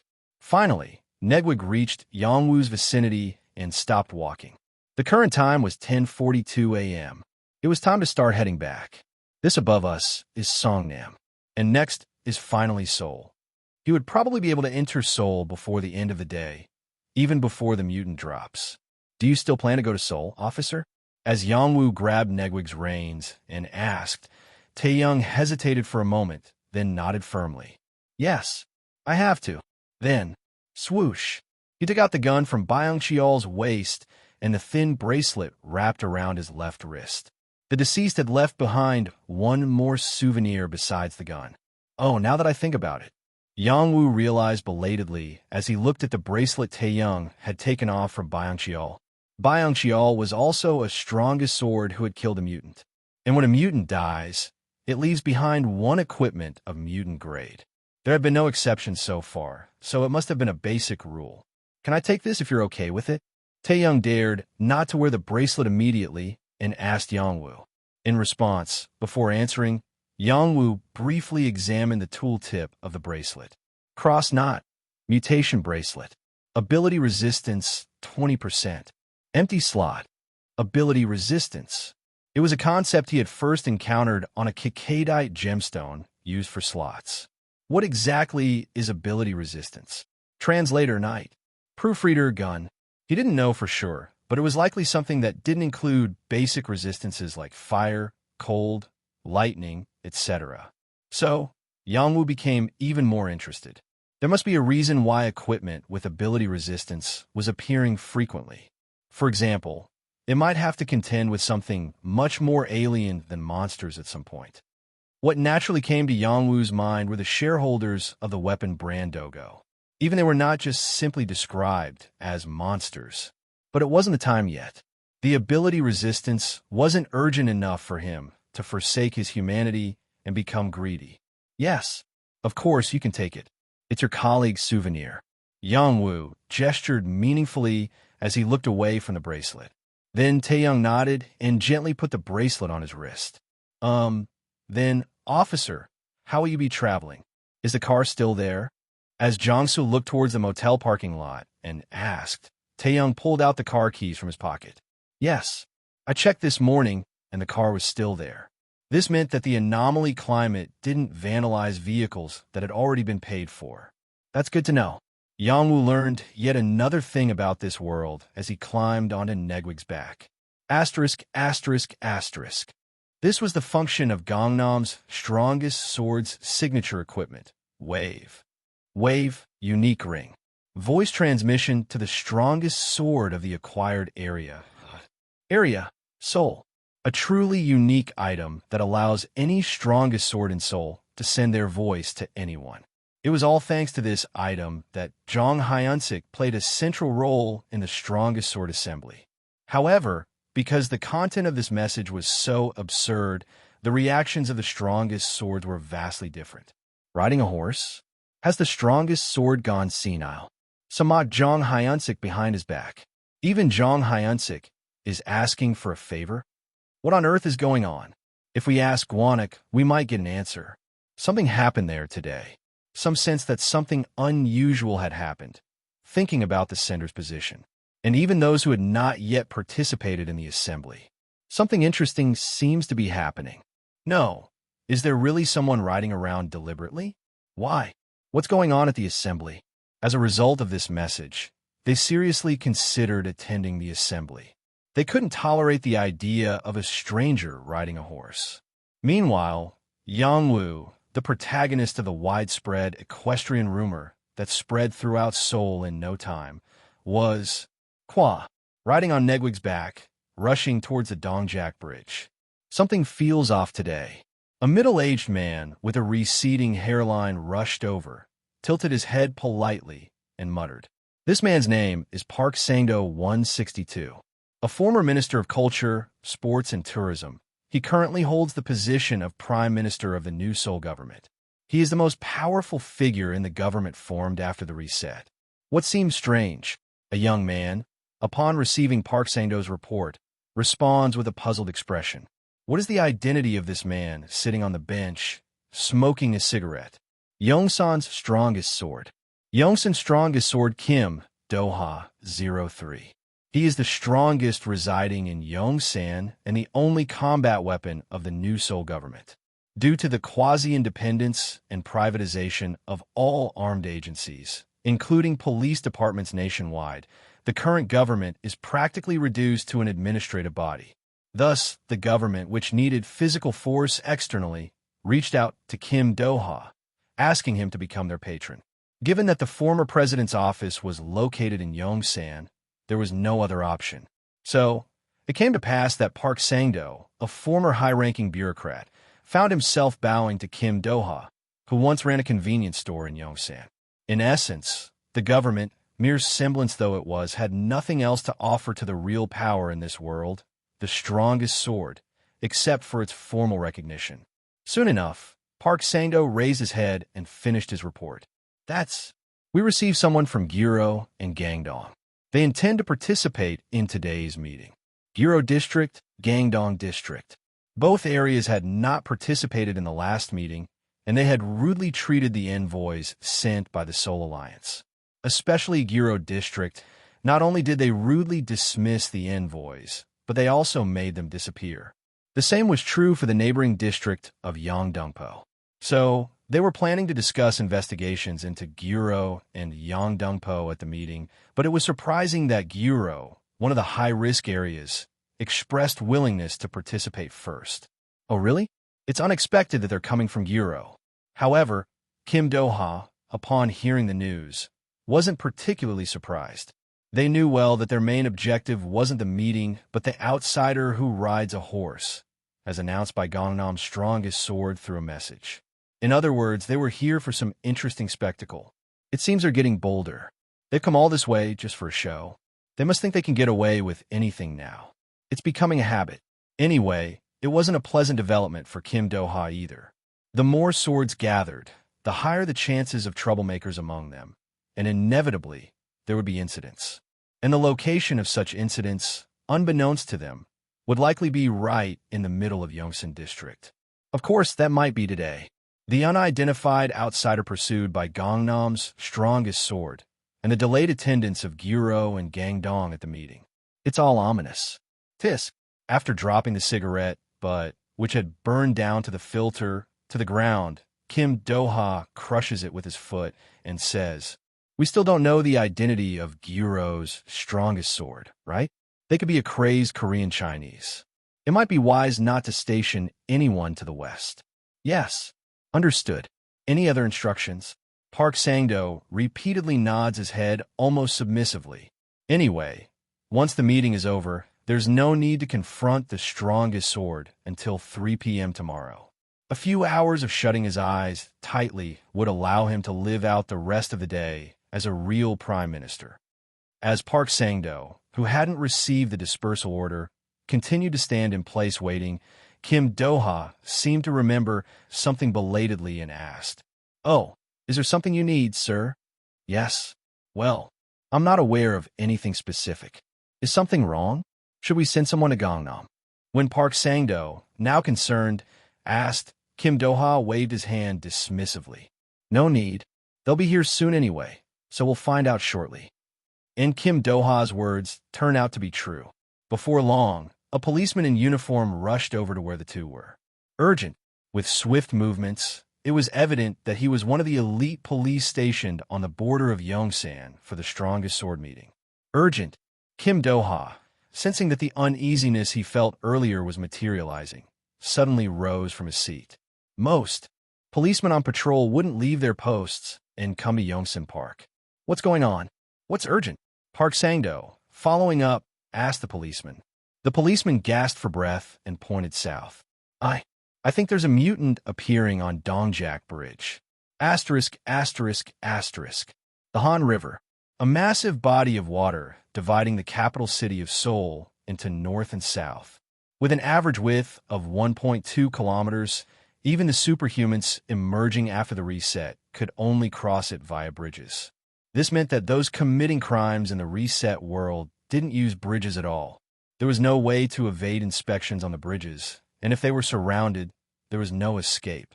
So, thanks to the vast width of the Han River, the riverside naturally became a safe zone. Of course, strictly speaking, the safest place would be the residence of each strongest sword. For this reason, everyone, past and present, wanted to live by the riverside, and the actual population there was the largest, leading to maximum police deployment for security. Just like what Yangwu was witnessing now. How many of them are there? Yangwu frowned as he looked at the mass of policemen gathered at the far end of the bridge. It wasn't because he was feeling bad. He just wanted to take a closer look at them. Those over there are probably Yongsan police. When Yangwu turned around, he could see another group of police gathered at the starting point of the bridge. Those must be from Dongjak. Dongjak Bridge, spanning 1.3 kilometers, connecting Dongjak-gu, Siacho-gu, and Yongsan-gu. Yangwu had just crossed about half of Dongjak Bridge. Suddenly, the police, who were nowhere to be seen earlier, appeared out of nowhere and blocked the bridge front and back. There hadn't been any obstruction when he climbed up to this side from Dongjak-gu earlier, but perhaps the police had been hidden somewhere, keeping an eye on this side. Well, it doesn't matter. Yangwu shrugged and focused back on the road ahead. Clunk, clunk, clunk. Moving slowly for now. There was still some time before the meeting started, and there was no need to rush, nor did Yangwu feel like threatening the police by speeding up. After all, isn't it us who have the right to life and death? Even though surrounded by dozens of police officers, Yangwu's mind was as peaceful as ever. Clunk, clunk. With each sound of Negwig's steel hooves hitting the ground, Dongjak Bridge, visible in Yangwu's sight, gradually shortened. Come to think of it, have there been any monsters or mutants appearing on the bridge? There's not a single trace of destruction. Misfortune may be a blessing in disguise. Apart from the fossilized subway tracks laid on the 11-meter wide railway in the center of Dongjak Bridge, it didn't look much different from before the reset. Translator night. Proofreader gun. Clunk. As Negwig, carrying Yangwu, almost reached the Yongsan side of Dongjak Bridge, the Yongsan police guarding that side began to hesitate. Is this the strongest sword not here yet? Should we buy some time somehow? I heard mutants can actually talk. They couldn't bring themselves to think that the rider on that strange iron horse was human. They simply assumed that mutants from other areas had come up to Yongsan. Stop moving. If you come any closer, we'll consider it an intention to attack and retaliate. Finally, the Yongsan police sent a sharp warning towards Yangwu. But if the opponent was indeed a mutant, it was a careless response to issue a threat before concluding the dialogue. After all, had they actually met mutants before? Yangwu first halted Negwig and then glanced at the police blocking the way out of Dongjak Bridge. Unlike their sloppy handling earlier, their gaze was quite stern now. Although they might seem like chicks to Yangwu, who had fought against the strongest swords and mutants, if all Seoul citizens were lined up, they belonged to the top ranks as well. Moreover, some of the policemen here were eager to have a chance to fight mutants. It was due to their misconception that they had become strong enough after hunting monsters for the past 3 days. They didn't understand that the combat power of monsters and mutants was incomparable. Those who had realized this had already perished. So, some people regarded mutants merely as slightly stronger monsters. However, because there was a bounty of 3 million won on their heads monopolized by the strongest swords, it said that they're exclusively controlled by the strongest swords. But this mutant doesn't seem to have an owner, does it? Oh, please don't get excited. I'm not a mutant. As Yangwu said this, and raised his arms to show, swish. I told you to stop moving.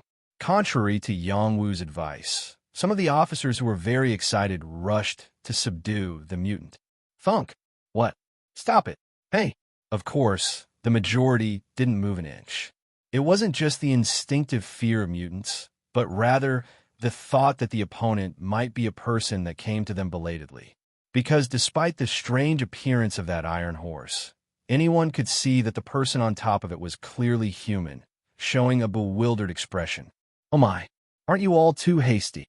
Yangwu, who hadn't expected the police to react so rashly, had no choice but to tap his left chest, invoking the prestige of the strongest swords while internally worrying about potentially exacerbating misunderstandings. Thunk. It was to bring out the legitimate title of strongest sword he deliberately concealed before crossing the bridge. I might only make things worse by doing this. The reason why Yangwu, a legitimately recognized strongest sword, had such concerns was nothing other than Gyeong Buk's Strongest Sword, Epic Title. Prestige of the Strongest Swords. Voting rights. Rome's bottom. It was because of the new martial arts that replaced the major components of the Gyeongbuk sword law, called Rome's bottom. Rome's bottom, perhaps due to the legendary swordsmanship being incorporated into the tool tip of the strongest sword of Gyeongbuk, his title's form had strangely changed. SSSHHH. The epic title Strongest Sword of Gyeongbuk, summoned by the call, finally began to manifest above Yongwoo's head. And at that same moment, everyone in the vicinity stared in astonishment, their eyes and mouths wide open. Where does fear really come from? What is that? Run away. The elite police officers of Yongsan let out newly born screams. While doing so, they asked themselves, why am I afraid? That is nothing more than a title, but couldn't be ignored. The fear signals that his brain desperately sprayed. Sure, IAT. The title that appeared above Yongwoo's head seemed like a living creature, because the characters wriggled as if they were really alive. Moreover, unlike other titles, something was overlaid on the background, which was clearly part of another dimension. No one explained it, but anyone could intuitively feel it when they saw the title. Definitely not from the normal world. No, what should I call it? Something wicked. One of the police officers murmured, nodding his head, thinking of the appropriate word. He couldn't keep looking at the opponent's title anymore. Although he had already run away dozens of times in his mind, for some reason, his body didn't move. He had never dared to challenge the strongest sword, so he didn't even know what the prestige of the strongest sword was. As 20 or so police officers stood rooted to the spot wearing dragon helmets, Yongwoo looked up at the title in his eyes with a malicious feeling. Gyeongbuk's Strongest Sword. Sure, once a title that shone brightly was now shrouded in a purplish fog-like substance, and within it, a profound evil emanated. What's with changing even the form of the title? Whether to call it a distortion or contamination. Anyway, the only fortunate thing was that he could recognize the characters written on the title. First of all, please calm down, everyone. Yongwoo cautiously spoke to the Yongsan police officers under the prestige of the strongest sword. Can you see the contents of the title? I'm not a mutant, and certainly not here to harm any of you. Of course, it was a complicated situation in many ways, as he had killed the son of Gangnam's strongest sword on his way up to Seoul. He didn't necessarily want to harm the police officers, but he came here with the intention of being willing to even take the life of Gangnam's strongest sword if necessary. Swoosh! As Yongwoo pointed directly at the title with his finger, the gazes of the officers finally landed on the letters Gyeongbuk's Strongest Sword. Gyeongbuk's Strongest Sword. The strongest sword. Instantly, the atmosphere changed dramatically, from fear of the unknown to a clear dread. As the prestige of the strongest sword was gradually diminishing, starting with the officer closest to Yongwoo, one by one they began to kneel down on the ground. Wait, we have committed a grave offense. We didn't know. Please forgive us. It was an unbelievable turnaround from just moments ago when they were ready to draw their swords. To them, the strongest sword was a more terrifying presence than a mutant. What's this? Yongwoo couldn't help but be bewildered, and at the same time, he learned a little about the position of strongest sword in Seoul. I forgive you, so please stop kneeling now. Just as Yongwoo made an awkward expression and was about to jump down from the sculpture, a booming voice erupted from behind the police officers. Is everyone kneeling? At this, everyone, including Yongwoo, turned their heads in that direction and soon saw it. It was the sight of a middle-aged man in police uniform and another man who looked to be in his early 30s at most. Chief. Eventually, one of the officers rose briskly from his position, saluted the middle-aged man, and then bowed to the man next to him. Then the rest also rose and behaved in the same way as the person in front of them. While it was true that they had made a big mistake against the Gyeongbuk's strongest sword who came to Seoul, at least for the Yongsan police officers, the sudden appearance of those two was due to their higher authority. Because the middle-aged man in uniform was the chief of the Yongsan police station, Lee Kwangwon, and the man in his 30s next to him was none other than Yongsan's strongest sword. It was Yongsan's strongest sword, Kim Do-ha 03. Of course, in terms of the strongest sword's rank, the Gyeongbok's strongest sword who unified a large region was a more fearsome presence.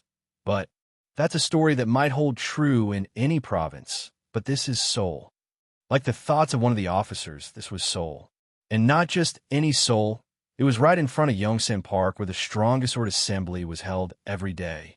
Even if Gyeongbok's strongest sword was strong, could he really take on the strongest swords of Seoul alone? From the police perspective, it was only natural to fear the disapproval of their direct superiors who were under the protection of the Seoul Federation. In fact, even if it wasn't the case, it was more comfortable to bow to fellow Seoulites than outsiders. With a series of reasons, as soon as the traffic was cleared, Chief Lee Kwang-won felt a great weight on his shoulders. Now let's have a discussion. As if indicating that it was now permissible to handle the matter, Lee Kwang-won gestured with open arms, as if opening the way. But the Yongsan's strongest sword was not responding as expected. What? What is this, you bastard? He was in a state of shock upon seeing the true identity of the outsider on horseback that had been widely rumored. He had never dreamed that the horse was made of black steel, nor did he expect. How much equipment is he wearing? Because even the specifications of the body atop the horse looked formidable. This guy is from a different dimension. Yongsan's strongest sword, Kim Do-ha, was not a physically powerful person. Mentally speaking, during strongest sword assemblies, if opinions on certain matters couldn't be reconciled, they would resort to duels for resolution. This was the case when the meeting place was designated as Yongsan Park. And when he faced Jong Hyun-sik, the strongest sword of the time, he acknowledged defeat immediately after receiving the first attack. He was scared. His spirit was broken in just one bout. Despite being fearful as a strongest sword, he had one distinctive skill. That guy, he's strong. He could recognize opponents stronger than himself like a ghost. He felt a similar feeling to when he stood in front of Jong Hyun-sik, the Gangnam's strongest sword, in a duel. No, strictly speaking, it was even more intense. While he still felt a sense of familiarity with Jong Hyun-sik, which allowed him to endure at least one bout, he didn't want to face the attack of that monster riding the iron horse at all. So, Kim Do-ha made a decision based on his own logic. Welcome. Please come in. Swoosh. Translator Knight. Proofreader Gun. Bowing deeply, showing utmost respect. He hoped the monster wouldn't feel discomfort. It seems that our people have committed an offense. Let me apologize on their behalf. When Kim Do-ha, the strongest in Yongsan, went this far, even the police chief who had been making a fuss just a moment ago had no choice but to bow his head. I'm sorry. Following that, the officers, like lightning, rose from the ground and pressed their foreheads to the road. Wait, I apologize. Please forgive us. The most awkward one in this situation was Yongwoo, because they might soon find themselves in a situation where they couldn't kill each other. After all, he was the culprit who had killed the son of the Gangnam's strongest sword, who was the axis of the assembly. He didn't come here expecting a warm reception. By any chance, is the Gangnam's strongest sword present at the assembly now? When Yongwoo asked, Kim Do-ha's stiff expression softened slightly. So you know to some extent. Excuse me, but may I ask what relationship you have with Jong Hyun-sik? It seemed that the other party didn't quite grasp the situation. Yongwoo initially hesitated to speak, but then changed his mind. Was there really a need to awkwardly hide something that everyone would soon find out anyway? It's a matter of enmity. I killed his son. What? The son of Gangnam's strongest sword. He didn't even remember the guy's name. Even though he knew the man's father was the Gangnam's strongest sword, he didn't regret killing him. Despite making a terrifying confession, he had an unusually nonchalant expression. It was actually Kim Do-ha who wore a puzzled expression. Sir. Kim Do-ha, who was trying to recall what he had heard, suddenly fell silent. He was at a loss for words at such an unbelievable story, but he didn't doubt its truthfulness. If you encounter an outsider riding a horse, please bring them to the assembly alive. I requested that. The strange message spread by the Gangnam strongest sword was evidence of this, and given the bizarre appearance of this outsider, It wouldn't be surprising if they were involved in whatever it was, whether it was chopping up the son of Gangnam's strongest sword or not. So let's clarify. You killed Jong Hyunsik's eldest son, and now you have come here with the intention of killing Jong Hyunsik as well. The summary seemed slightly twisted. Upon this, Yangwoo corrected a few things. I killed the son of that Jong Hyunsik person, and now it's more accurate to say that Jong Hyunsik has come here to kill me. I don't particularly want to spill any more blood. I see. But if you don't have any feelings for Jong Hyunsik, couldn't you have just left the scene after killing his son? Intrigued by the conversation between the two strongest swords, everyone in the audience was silent and focused. And soon, an absurd line popped out of the problematic outsider Yangwoo's mouth. It's my job, after all. I have to wrap things up somehow, don't I? Thinking of it as his job, he came here to duel the Gangnam's strongest sword. It was a motive that was difficult for the cowardly strongest sword Kim Do-ha and the Yongsan police officers, who were just here to make a living, to understand easily. Swoosh. The current time was 2:34 p.m. Kim Do-ha, checking his wristwatch, let out a deep sigh. There were about 26 minutes left until the start of the strongest sword assembly. If this monster's words were true, it wouldn't be long before Jong Hyunsik made his way to Yongsan with vengeance in mind. Today, with new attendees coming in, it will be quite a spectacle. After some contemplation, Kim Do-ha finally made up his mind. Whoosh. With arms outstretched towards the outsider, he spoke. Once again, welcome. Today might become a very important day. I'll inform the other strongest swords as well that there might be a duel for the position of Gangnam's strongest sword today.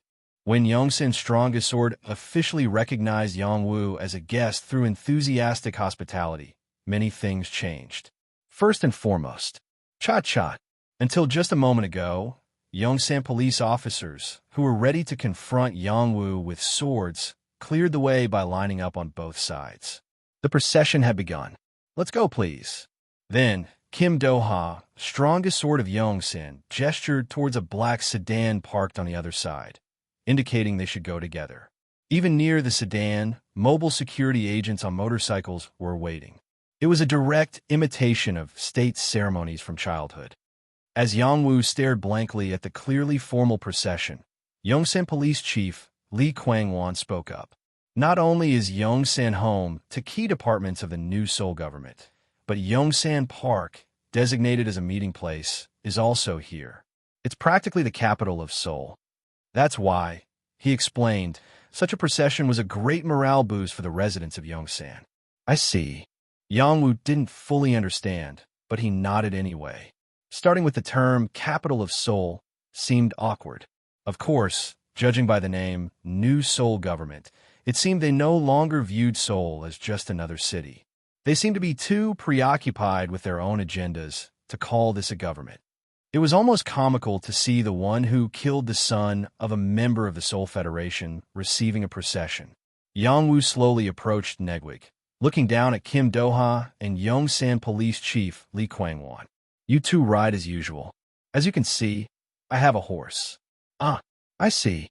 Kim Do-ha glanced at the horse of the outsider that had been bothering him since earlier.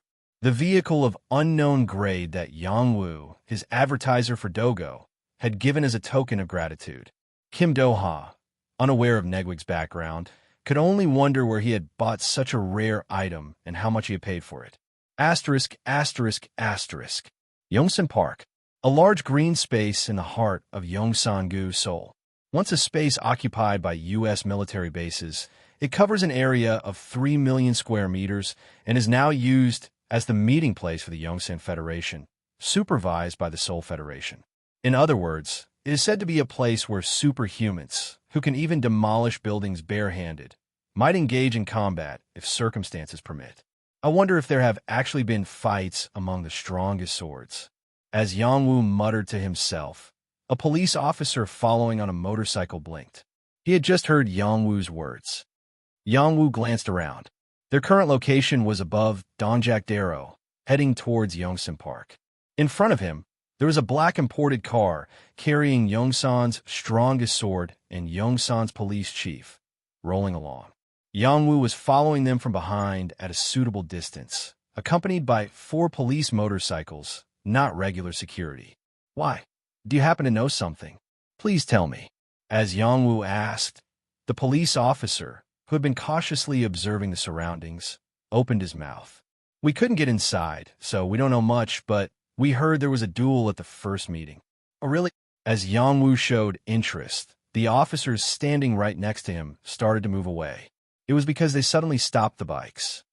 Yongwoo, with a puzzled expression, turned his head back towards the front and then understood the reason. In the meantime, they had arrived at Yongsan Park. Virum, the vehicle carrying the strongest sword, was already gliding into the park, receiving a 90-degree salute from men in formal attire. And welcome. From here, it's Yongsan Park. As Yongwoo passed by on Negwig, the men bowed their heads again. They're not following separately.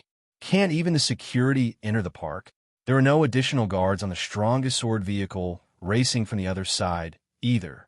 In other words, from now on, they would have to handle everything solely with their own strength. Although there were rules for the meeting, it was essentially an informal agreement among the strongest sword. With no public eye here, one could argue that this was a true lawless zone. Even if someone dies here, it wouldn't make much of a difference. Meanwhile, the vehicle ahead kept moving forward without stopping, continuing into the park. How vast is this place? Yongwoo, following the vehicle in front of him, began to understand why the strongest swords had chosen this place as their meeting spot. This amount of space was needed for the minds of the strongest sword-level individuals to feel at ease when fighting. Virum. Gradually, the engine noise of the vehicle subtly changed, slowing down, and in time, something began to appear in the distance. First, there were people who seemed busy moving something, and then what caught the eye was a chair. The object they were moving was indeed a chair. Is that the meeting place over there? This time, there was no one to answer Yongwoo's muttering. And Yongwoo didn't need an answer this time either. Anyone could tell that was the meeting place where Seoul's elites gathered. A vast open space covered with evenly laid grass. On it, there were about a dozen chairs spaced at regular intervals. That was all there was. Translator night. Proofreader gun. There wasn't even a table for refreshments, let alone a canopy to shade from the sunlight. Just chairs placed on the ground. Even those chairs were mismatched, some resembling lavish leather seats that could be reminiscent of sofas, while others were simple plastic folding chairs one might find at a convenience store. This is ridiculous. They made such a fuss on the way here, and this is what the meeting place looks like. It was a composition that couldn't have resulted without a clear intention. Moreover, some chairs already had people sitting on them. It meant that some of the strongest swords had arrived early. Click. Finally, the black sedan ahead stopped, and Kim Do-ha and Lee Kwang-won got out one after another. Yongwoo also jumped off Negwig and approached Kim Do-ha holding the reins. Is this the meeting place? To this, Kim Do-ha smiled as if he knew what Yongwoo was thinking and replied, It's surprising, isn't it? Just conducting the meeting on the ground. Then, he glanced at the scene where the chairs were being arranged. Even placing these chairs here costs money. We can't just bring in furniture carelessly, because if a fight were to break out, everything around could be destroyed. In other words, they hadn't wasted effort preparing assuming a duel or fight would occur. And flipped around, it also meant it was difficult to control each individual strongest sword. Still, we offer one service. You can choose the chair you'll sit on during the meeting yourself.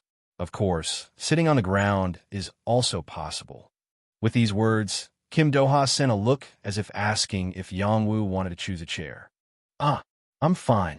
As you said, sitting on the ground is fine. Yongwoo's gaze naturally turned south, towards his back. He hoped Gwanik's strongest sword, Jo Sangik, would arrive soon. It seemed uncomfortable to be stuck here without knowing anyone. However, the actual development was completely different from his expectations. One by one, the strongest sword who had been present at the meeting started to rise from their seats. They were all looking towards Negwig, as if waiting for something. Let's go and say hello. Kim Do-ha scratched his chin and took a step in the direction where the strongest sword were.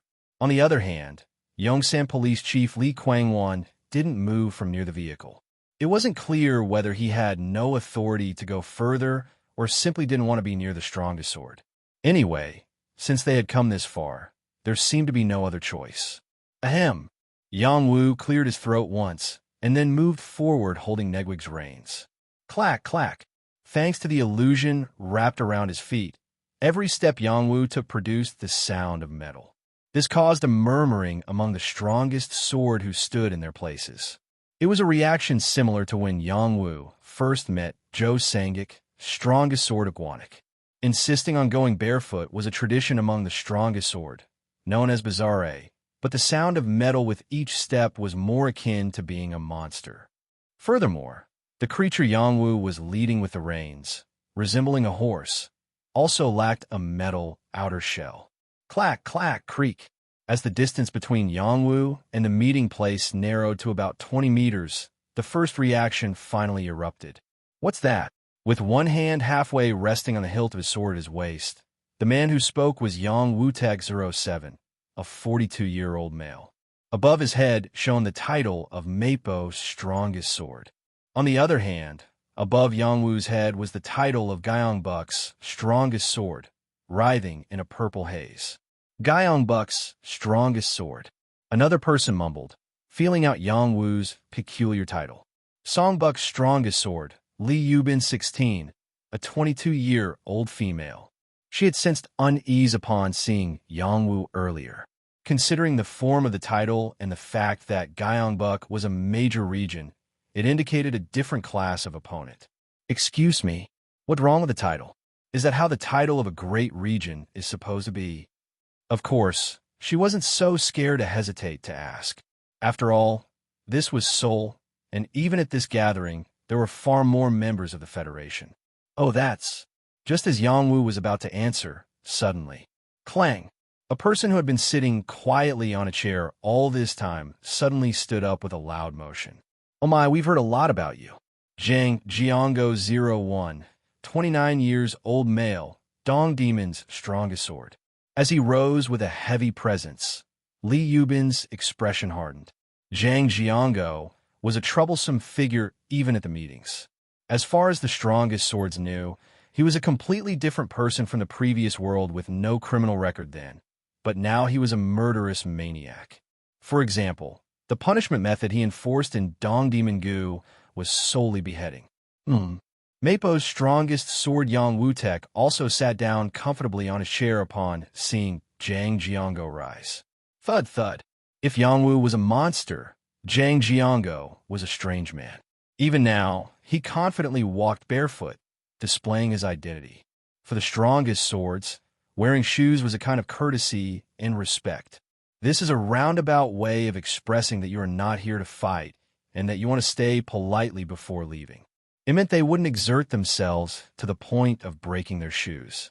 However, Zhang Jiango belonged to a category that didn't care about such things. In fact, wasn't the world before the reset the same? Not everyone adhered to public morality. Since we've met like this, shall we shake hands? Zhang Jiango, who had suddenly approached Yang Wu, extended his hand with a glint in his eyes. Swish! It felt like he was already gripping with strength in his hand. That's enough. He's a guest on business with our leader. Kim Do-ha, sensing the obvious joke, or rather, provocation, intervened to stop Zhang Jiango. In reality, whether they quarreled or not didn't matter much, but not now. I want to see Zhang Hyunsik get beaten up. If it was true that this outsider had killed Zhang Hyunsik's son, then one of the two strongest swords would surely die today. And Kim Do-ha's wish was for Zhang Hyunsik to die, if possible. Ever since the duel over the choice of the meeting place, he had harbored resentment against Zhang Hyunsik. So it was essential to ensure that the outsider facing them didn't exert unnecessary force. For example, thud, engaging in a handshake turned into a power struggle initiated by Zhang Jiango. Wait a minute. Just as Kim Do-ha realized the handshake had begun, Zhang Jiango's eyes began to glow with a golden light. This lunatic was trying to assert the authority of the strongest sword. Zhang Jiango. As Kim Do-ha called out the name of Dongdaemun's strongest sword, a golden wave erupted around Zhang Jiango's body. It could have ended as a simple power struggle, but using the strongest sword's momentum was a different story. It was a very rude provocation, testing the opponent's resolve. As Jang Jiango's momentum enveloped Kim Do-ha, he had to grit his teeth. It was because of the throbbing pain, as if his heart was being squeezed. He couldn't stop Jang Jiango's momentum. Damn it. However, he couldn't afford to show any signs of weakness here. Not only Jang Jiango and the outsider, but also the strongest sword from Mapo and the chief of Yongsan police station were present. If I show weakness here, it's over. So, amidst the sweating and enduring pain, an unexpected savior appeared. It was none other than Jang Jiango. Why was he screaming when he was the one who released the momentum? An absurd situation that momentarily made even the piercing pain in the heart forgettable. And even in this situation, Jang Jiango twisted his body, screaming fiercely. Thanks to that, the fact that Kim Do-ha was overwhelmed by Jang Jiango's momentum was quietly buried. What's this? Did Gyeongbuk win? No matter what, rolling around like that. Mapo and the strongest sword from Songbuk only thought that the outsider's momentum had overwhelmed Jang Jiango. There was nothing else significant between them. Even if we call it physical contact, it was just a handshake. They didn't exchange proper blows. But the three people involved, Jang Jiango, Zhang Yongwu, and Kim Do-ha, knew well. It was Jang Jiango alone who had used the strongest sword's momentum just now. What's going on? It's definitely not the momentum. Did he use some other technique? Of course, Kim Do-ha, who had watched everything nearby, didn't know exactly what had happened. Anyway, what was important to him right now was, thankfully, he didn't get caught, because Jang Jiango's flare-up succeeded in saving face. Boo! What's your identity? Eventually, as Jang Jiango staggered halfway to ground, trembling lips, he glared at Yongwu. In response, Yongwu slightly clenched his right hand and smiled wryly. I just shook hands because you asked. That was also true. All Yongwu did was shake hands with the opponent. But as soon as the handshake started, Jang Jiango exerted force as if to crush Yongwu's hand, and Yongwu, in turn, raised his output against him, resulting in the explosion. Golden Punishment considered the opponent as an enemy and triggered pain infliction. Considering that he doesn't have many overlapping equipment, he seems to have invested heavily in his stats, surprisingly capable. From Yongwu's perspective, experiencing the third day's strongest sword's momentum indirectly had its merits. Even if I fight alone, I think I can win easily. While staring at Jang Jiango, Yongwu thought to himself, the guy suddenly flinched and stepped back. This guy. Nevertheless, he didn't rush back at Yongwu. If they were to engage again, it wouldn't be just a joke anymore. It would be a decisive battle, especially since he had no confidence in defeating that outsider. Even when faced with the strongest sword's momentum at close range, he didn't bat an eye. He was definitely not an ordinary opponent. As an awkward silence ensued, the inexperienced Songbuk's strongest sword, Liu Bin, spoke up.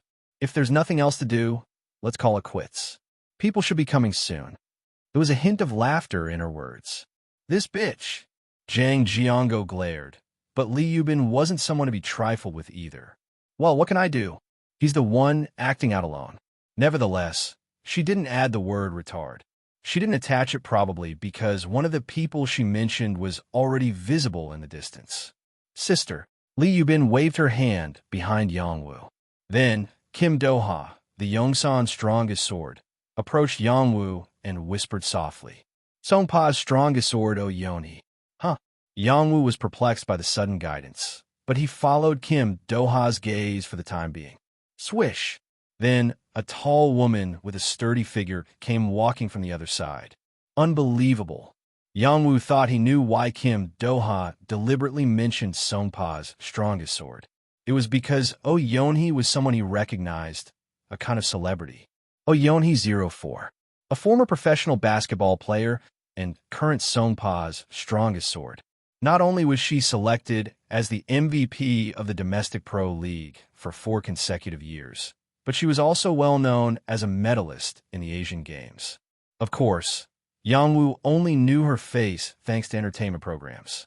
Due to her background as a famous athlete and her tall stature and excellent eloquence, she once enjoyed tremendous popularity.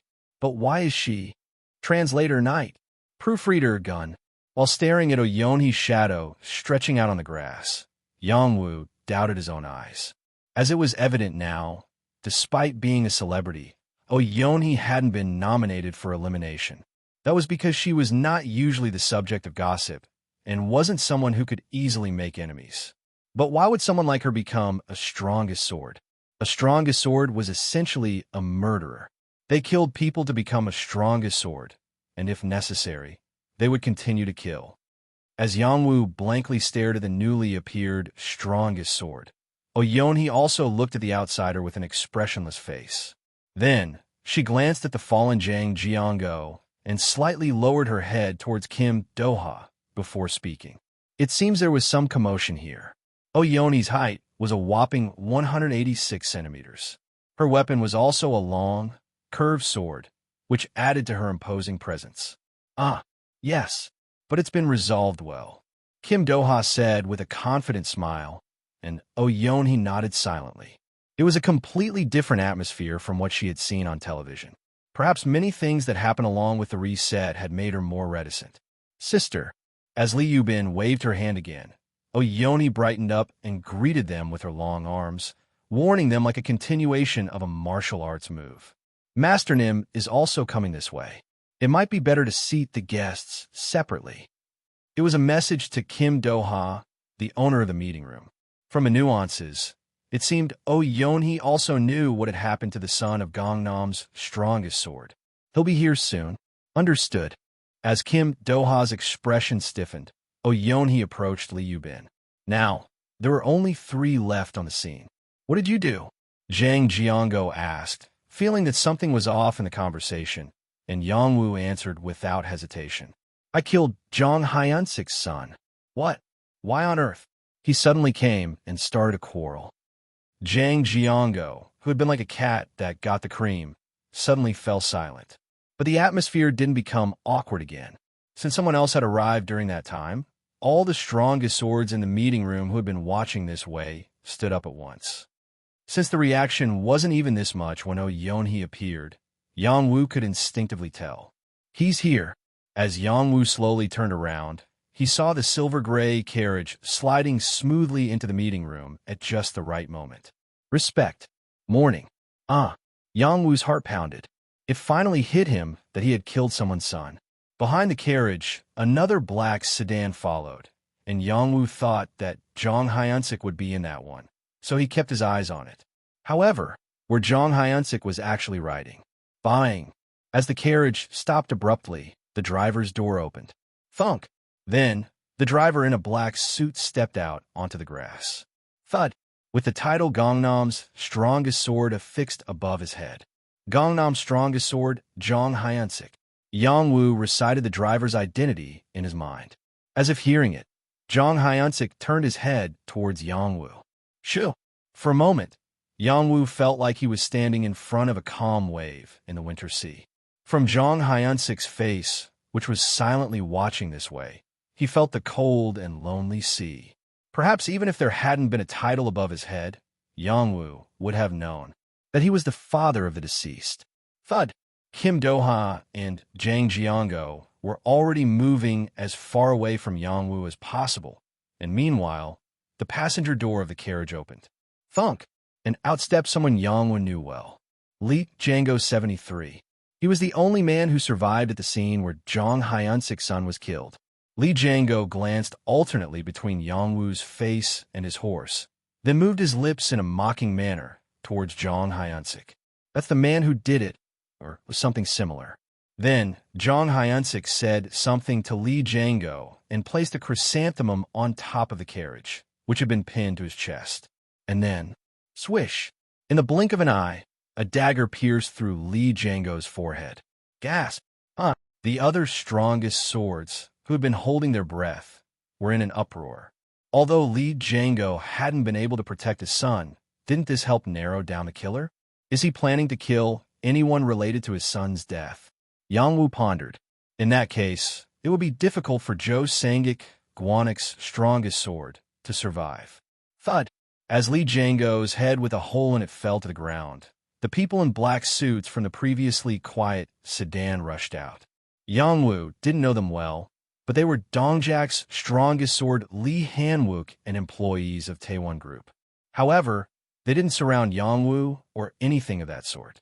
They simply pulled out Li Django's body and loaded it into the trunk of their vehicle.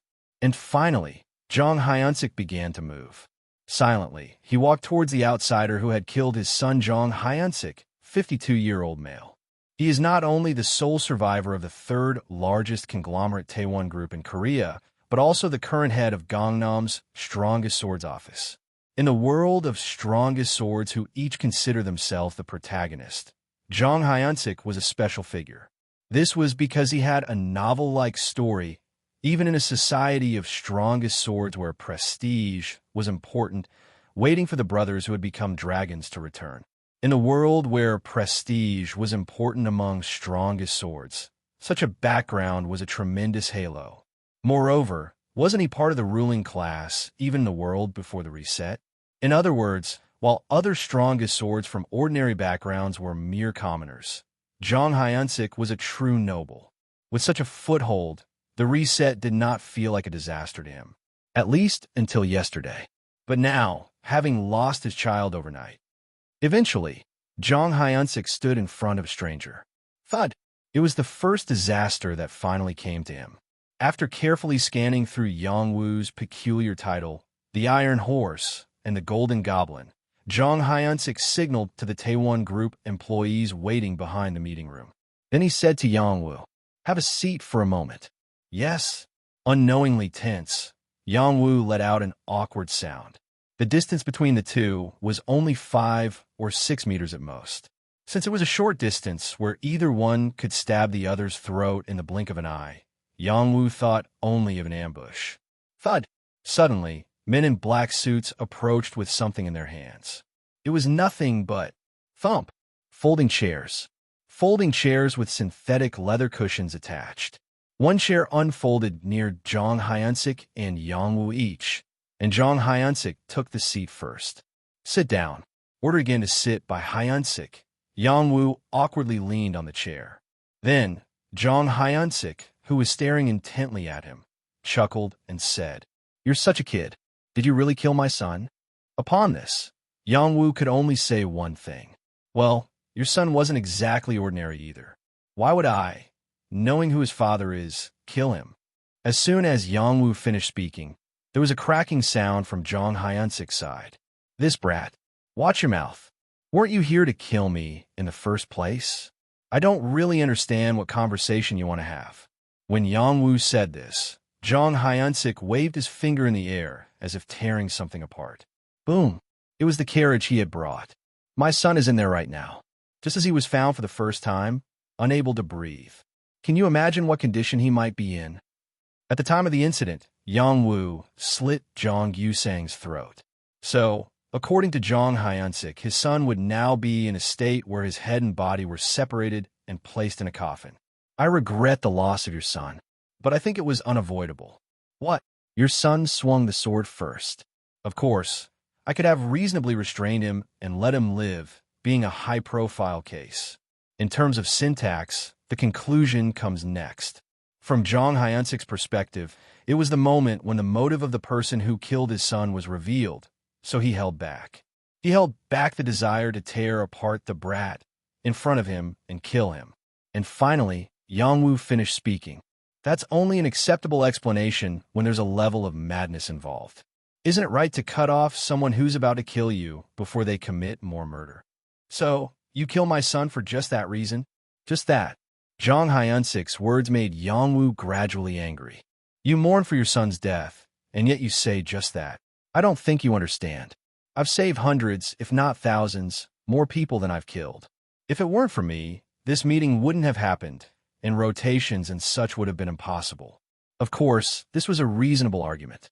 "So, don't I have the qualifications? It's just one troublesome son I've kept alive." But this was sophistry. "What are you talking about? Then doctors should be given murder licenses since they save people every day." Who decides on those qualifications anyway?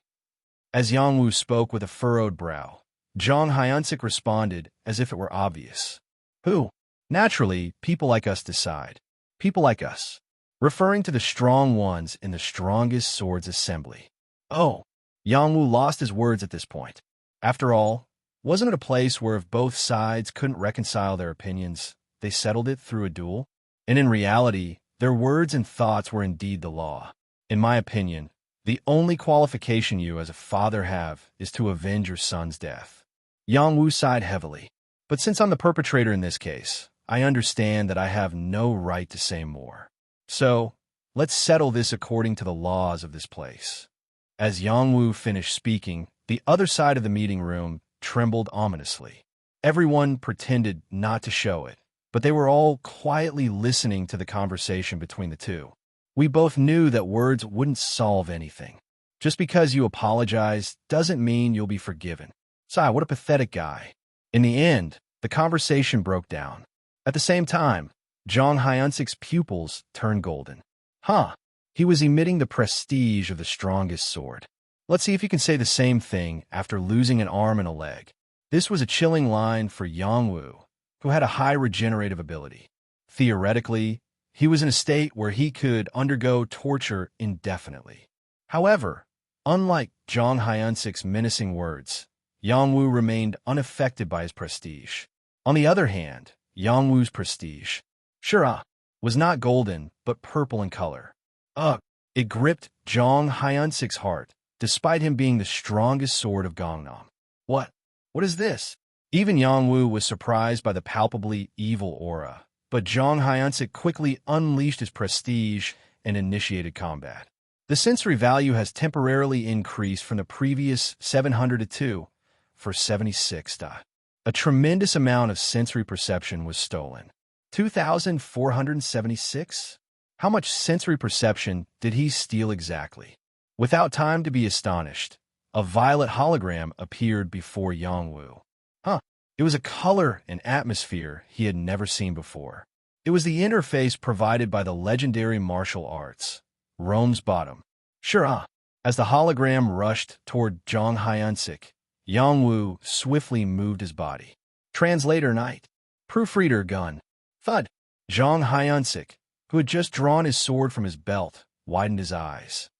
Not only was the opponent's movement much faster than expected, but they were also getting too close. Usually, in combat, the distance between both parties would be at least the length of the sword. You need to secure enough distance to swing your sword and block the opponent's sword. But now, the distance between the two strongest swords. Why are we getting this close? Even the attacker, Yang Wu, was surprised by the distance, which was only 30 centimeters. Then, Yang Wu's upper body swiftly descended as if sliding on the ground, wrapping Zhang Hyunsik's waist with both arms and lifting him up. So, this was, in Earth terms, a wrestling-style tackle. Haiti. In an instant, Zhang Hyunsik's legs were left hanging in the air, losing his balance, and Yang Wu pushed Zhang Hyunsik's pelvis with his head and shoulders. As both of Zhang Hyunsik's hands were on his belt to draw his sword, he had no choice but to be caught off guard.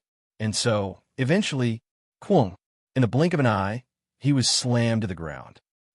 Wow. Even for the other strongest swords watching from a distance of about 10 meters, it was a shocking scene, because they had never seen such a, what should I call it, a savage duel opening. Of course, the one who was most shocked by this savage first move was none other than the person involved, Zhang Hyunsik. This bastard, he was still pinned to the ground without even having drawn his sword. TL/N, pinned down, Well, since it's Valentine's. PR/N. He thought that this was a very unfavorable position indeed. And in his state of mind soon, the scene of the guy who killed his son, swinging his elbow like a knife, came into his view.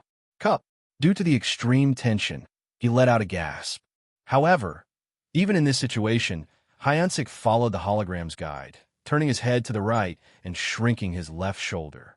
Then, Yang Wu's elbow attack, with a strength value of a whopping 2,800, struck Hyunsik's head and shoulder simultaneously. Bach! such a powerful blow that the sound of impact reached the meeting room on the other side. However, the damage was dispersed enough for Hyunsik to bear, and in the meantime, a route for escape from the melee was found by Gangnam's strongest sword's technique, pulling the owner out of the melee. Self-destruct, mutation bracelet, causes a powerful explosion. Durability increased by 300. It was telling him to use the self-destruct device he had already in front of Hyunsik's eyes. The hologram reproducing the explosion was flickering, and realizing there was no other way, he decided before his neck was broken by the next attack. Motherfuck asterisk, or Qualm. An explosion accompanied by flames occurred between Hyunsik and Yongwoo, allowing Hyunsik to be bounced off the ground for about 5 meters. He had escaped from the mad strongest sword's grasp. Wow. However, that didn't mean the situation was optimistic. He had just suffered severe burns from the explosion and was in considerable pain, and the condition of his left shoulder, which had blocked the opponent's elbow earlier, was not good either. But that bastard must be almost dead by now. And now I can use my sword. Hyunsik sharpened his gaze. It was because he keenly felt that his opponent was not to be underestimated. Moreover, if he lost in this fight, he wouldn't even be able to properly hold his son's funeral, let alone seek revenge. I must win. As Hyunsik clenched his resolve, pulling his sword from his waist, he noticed a figure rising in the distance on the opposite side. What? As if entranced, Hyunsik shifted his gaze beyond the embers. Soon, he saw Gyeongbok's strongest sword walking through the charred grass, their figure silhouetted against the darkness. What is this? Jong Hyunsik blinked his eyes several times. He doubted if he had seen correctly. Hadn't the foreigner's skin just failed to regenerate? The cheeks, which had seemed almost half-cooked, were now clean as if nothing had happened. Of course, Yongwoo was equally surprised by the other party. Has the infliction of pain not been triggered? Why does he look fine? He had definitely struck Jong Hyunsik with his elbow earlier.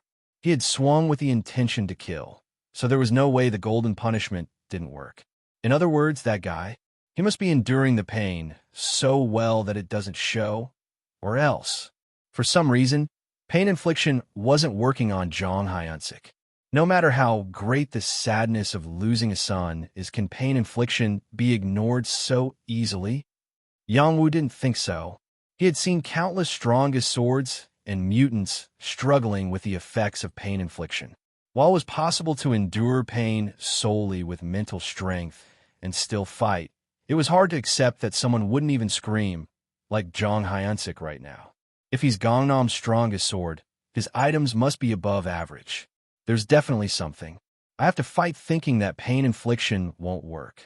Yongwoo assumed that the opponent had some kind of immunity item. And then, swoosh, he also drew his dark sword to match the opponent. From now on, it's a real showdown. At that, on the other side, Jong Hyunsik also slowly extended his foot while tightly holding the sword. He was greatly tense from the recent skirmish. Swish! Gangnam's strongest sword, Jong Hyunsik's weapon, was a broad-bladed, silver-white straight sword. From the pommel to the handle and guard, the sword was one piece, and if you looked closely, it was shaped like a dragon with its wings spread. Whatever it was a weapon with a dragon-themed motif. It definitely doesn't look like an ordinary weapon. Yongwoo narrowed the gap while looking at the opponent's gleaming sword. And then, finally, when the distance between them had shrunk to about 5 meters. Swish! Jong Hyunsik's silver-white weapon suddenly glowed dimly into a reddish hue. At this, Jong Hyunsik made a meaningful expression, and the strongest swords watching from afar each let out a gasp or an exclamation. The fact that the sword turned red meant that the challenger, the Gyeongbok's strongest sword, was a human of level 2 or lower. Dragon's Legacy Epic One-Handed Sword. Classista. Increased effectiveness against targets of level 2 or lower. Asterisk Special Reward of Royal Blood. Epic Grade Weapon. Legacy of the Dragon.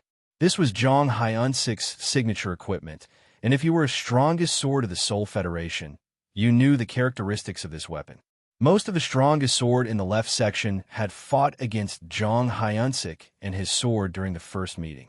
And those whose innate ranks were not high had to surrender to Jong Hyunsik without exception. Oh, so that guy was also a low-level human. Here it ends. When he pinned him to the ground earlier, it was the first and last chance. Most of the strongest swords here were criminals of level 2 or lower. So, everyone was secretly rooting for the foreigner in question. Although it was true that the man who suddenly appeared and caused a commotion was frightening, there was also a large amount of resentment towards Jong Hyunsik, a noble by birth. Of course, this was emotionally speaking, and if they had to bet on one of them, the vast majority would stand with Jong Hyunsik. Regardless of their backgrounds, aren't the strongest swords the privileged class of this world? In the current situation where Seoul's system was just taking shape, the death of Jong Hyunsik, who was practically the Lord of Seoul, would be inconvenient even for the other strongest swords. Hey! Finally regaining his composure unlike before, Jong Hyunsik spoke to Yongwoo.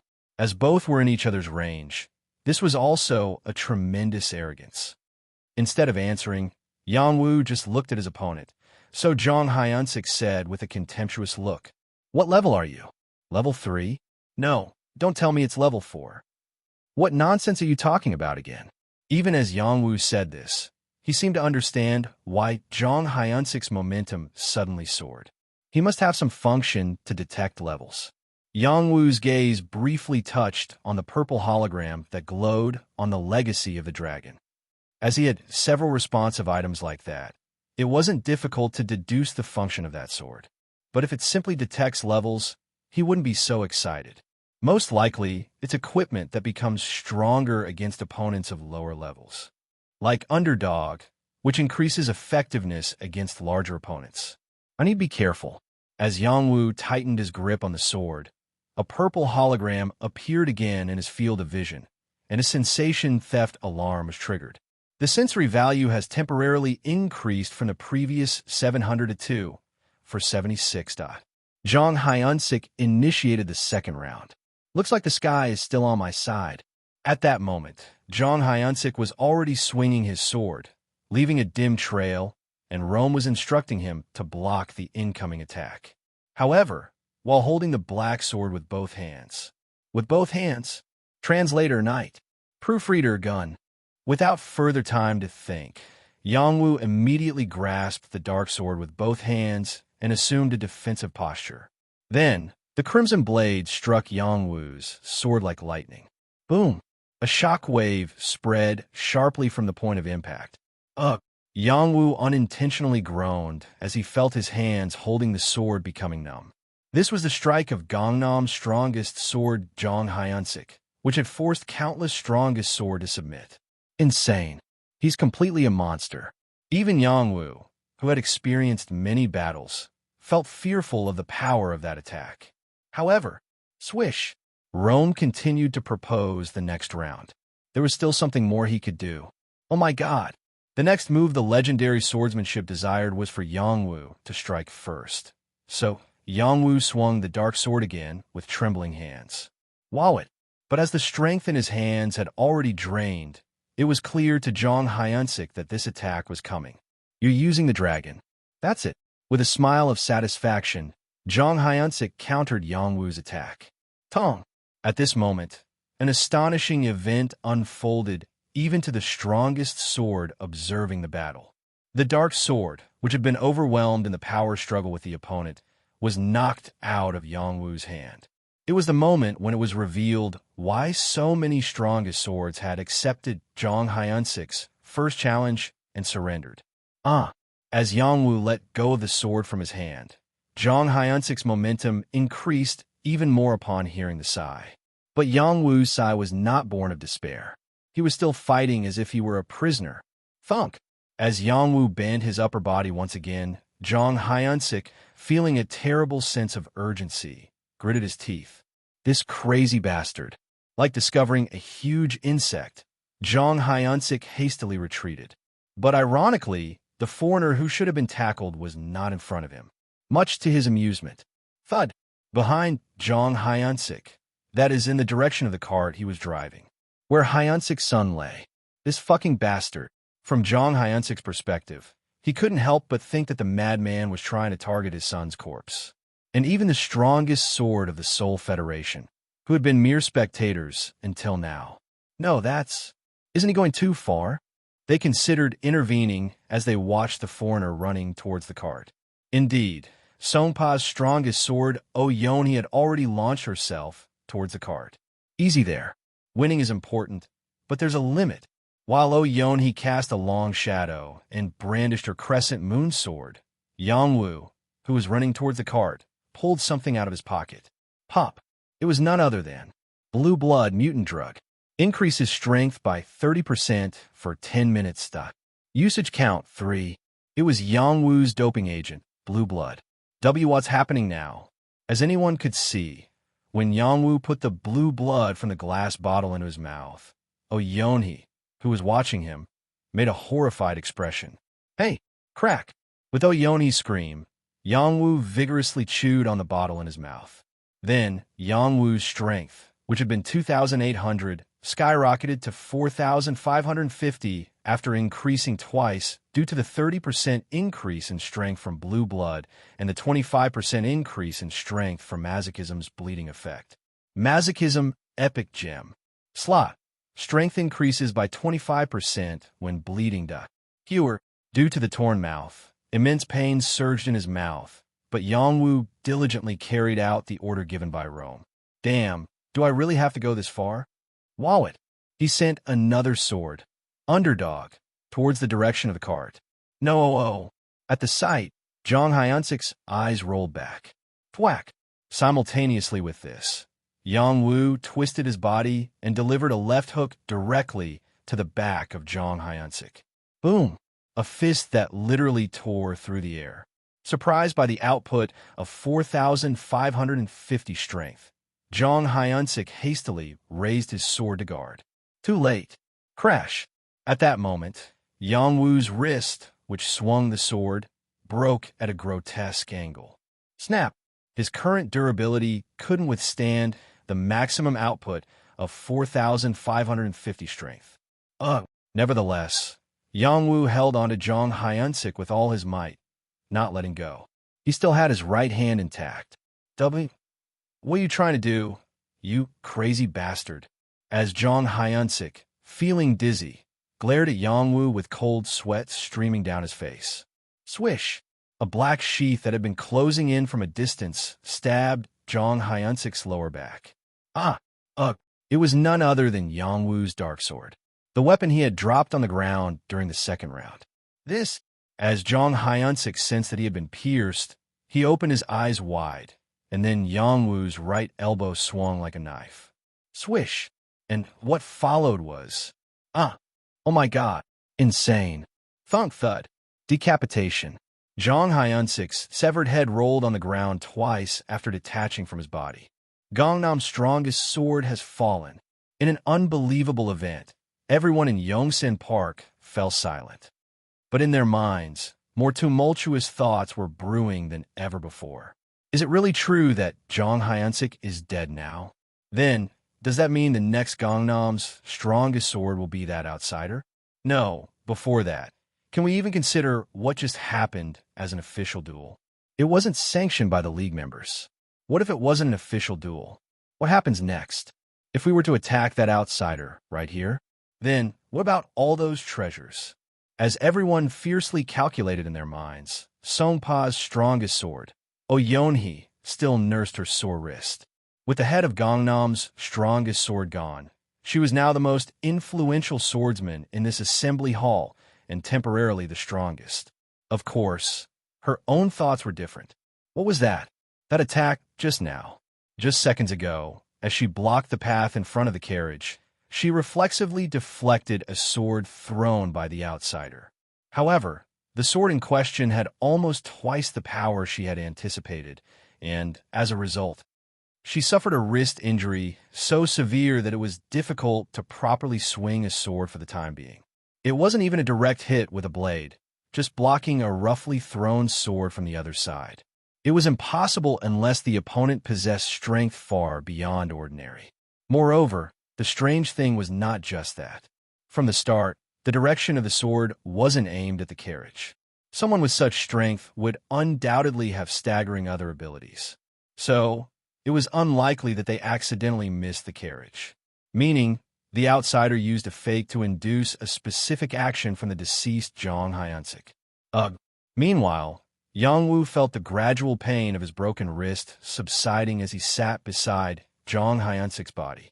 The title of Gangnam's strongest sword was acquired and merged, achieved one title in the Seoul region. The title acquisition message was frantically flashing in front of him, but Yongwoo's attention was focused beyond the message, because he could feel the gathering tension among the assembly of strongest swords without a sound. Yeah, it's better to fight quickly if we're going to fight, since the potion effects are still lingering. Although he was currently alone, his strength stat was still at 4,550. Therefore, he couldn't take on all the strongest swords here, but he could certainly make some of them his comrades in the journey to the afterlife. Ugh. Yongwoo, despite wincing once again at the throbbing pain in his wrist, mentally prepared himself to summon his weapons at any moment. Then, thwack! Finally, one of the strongest swords in the assembly hall stood up. It was none other than Jang Jiango Dongdemon's strongest sword. Is this really happening? Our leader has passed away. As he subtly revealed his intention and began to move towards the scene, the remaining strongest swords all looked towards Songpa's strongest sword, Yonhee.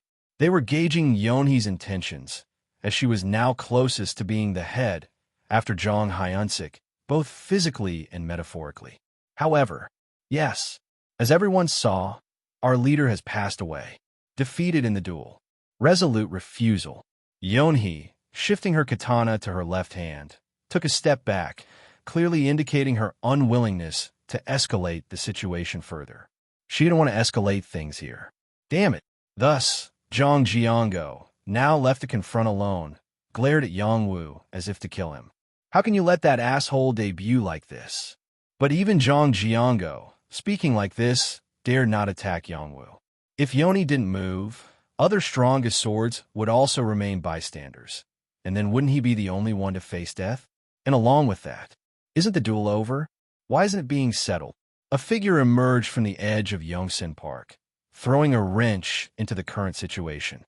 Clack, clack. A man dressed in a navy suit with black leather shoes. Deputy Minister, Jong Jiango, who had been so lively just a moment ago, now looked unbelievably submissive.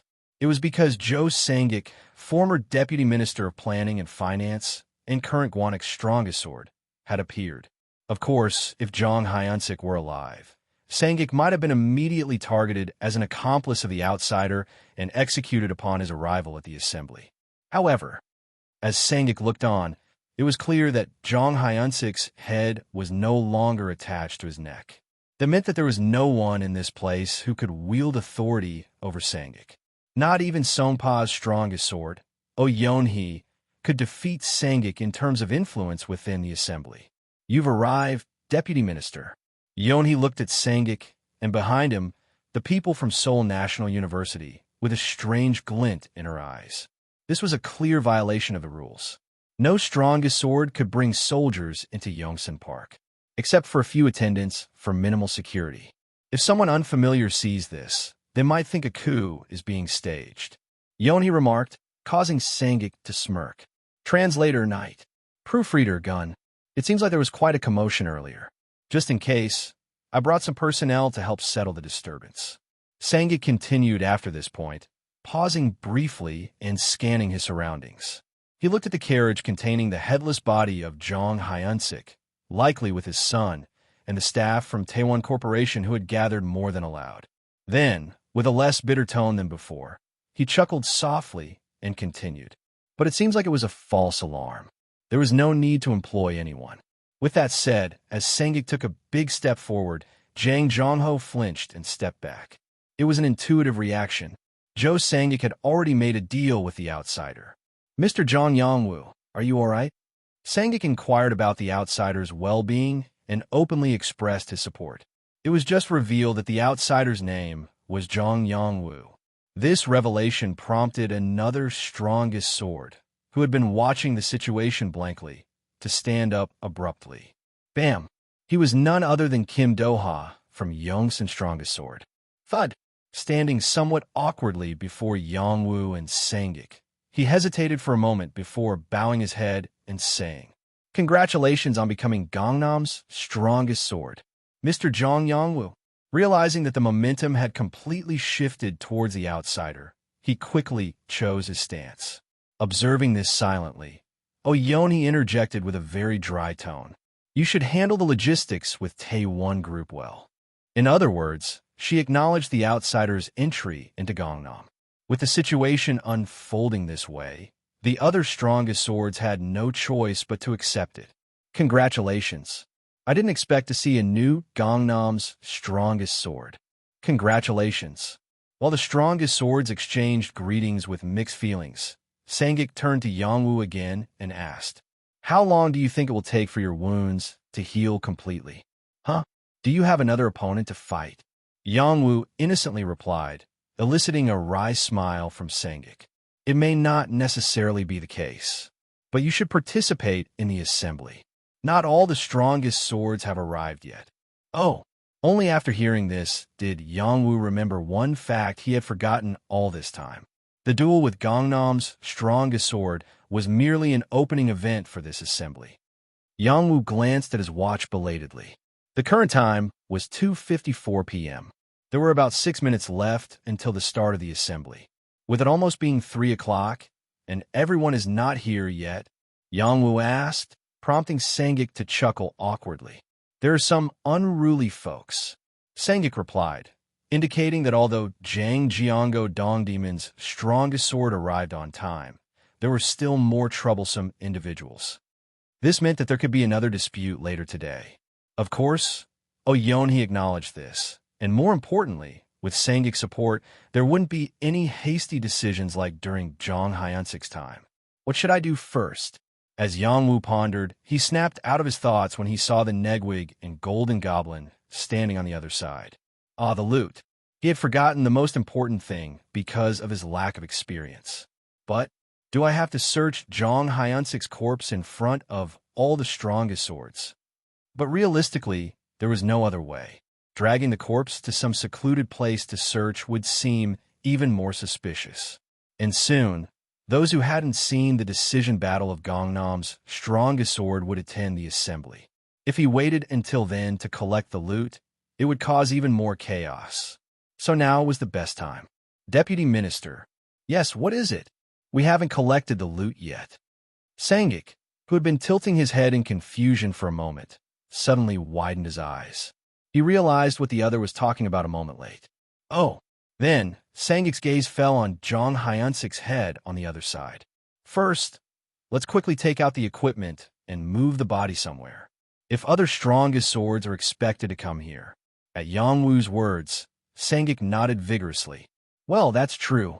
We can't proceed with the assembly like this." Without hesitation, Yongwoo reached for the silver-white straight sword, which had given him the most trouble. Click! As Yongwoo touched it, instead of glowing red as it used to, a tooltip appeared, indicating that he was currently without an owner. Dragon's Legacy Epic One-Handed Sword. Rank exclusive. Increases power against targets of rank 2 or lower.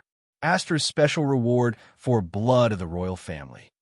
A weapon meant to subdue lesser beings, ironically ended up in the hands of a lesser being. Blood of the Royal Family. As Yongwoo shifted his gaze to the bottom of the tooltip, additional information appeared. Blood of the Royal Family. Achievement grade. Legend. Obtain the title of Strongest Sword while 2 or more of your relatives have become mutant. Oh my god. This achievement was something that could hardly be discovered by anyone other than someone on the level of Jong Hyunsik. It must be fate to have such an achievement prepared. Of course, it was a tragic fate in a sense.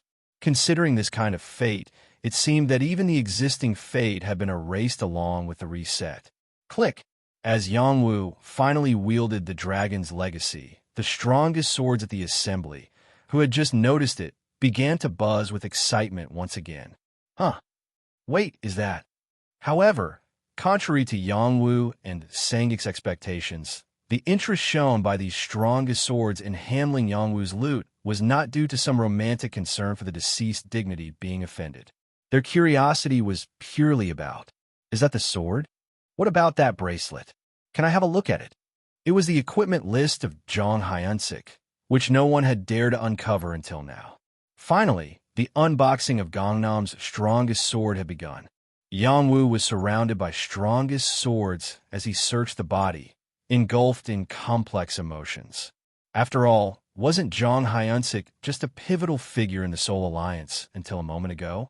But now, having lost his life, he had become nothing more than a spectacle. What on earth? A sense of discomfort arose. Did everyone here lack empathy because they were all murderers?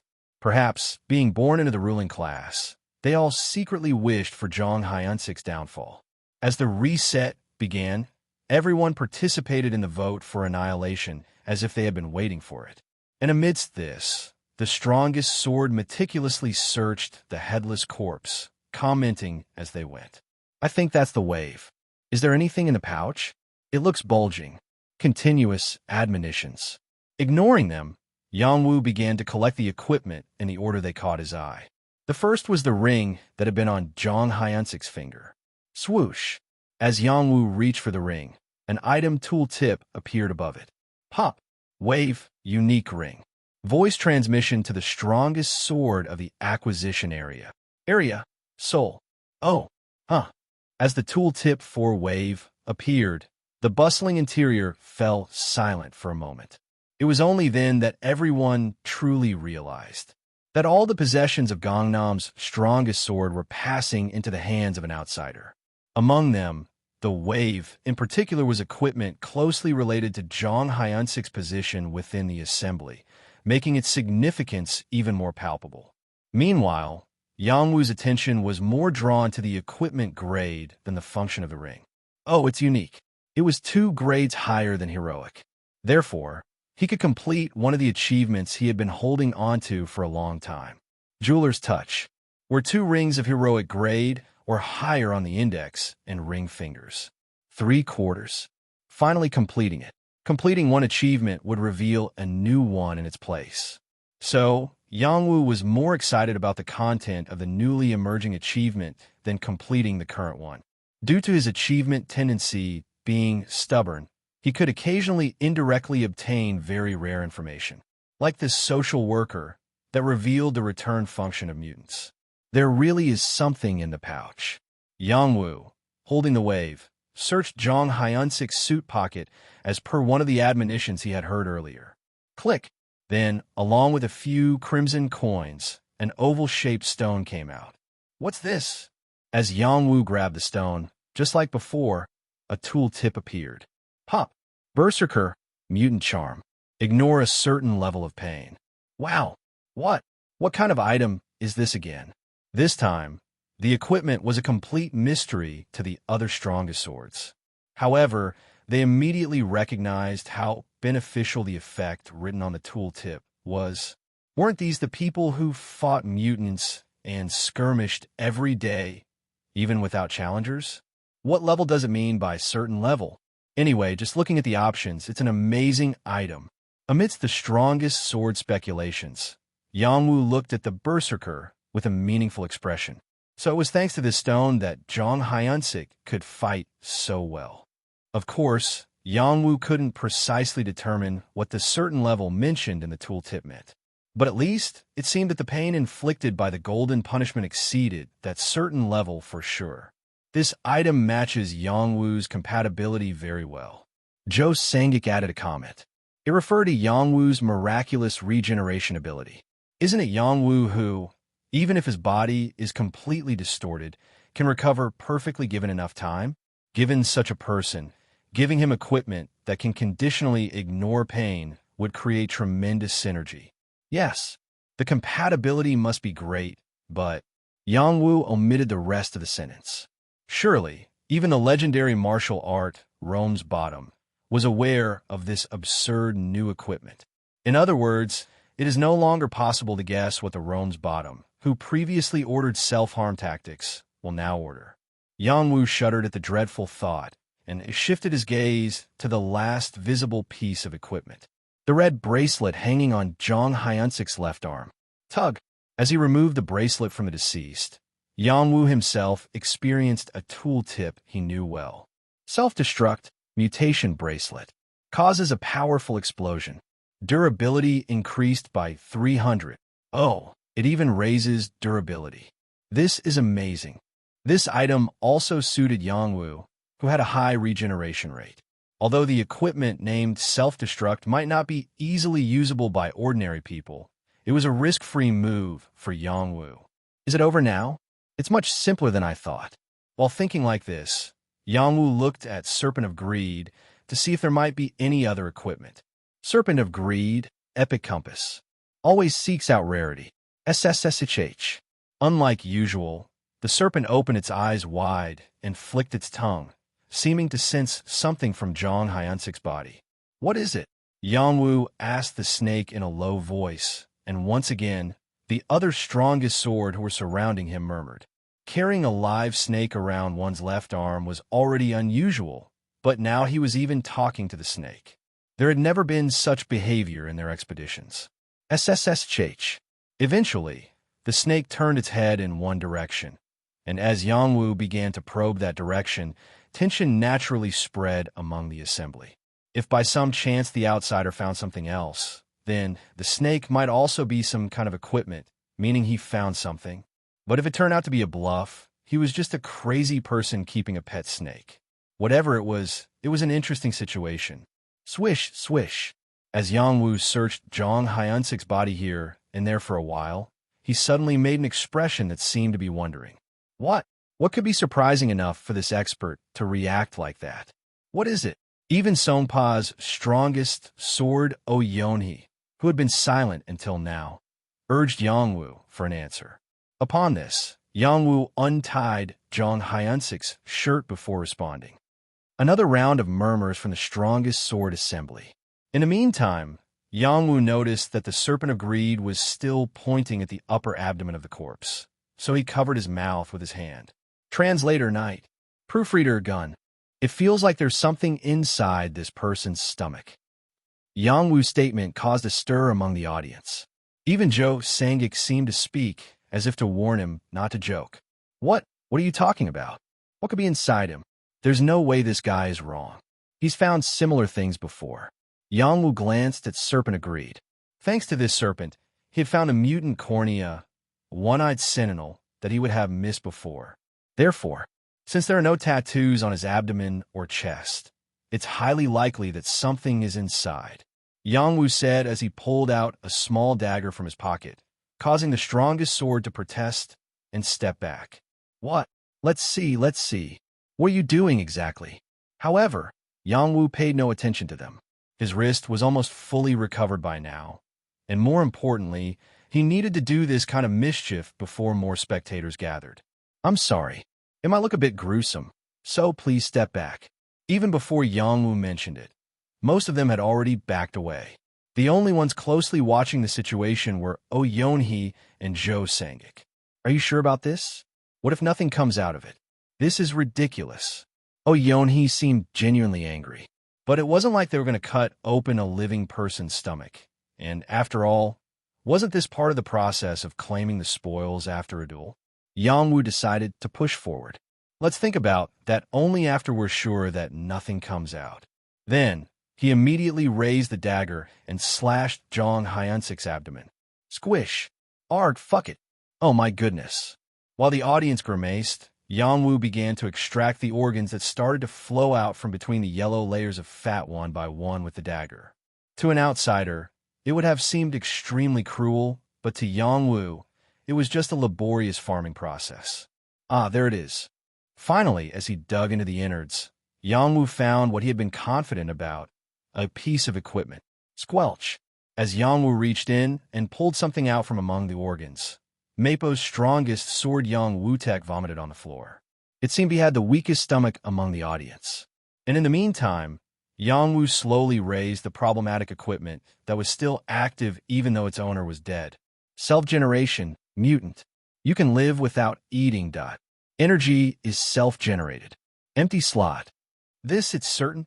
Without even realizing it, Zhang Jiango, who read the tooltip, quickly retreated. It seemed he, too, was overwhelmed by nausea. Meanwhile, Yang Wu regarded the self-generation with curiosity, as it seemed to parasitize Zhang Hyunsik's existing organs.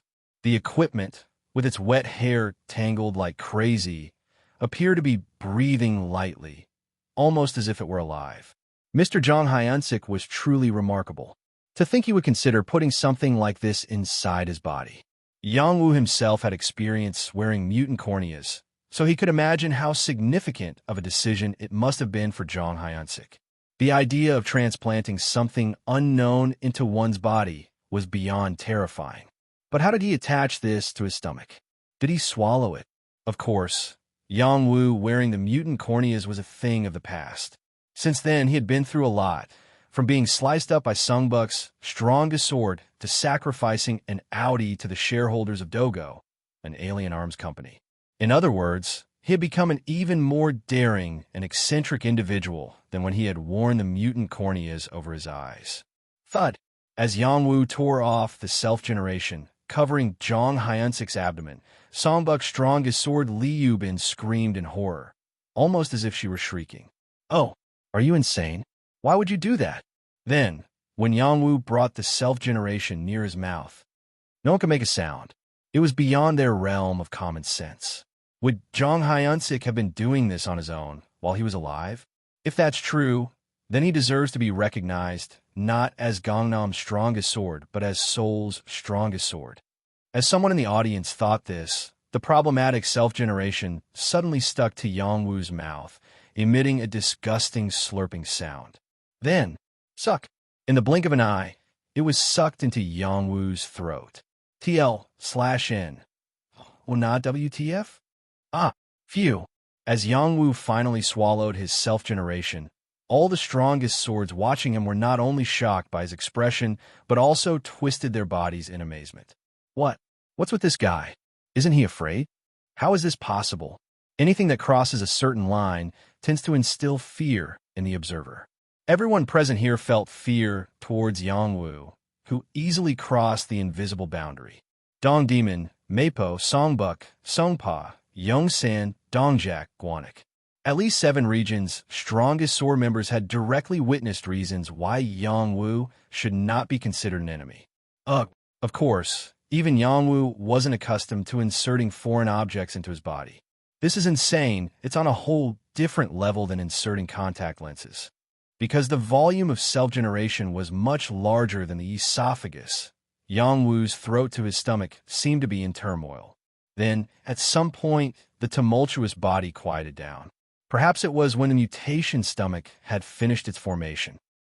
Finally regaining composure, Yang Wu looked down at his abdomen, and the strongest swords, who had been scattered, gradually gathered around. Then, each one of them stared intently at Yang Wu's abdomen. Upon this, Yang Wu gathered the lingering unpleasant taste in his mouth and spat it out with saliva before saying, "Looks like it's all over. I'm sorry for surprising you. Blame. Self-generation. Mutant. You can live without eating. Energy is self-generated. Empty slot." Now, only Yang Wu could see the tooltip of self-generation whenever he placed his hand on his abdomen. Damn it. As expected, he wasn't feeling good. While the mutation cornea concept was originally about wearing equipment on the body, this was closer to replacing the body with extraterrestrial material. Well then, eventually, Joe Sangik tried to lighten the mood. We should tidy up and prepare for the assembly. He had to, as the meeting time had already passed. Current time, 3:02 p.m. By now, the latecomers would have entered Yongsan Park. In this chaotic situation, if the rear guard arrives and sees the body of Zhang Hyunsik, whose neck is cut and abdomen is split, unknowingly, Joe Sangik shook his head, then ordered the Seoul National University people to move Zhang Hyunsik's body with a transport cart. Then, near the transport cart, he gave instructions to the Taewon Group employees, who were still unable to move. Return to headquarters and inform CEO Baek Do-won to prepare for the takeover. Let him know that the strongest sword of Gyeongbuk will be staying in Gangnam.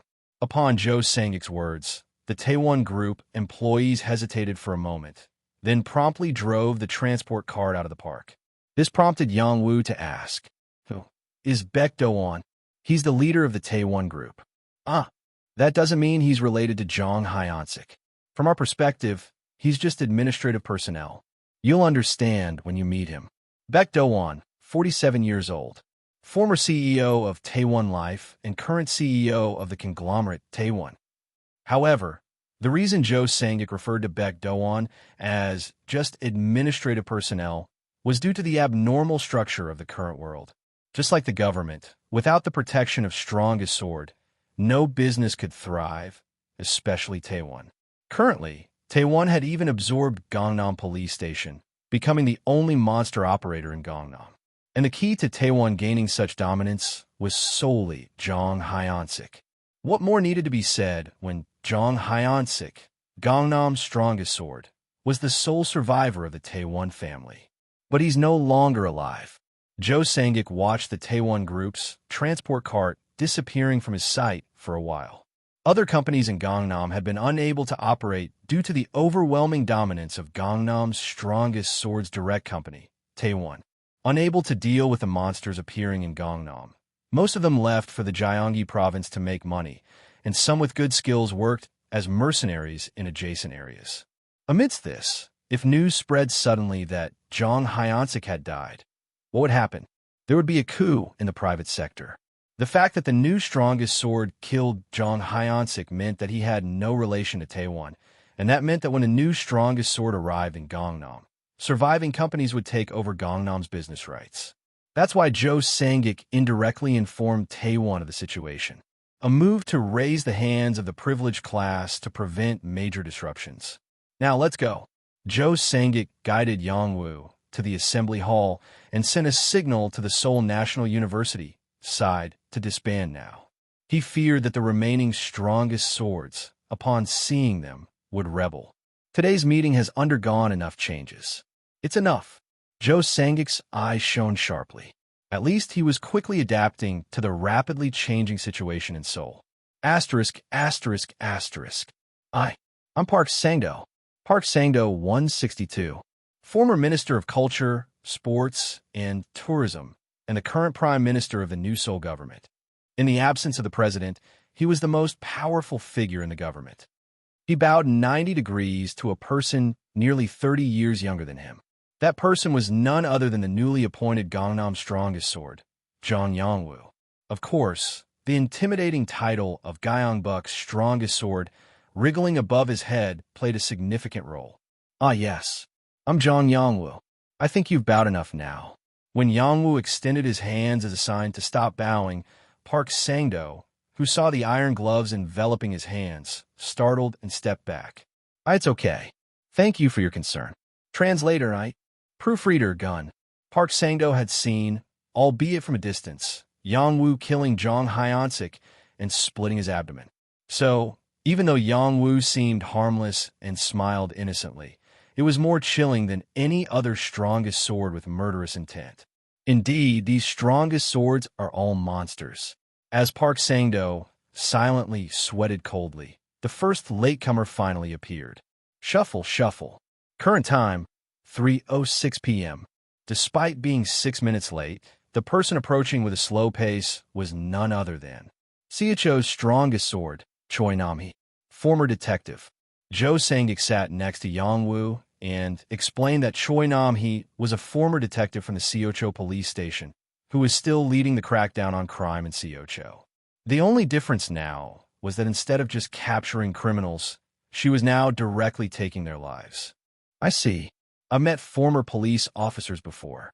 As Yang-woo said this, he glanced silently at Choi Nam-hee, who had approached quite close by now. Choi Nam-hee, who appeared to be in her early 40s, looked more like a gangster than a police officer.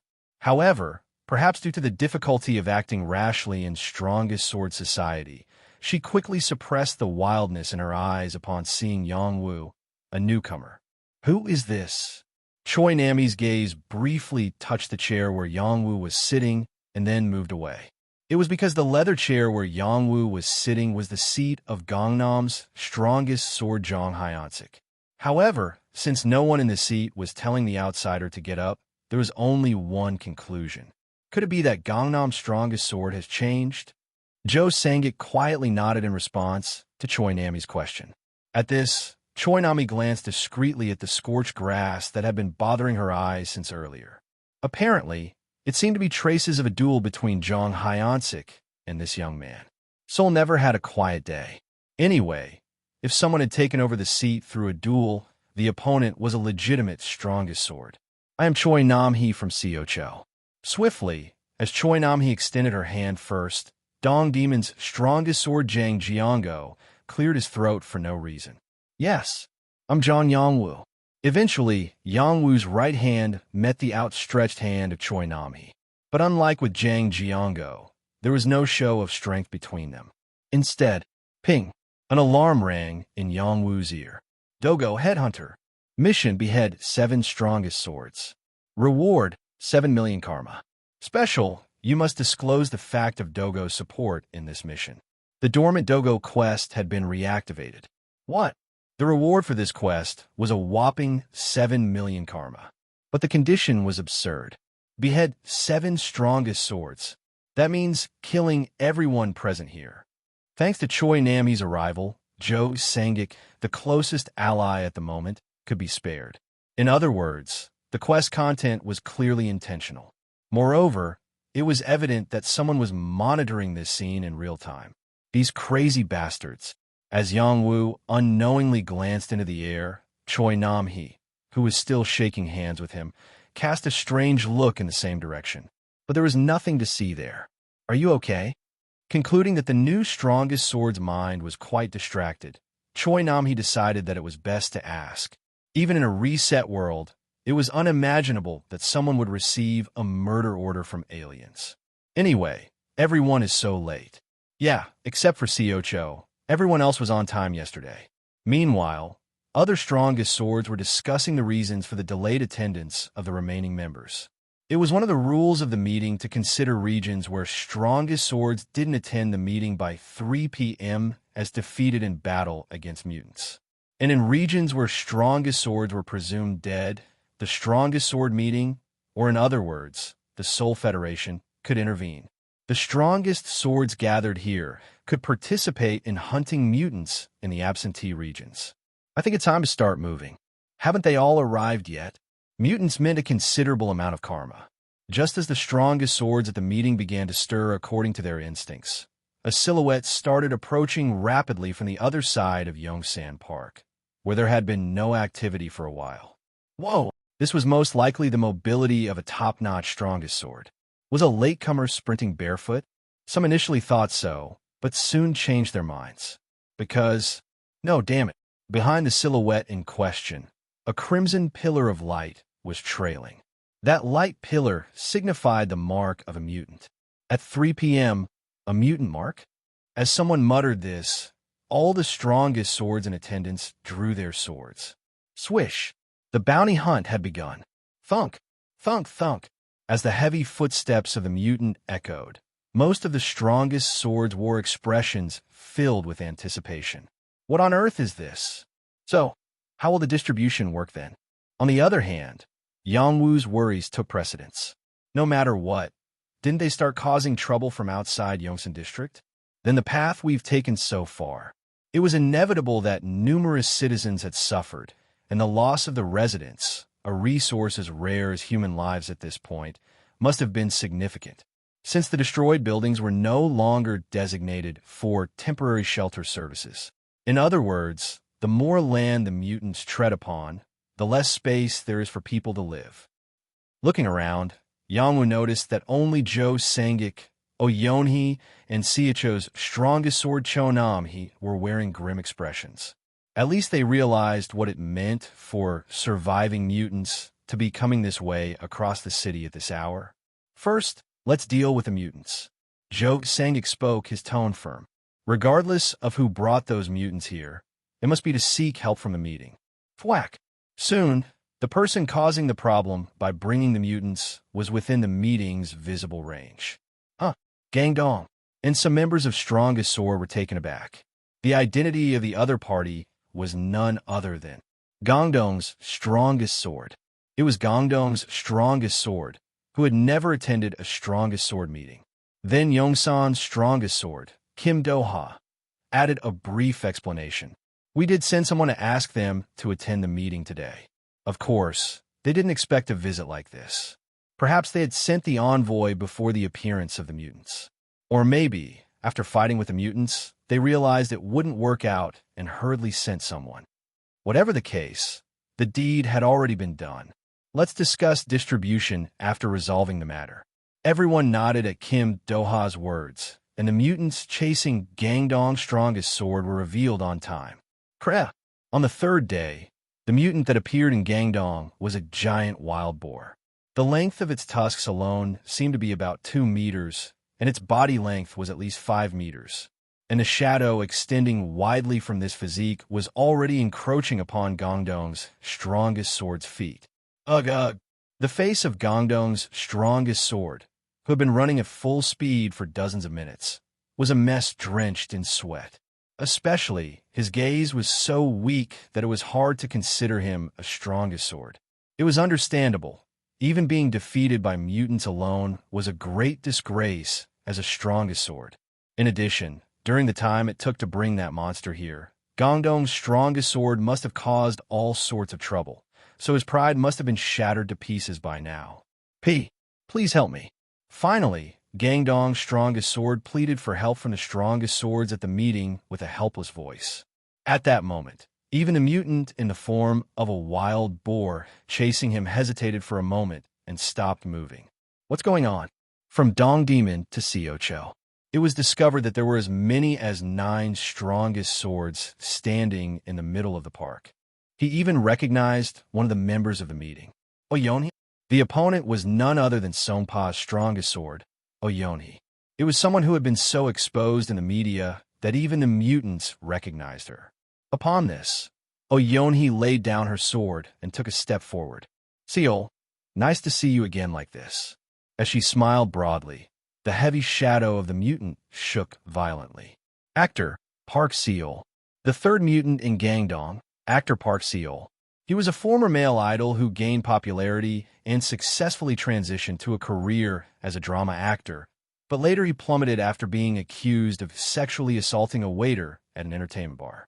Because the roles he used to play were righteous and upright characters, the fact that he frequented entertainment bars dealt a significant blow to his image. Of course, although he was acquitted of sexual assault through trial later, the public's perception of him remained unfavorable. As the reset began, the name Park Seol was immediately included as a candidate for oblivion. Fuck. Park Seol's long tusks leaned threateningly at an angle. What emotions was he feeling right now? Shame? Anger? Whatever it was, his chosen solution seemed to be killing all witnesses.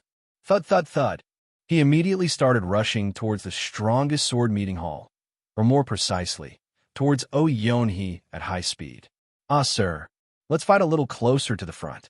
It was an opponent that Gangdong's strongest sword could not handle and ran away, but the strongest swords of the Seoul Federation relaxed enough to carry their chairs and slip away sideways. For one thing, there was a newcomer, Zhang Yangwu, the strongest sword of Gangnam, and there were also 8 strongest swords, including the existing strong ones like Oyonhi, present. Translator Knight. Proofreader Gun. It was a situation where they couldn't afford to lose in battle. Cough. Adding Gangdong, who collapsed almost vomiting, there were a total of 10 strongest swords. Kagugugu. While the most courageous mutant in history was charging straight ahead, Yangwu finally stood up from his seat. Swoosh. He held Underdog in his right hand. Underdog, mutant one-handed sword. Increases damage by 25% against targets larger than the user. Seeing this, the rest of the strongest swords rushed towards Park Seol. Crack. Slash. They all aimed to thrust their swords into Park Seol at least once, because they needed some accomplishment to claim their share in the loot distribution that would happen soon. These bastards, feeling like he had become just a prey, Park Seol was furious, but it was almost impossible to block attacks coming from 8 directions with the body of a boar, his main weapon being frontal attacks. Qua. In an instant, several sword blades pierced Park Seol's flesh, and soon, red blood gushed from the wounds. Fwa! Arg! Finally, making a beast-like sound, Park Seol, with several strongest swords clinging to his body, suddenly thought it wouldn't work out like this, so he rolled on the ground. Thud thud. Although it was indeed a beastly move, it was quite effective. Ugh! Grrrrgh. The strongest swords hanging on were all dropped at once. After rolling on the ground for a few laps like that, Park Seol snorted angrily and quickly got up on all fours. Schweik! Then, thud! He began to run forward vigorously by stomping the ground. Considering it impossible to face all the strongest swords here, he decided to flee this time. Park Seol, as Yonhee, who was the first to stand up from the left, grabbed her sword again. A distant silhouette passed by her side like an arrow. As she followed the silhouette with narrowed eyes, she saw the back of the newly appointed Gangnam's strongest sword riding a jet-black iron horse. No way. Other strongest swords also realized the situation belatedly and got up from their seats, gritting their teeth in anger. If things continued like this, it was obvious that the outsider would monopolize the mutant. Asterisk, asterisk, asterisk. Kagugugu. Park Seol, the third mutant in Gangdong, was now heading back in the direction he came from, that is, to the east. It was because he knew that at least there, the strongest swords wouldn't be as active as they were in the park earlier. He didn't want to risk facing another disaster by turning his head in the wrong direction. He completely wrecked everything. Thanks to that, Yangwu would witness firsthand what this mutant had done while crossing the eastern part of Seoul. People lying flat dead on the streets, buildings crumbling down miserably. Oh my God, who should take responsibility for this disaster? Was it Gangdong's strongest sword for not defeating the mutants alone? No, mutants seemed unusually strong today. Just look at Kim Tae-jun's case. If Yangwu hadn't arrived on time, it was evident that both Joe Sangik and the forces of Seoul National University would have been annihilated, not just Gwanek. In other words, this situation wasn't because the strongest swords in a specific area were weak, but rather because abnormally strong mutants had started to appear. So perhaps, maybe those who haven't attended the meeting yet aren't just late. Could it be that they had already become casualties and couldn't make it here? Yangwu stopped his thoughts there for now and looked back at Park Seol, who had succeeded in overtaking the Negwig. At that moment, Park Seol looked at Yangwu with a perplexed expression, his eyes filled with resistance. What are you? Stop. What? Yangwu's next response wasn't words, but a sword that flew towards Park Seol. Thwick! It was a fairly fast attack, but as a mutant who had overwhelmed Gangdong's strongest sword, Park Seol dodged Yangwu's sword with a short jump. And then, thwick! Another sharp sound of a blade came from Yangwu's direction. In fact, it was something he had been waiting for. Park Seol's body momentarily reached a state of suspension. Park Seol, sensing something, spat out an exclamation, and at the same time, the long blade of the underdog pierced through his chest. Squelch! Keck! Struck by the sword in midair, Park Seol collapsed to the ground without making any evasive maneuvers. Thunk! Despite the asphalt being upheaved and dust flying everywhere, the silhouette of his bulky figure was clearly visible due to his large size. Thunk! At this, Yangwu approached Park Seol with Negwig and said softly to him, who was trembling in pain from the golden punishment of the blade, "Those people will soon come and torture Seol." To the unexpected demonic dialogue, Park Seol raised his eyelids heavily. "But if you decide to become my prisoner, I will spare you from dying a miserable death." Then, Park Seol revealed a resentful expression with eyes resembling those of a human in the boar's body. What nonsense are you talking about now? If you want to use the return function, use it now. How could you? Park Seol, understanding Yangwu's intention, showed a surprised expression, then suddenly changed his gaze and twisted his large nostrils maliciously. "Don't bullshit me, no matter how much you." Keck. Instead of continuing his speech, he clenched his jaw tightly. It was because Yangwu had pierced his throat with the Dragon's Legacy.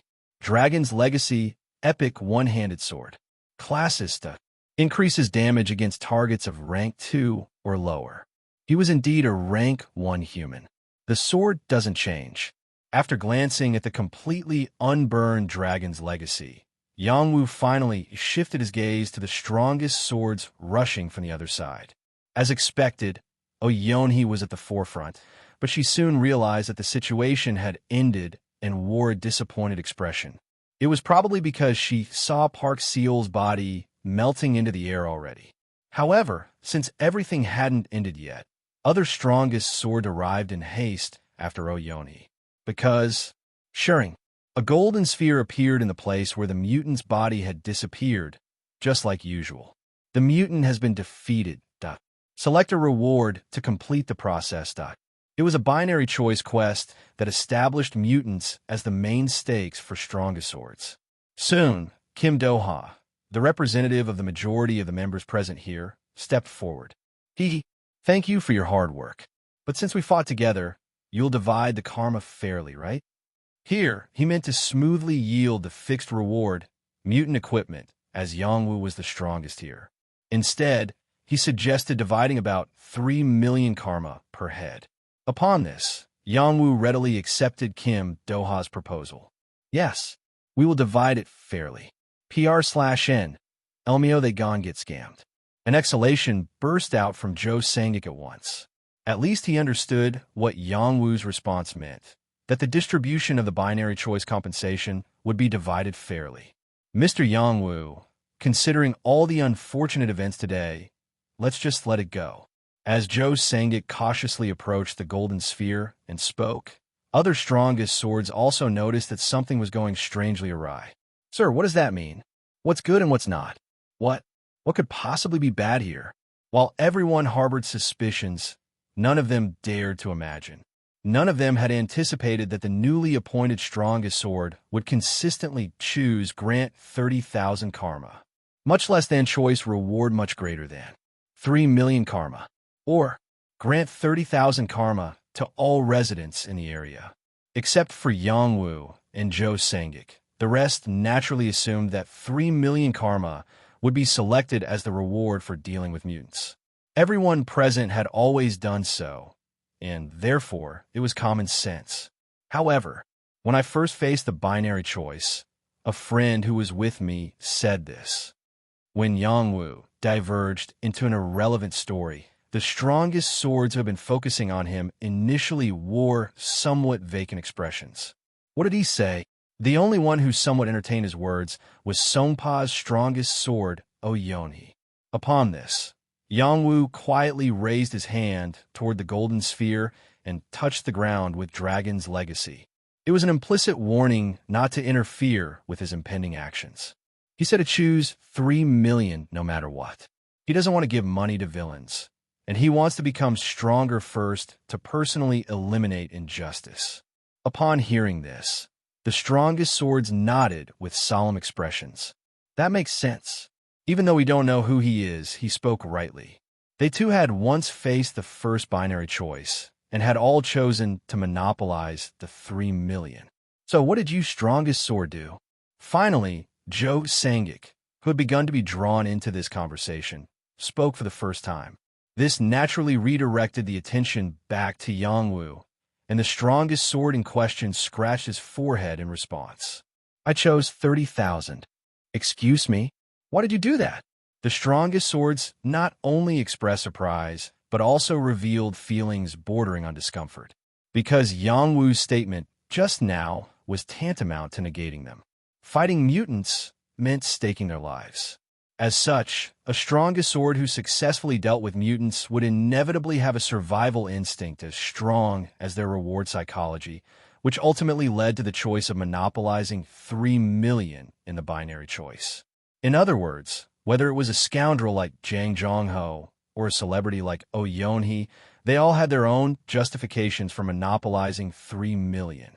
No, why did you choose 30,000? You directly killed mutants, right? Then you deserve a reward equal to that. You don't need to pretend to be a good person for no reason. Songbuk's strongest sword Li Yubin spoke with a slightly angered tone. Of course, since Yang Wu had no intention of needlessly provoking the strongest sword, he quickly waved his hands. No, I'm not trying to talk about who's good or bad. At that time, I also struggled a lot with choosing the 3 million monopoly. Then why bring it up now? This time, Dongjak's strongest sword Li Hanwook muttered under his breath. Upon this, Yongwu finally got to the point. I just want to ask for your understanding. From now on, I will choose to distribute 30,000 karma in front of you all. As expected, the strongest swords were shocked, so Yongwu continued without pause. Previously, there was a high probability that even bad people would receive 30,000 karma. But now, thanks to all of you, isn't order restored now? There may still be criminals, but there are far fewer than before. However, the need for money has increased. Like soothing children, Yongwu gently coaxed the gathered monsters from various places. Of course, it was a well-known fact that all the resources allocated for the strongest sword, including personnel and vehicles, were all money. It doesn't mean you have to choose 30,000 karmas from now on, because 3 million karma is by no means a small amount of money. However, after Yongwu said this much, he counted the number of people in this place with his fingers. There are 9 people here, including myself. If we receive 3 million karma and divide it, how much will each person get? It wasn't a complicated calculation. Roughly 330,000 karma. At least for today, giving up that much money isn't a big deal. If each of us gives up about 300,000, we can provide the residents of the area with several times their daily income. Are you suggesting volunteer work at this time? Huh, when not UNICEF. Sure enough, Zhang Jiango, famous for being a scoundrel, grumbled with a wrinkled forehead. But just now, someone was moved by Yongwu's impromptu speech, and that was none other than, if strongest sword chooses to distribute 30,000, where does that money go? It was Yongsan's strongest sword Kim Do-ha. Although the mutants came from Gangdong-gu, he asked just in case because the place where the deceased was located was Yongsan-gu. That's... Yongwu hesitated. He had never caught mutants from other areas. So from Yongwu's perspective, he had to choose 30,000 karma, even more. This kind of data had to be obtained when there was an opportunity. To be honest, I don't know. This is my first time catching mutants from other areas.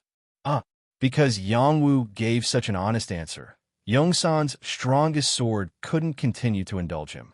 He's quite good at speaking. Maybe he's not good at politics because he's still young. Although Zhou Sangik, who had been quietly listening, thought so, Yongwu's honesty was not due to his lack of ability to handle situations. Well, I think that's enough explanation, right? I would be more than happy if money were distributed to Yongsan, our assembly hall, but Gangdong-gu will also become a member of the Federation soon, right? It's not a big loss. Fundamentally, it was because he had power. If someone were to oppose him, he had the power to turn them into a corpse, just like Zhang Hyansik did. Then I'll proceed under the assumption that there's no objection. As Yongwu said this and manipulated the golden sphere, the other strongest swords only gaped. I feel dizzy. It was because his actions were so similar to those of the deceased Zhang Hyansik. Of course, Zhang Hyansik, as Gangnam's strongest sword, wouldn't have distributed 30,000 karma to the elite strongest swords, but still. Thunk! Pi At. In the meantime, Yongwu ordered the golden sphere to distribute 30,000 karma to the strongest swords, whether they liked it or not. And then, quiet, the sphere quickly started spinning. Pyong! Suddenly, it soared into the sky, drawing a golden arc in the sky. Translator Night. Proofreader Gun. Except for Zhou Sangik, all the strongest sword and soul were greatly shocked by the malfunction of the sphere, something they had never seen before. The 3 million karma monopoly they had been choosing all along was all about the sphere disappearing from its place after the post-processing. Shwa! And the golden sphere that had risen to the dark side of the sky in the meantime. Puperpong! It exploded into a golden burst in front of the strongest sword's eyes. Wow! Oh my god! It's like a fireworks show.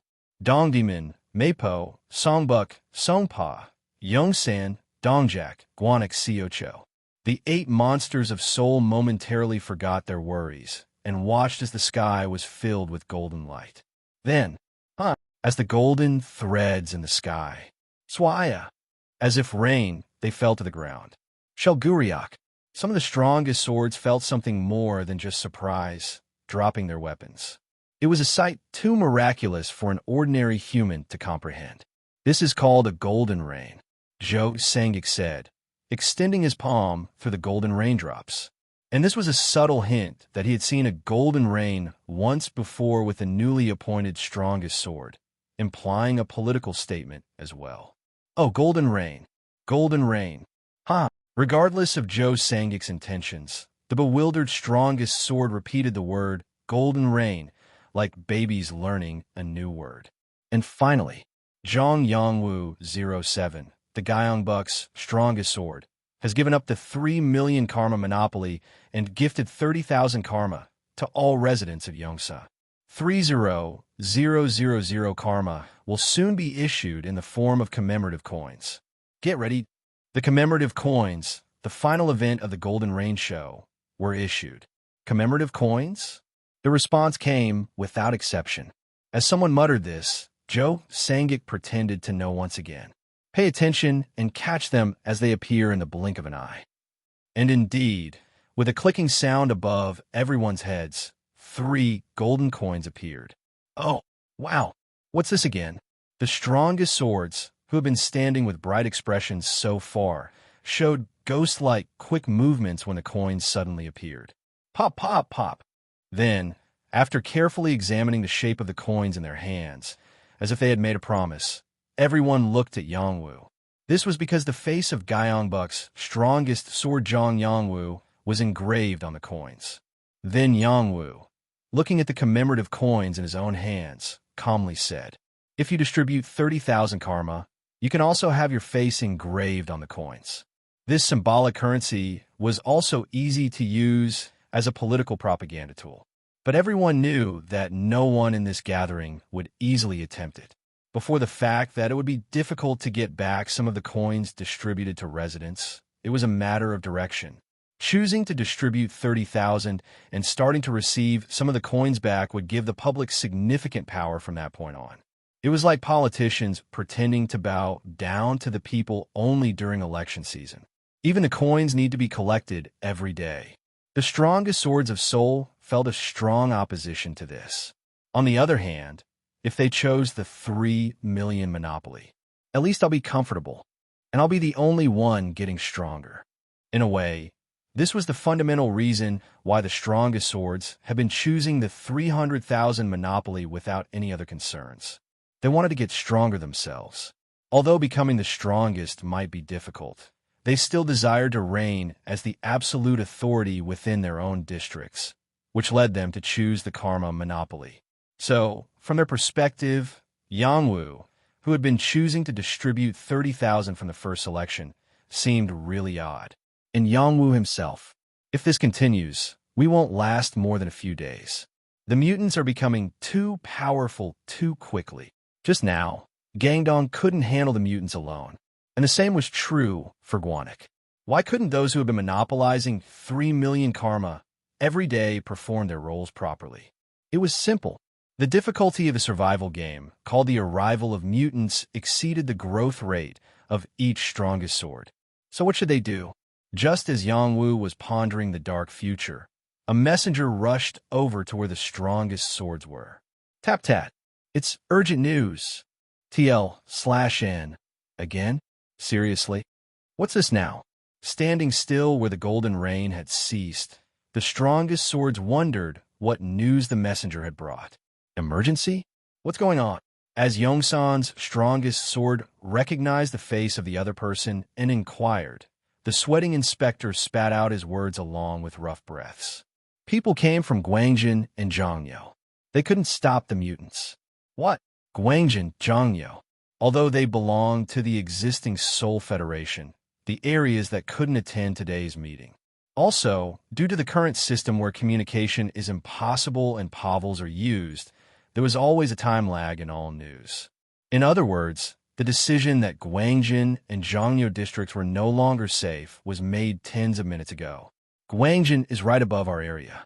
I guess I should go and see for myself. Sensing the seriousness of the situation, Songpa's strongest sword, Oyonhee, proposed to suspend the meeting. She meant to go and protect her own district. There's still no news from the Yeonggu district. It's probably a similar situation, right? Jo Sangik mentioned another area that hadn't attended the meeting yet. Upon hearing this, Sungbuk's strongest sword, Li Yubin, and Dongdaemon's Jang Jeongo widened their eyes. Their districts were adjacent to both the Central District and Jongnyo. What's going on? What's happening right now? Don't we need to go too? If you want to use the strongest in each district, then that district must exist. The strongest swords in the crowd were trapped in a different type of fear than they had felt before. So, does that mean there are mutants alive in Gwangjin, Jongnyo, and the Yeonggu?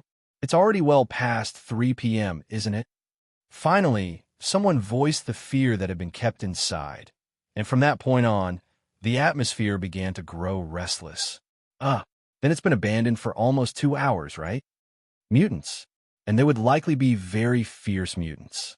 They would have realized it as soon as they returned to this world. That damned world was still hostile to them. What the feelings of those mutants would be if, as soon as they opened their eyes, they would have to fight against the strongest swords waiting for them. And if such a mutant succeeded in defeating the swords sent by the world to kill them. The strongest swords who had reached this point in their thoughts each turned their heads in the direction of their own districts. And seeing this, Yangwu quickly proposed the next course of action. Let's split into 3 teams and go to the problem areas. Since we can't hold a meeting in this situation, as Yeonhee said. That's fine. Let's do that. The strongest swords accepted Yangwu's proposal as if they had been waiting for it. And soon, Gwanik's strongest sword, Jo Sangik, announced that the 9 strongest swords gathered around him. Let's split into groups of 3 based on nearby districts and go. If there's any issue that requires a majority decision, we'll send someone from Seoul National University. Let's all stay alive. Let's do it. Since this issue was a common concern for all strongest swords, no one objected. Yangwu, you come with us to Gwangjin. Gangnam is also near Gwangjin. Soon, Oyonhee invited Yangwu to accompany them. And behind her was Choi Nam-hee from Seocho, who was already raising her fighting spirit. As a former detective, her hostility had risen sharply. It was obvious that mutants left unattended for over 2 hours would have committed a significant number of murders. Now let's go. Once the issues in each area are resolved, send reports to Seoul National University or Yongsan. With Jo Sangik's words, the 9 strongest swords of Seoul scattered in 3 directions. Asterisk, asterisk, asterisk. Seocho, Songpa, Gangnam. It would be appropriate to call the strongest swords of these 3 areas the Gangnam Trio. Thud. The 3 strongest swords dispatched urgently to investigate the situation in Gwangjin raced recklessly without checking each other's speed, as if in a race. The first reason was naturally because there was a high risk that the problems in Gwangjin would spread to their respective areas. The second reason was, why are they so fast? It was the pride typical of strongest swords. Generally, if your abilities are high, your running speed will also be fast. So, when strongest swords run side by side like this, the superiority of their abilities naturally becomes evident. Yangwu had experienced this once in Cheongju. Of course, he wasn't running with his own 2 feet now, but you get the idea. Clack, clack, clack. As Yangwu sat on Negwig's back and looked back, he saw Yeonhee and Choi Nam-hee, both looking angry for some reason and their expression stiffening. And they were getting further and further away. It was because the 2 of them couldn't catch up with Negwig's running speed. Even if they were strongest swords of Seoul, they couldn't defeat a top-grade vehicle from outer space. I feel a bit sorry. While thinking this way, Yangwu resolved the problems one by one that he had been unable to do due to the situation at the meeting hall. Among them was Rock Guardian, Mutant Gem.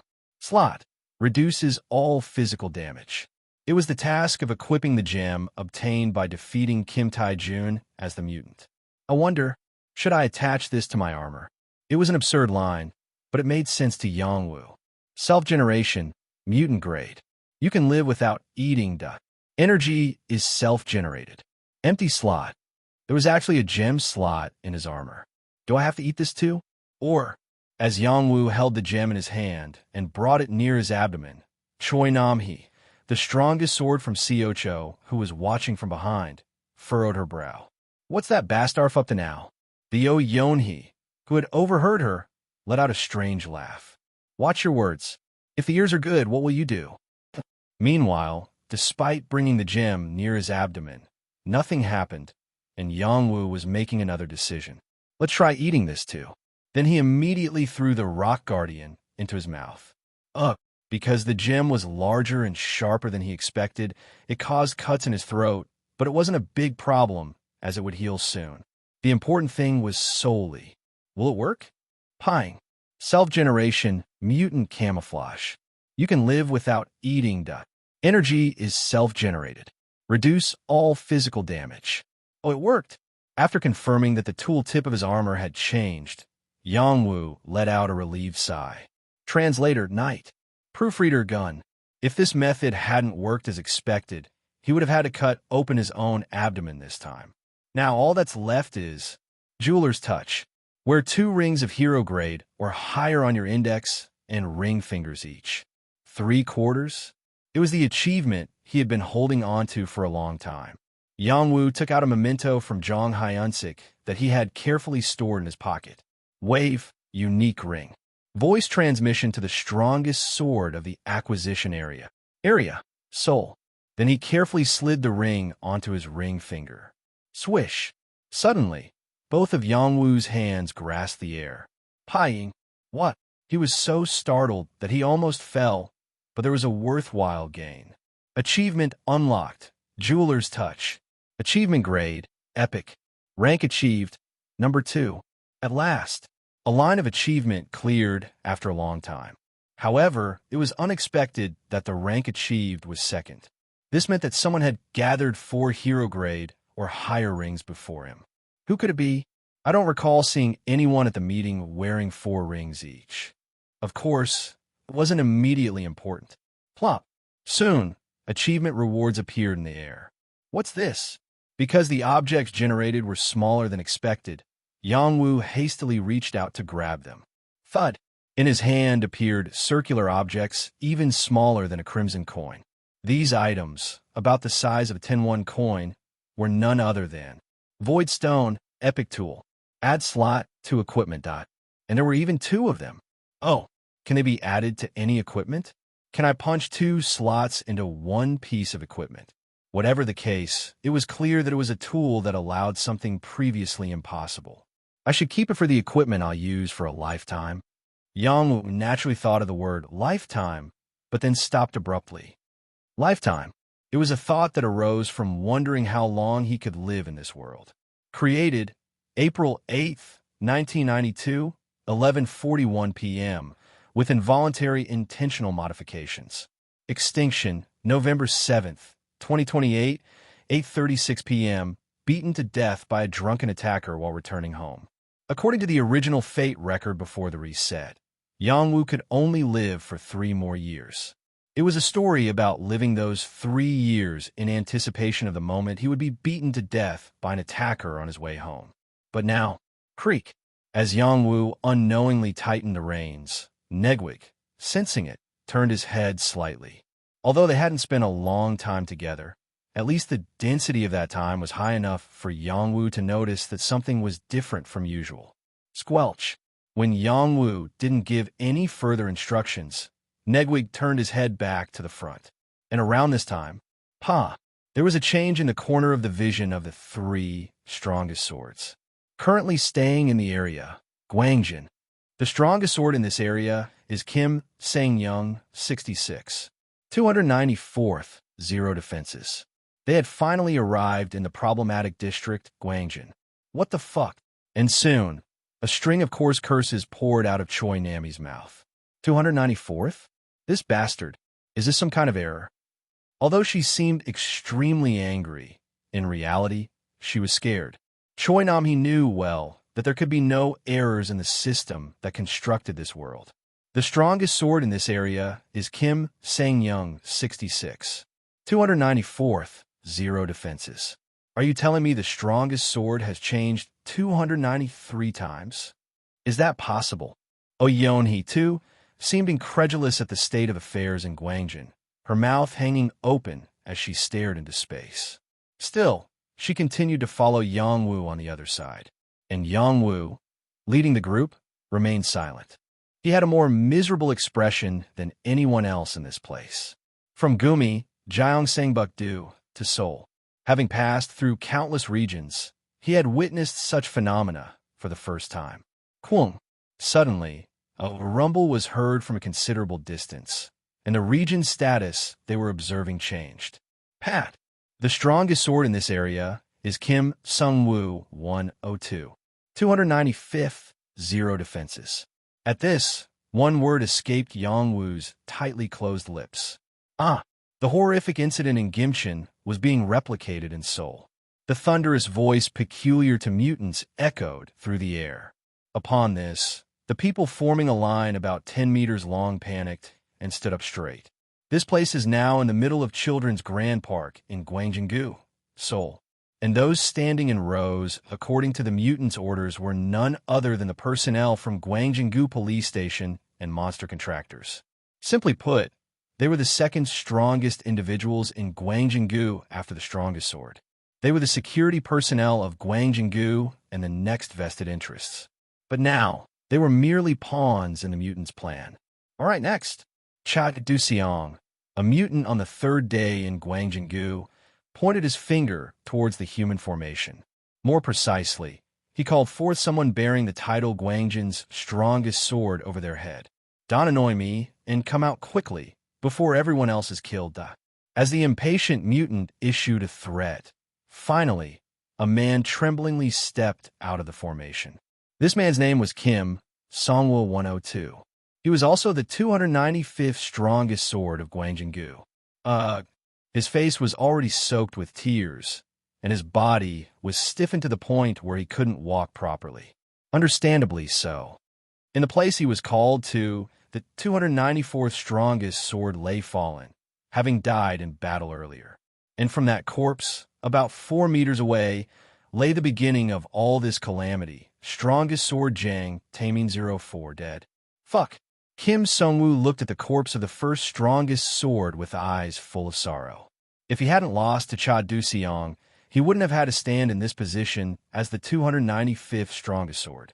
But before facing Cha Du-seong in a real fight, the first strongest sword had sensed his impending defeat and hastily sent out a call, rallying all the forces of Gwangjin-gu. In response, Kim Song-woo and other skilled individuals from Gwangjin-gu answered the call, but it was already too late. Boom bang. I still can't forget it. The sound that echoed as I stepped into the Children's Grand Park to chase the mutant's mark. Until then, Jang Taemin was still alive. Boom thud. However, his limbs were all twisted back, rendering him unable to fight anymore. And standing before the completely ruined body of Jang Taemin was a mutant, casting a long shadow over him. Once the strongest presence in Gwangjin-gu, Jang Taemin's face continued to be hit. Boom. Thud. Sports athlete Cha Du-seong. Upon seeing the mutant's name tag, the supporting troops froze in an instant. Cha Du-seong. He was a genius boxer, a former Olympic gold medalist in boxing. However, due to his violent nature, he was expelled from a boxing world after causing assault incidents, and thereafter, he lived a downward spiral life, engaging in assault, extortion, vandalism, and other crimes. So, it was only natural that such a person would become a candidate for elimination. But who could have known? Later, given the choice, Cha Du-seong chose to become a mutant and returned to Gwangjin-gu on the third day of the reset. Then he killed all the hundreds of skilled individuals from Gwangjin-gu who had come at Jang Taemin's call. Nonetheless, still unable to calm his anger, he began to play with the remaining survivors. A game known as the sparring of death. If someone could dodge even one punch from Cha Du-seong, they could leave this place alive. But of course, no one succeeded, and now it was Kim Song-woo's turn. Over here, finally, Cha Du-seong pointed with his pale finger at Kim Song-woo. Cha Du-seong, a mutant on the third day in Gwangjin-gu, was about 2 meters tall, resembling a ghoul, a monster that tears apart corpses. Few huff, breathless. After Kim, Song-woo stood in the designated spot. He closed his eyes tightly and then opened them again.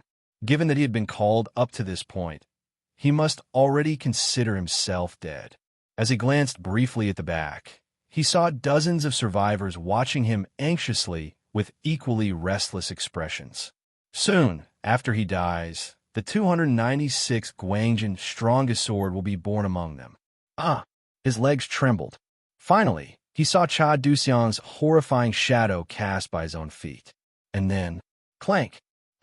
Beyond Cha Duxiang's shoulders, a superhuman riding a black horse appeared from the direction of the park entrance. Asterisk. Clack, clack. A chilling sound of iron hooves, so unfamiliar it sent shivers down one's spine. The skilled individuals from Gwangjin-gu who were lined up in front of Cha Duxiang were in despair. They thought another mutant had appeared. But what's this god-awful smell? Seeing a fearful glint pass over Cha Duxiang's face for the first time, their thoughts changed. What could it be? Isn't there only one smell that mutants react to that much? Mutant equipment. Indeed. Translator Knight. Proofreader Gun. In this world, only mutant-grade equipment with the scent of dead mutants could unsettle a mutant by smell alone. This equipment contains the scent of a mutant. Another mutant can detect and be wary of it. In other words, the person approaching from the other side was not a mutant, but someone wearing mutant equipment. Gyeongbok's strongest sword. Someone in the audience read the purple title of the approaching opponent within visible range. Then others, as if deranged, repeated the same word. Strongest sword? Strongest sword? Strongest sword has arrived? Then, at some point, the mood shifted slightly. Wait, where did strongest sword come from? Although it was a miracle that strongest sword appeared before everyone died, that alone wasn't enough. Because the strongest sword who appeared had to face none other than Cha Duxiang, a former Olympic gold medalist in boxing who now possessed the powerful physique of a ghoul. Seeing how he easily subdued Gwangjin's strongest sword Jiang Taemin, as if breaking a twig, it was clear that any ordinary strongest sword was not going to be enough. At least, we need someone like Gangnam's strongest sword. The moment the prospective deceased thought this, the strongest sword in question, who had approached within about 20 meters, leaped off his horse. Thud! Then, his black cloak fluttered, revealing the golden armor hidden beneath it. The golden equipment, including 3 pieces of golden gear, and even the artifact helmet, vanguard a reward of the golden route. This strongest sword, or rather Zhang Yongwu 07, had appeared more convincingly than anyone else since the reset. Though not perfect, he closely resembled a knight from fantasy. Click! As Yongwu finally touched the ground with his silver-white boots, Cha Duxiang, who had been only glancing back until then, straightened up fully. Were you? Cha Duxiang's twisted nose snarled incessantly, the smell of the mutant equipment having become much stronger than before. Though the strongest sword who was currently struggling over there emitted a disturbing smell, it was definitely not to this extent. In other words, the newcomer this time was much stronger than the strongest sword he had killed just hours ago. What are you doing? Cha Duxiang asked, his tone much angrier than before. Finally, Yongwu spoke up. Don't you know? As far as I know, mutants can even read Hangul properly. Even Yongwu's tone was sharp. It was evident, even without mixing words, that this mutant had a twisted personality. In addition to that, the hundreds of corpses scattered around the children's park. If one didn't get emotionally moved by that, they wouldn't be human. What's up? Come at me. As Yongwu confirmed his opponent's height and pulled out Underdog, preparing to engage, Cha Duxiang, sensing something different about this one, tensed his body. But then, wait a moment. An unexpected figure intervened between the two monsters. As a startled Yongwu turned his head towards the source of the sound, the face of Gwangjin's strongest sword, Kim Songwoo 102, with a frightened expression, came into view. And soon, the line that followed from his mouth was, "Oh, are you alone?" Yes? A completely unreasonable question based on suspicion, asking if there really was only one of him. What about the others? like Zhang Hyansik. Ah, only now did Yang Wu understand what his opponent was worried about and nodded briefly.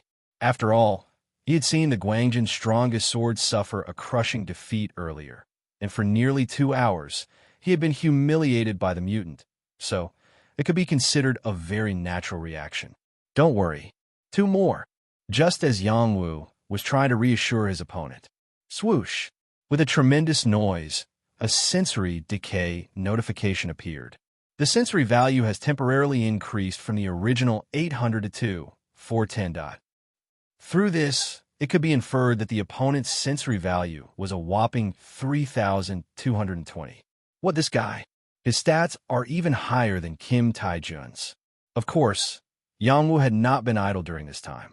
Currently, Yang Wu's stats had once again increased due to the idealist effect, and on top of that, Golden Oath, legendary breastplate, reduces enemy attack power by 50%. Accumulated golden ratio, 6. He even had a new suit of armor boasting overwhelming defensive capabilities. Thanks to this, swish. Yang Wu, who had once lagged behind even in ordinary races among civilians, managed to avoid the punches of a boxing gold medalist. Is this? Cha Duxiang wore an expression of disbelief. Although there was a considerable distance between him and his opponent, he never dreamed he could dodge the punches like this. You lucky bastard. Eventually, Cha Duxiang, his pride scratched, assumed a full-fledged fighting stance, and just as Yang Wu was about to face him with his sword, a quest notification suddenly sounded. Dogo Romanticism. Mission: engage in a solo battle with Cha Duxiang using bare hands and win. Reward: 2 million karma. Special: you must disclose the fact that you are supported by Dogo. What? Yang Wu, upon seeing the quest details, doubted his eyes.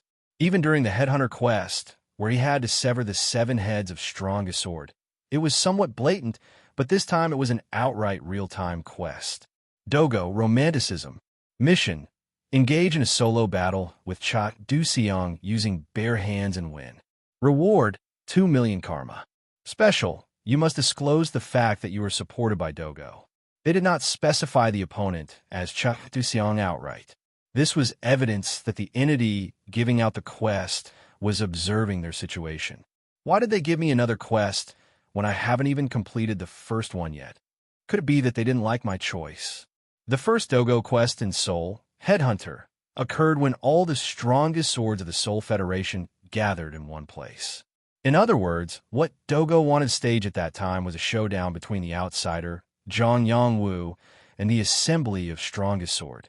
A confrontation between the strongest swords supported by Dogo and the 7 strongest individuals in Seoul. The reward was a whopping 5 million karma. It's certainly a large sum of money, but it's not worth leaving Seoul defenseless. Perhaps that's why this quest came about. This time, Yang Wu alone had to face the danger, and the reward of 2 million was certainly not insignificant. So, what I must absolutely observe to clear this quest is mission: engage in a solo battle with Cha Duxiang using bare hands and win. Bare hands, solo battle. You can't use weapons and no one else can intervene in the fight. More than anything, having a solo battle is probably the most difficult. The 2 of them will be here soon. Sure enough, at that moment, there was a sudden movement behind Yang Wu. Tap! Finally, Song Pa's strongest sword and Xiacho's strongest sword arrived at the scene. No, this crazy bastard. As expected, Xiacho's Choi Nam-hee, a former detective, rolled her eyes in exasperation. Seeing the bodies piled up like mountains in the park, she was furious. Schwak! As she immediately drew her sword, Yang Wu stepped back from Cha Duxiang and simultaneously blocked Choi Nam-hee. Ms. Nam-hee, hold on a moment. What? Choi Nam-hee, momentarily annoyed, spat out. She was annoyed because her flow was interrupted, even though she could start smashing the mutant's head right away. But since Yang Wu would lose 2 million immediately if Choi Nam-hee intervened, he had to at least make up some nonsense to ensure a solo battle. I want to fight first. Alone. What are you talking about? Even Oh Yeon-hee, who was maintaining some composure, widened her eyes. It was a completely incomprehensible story even in common sense. The survivors of Gwangjingu, who had been unable to say anything until now, erupted into chaos as if they were driven to the edge of a cliff. Why alone? Why suddenly like this? Why now of all times? Don't he know who the opponent is? A situation of madness where nothing comes to mind except for the word crazy. Amidst this, the only one laughing was Cha Du-seong, the mutant. He's really an interesting guy although there was a gut feeling that this tough guy with a strange title wouldn't be an ordinary opponent, it didn't make him afraid. The former Gwangjin's strongest sword he had faced earlier was so weak. So, even if he were to face a strongest sword from another region, they wouldn't be much stronger than a dead man. Indeed, unless it's a time like this, there won't be a chance to fight against someone like me. Stupid but brave. Then Yeonhee, sticking closely behind Yongwoo, spoke with a grimace. Are you really crazy? Does it make sense to deliberately fight alone? What's going on? To this, Yongwoo alternated looks between her and Choi Nam-hee and said, I have achievements to fulfill. I feel like I won't be able to resolve them, if not now. Please understand. Even so if it really doesn't seem right, I'll request support. Please help me then. Even so, the expressions of the two strongest swords were still difficult to persuade. There's a time and place for everything. But since the new strongest sword insisted on fighting alone, there was no reason to break the harmony by insisting otherwise. He's really out of his mind. Eventually, Yeonhee raised both hands, and following her, Siecho's strongest sword Choi Nam-hee also stepped back. If it seems like you're falling behind, we'll step in right away. Yes, understood. Thus began the solo duel between Gyeongbok's strongest sword and the mutant Cha Du-seong. However, the real shocking event was just beginning. As Yongwoo stood in front of Cha Du-seong, he put the underdog he had been holding in his hand on the ground and assumed a combat stance, following his opponent. It was such a sloppy posture that it was evident he didn't even know the stance of combat. So, eventually, Kukukuk, Cha Du-seong, who was staring blankly at him, burst into laughter. You're going to fight like that with me? Then, in an instant, his face turned cold. This bastard, does he think I look like a fool just because he avoided one punch by chance earlier? Before becoming a mutant, Cha Du-seong was a human, a boxing player proud of his fists and medals. Therefore, he felt extreme humiliation that someone who couldn't even properly hold a stance dared to challenge him to a fist fight. I'll beat you until every bone in your body is shattered. Then, with a sharp gleam in his eyes, Cha Du-seong rushed towards Yongwoo. Thud! A forward step worthy of a gold medalist. Choi Nam-hee, the only one here who had trained in martial arts, immediately realized Cha Du-seong's movements and grabbed his forehead. You bastard, you're really crazy. These words were directed at Gyeongbok's strongest sword, Jong Yongwoo. To dare to challenge a top-tier boxer barehanded was madness, indeed. Moreover, Cha Du-seong now had the body of a ghoul, standing at a towering height of 2 meters. Therefore, due to the significant reach difference, a close-range fight itself was impossible. In almost every situation, he would be the one to take the first hit. And now, Yongwoo was keenly feeling that as well. Phew! As Yongwoo exhaled within his clumsy guard, the fist came flying in from a much farther distance than he had thought. Swish! The fist was so fast that it momentarily made a whip-like sound, and sensing it, Yeonhee adjusted her sword stance. It seemed like it wouldn't work. However, swoosh! Yongwoo, who had been standing with a sloppy pose until now, suddenly raised his guard tightly and bent both knees. Translator Knight.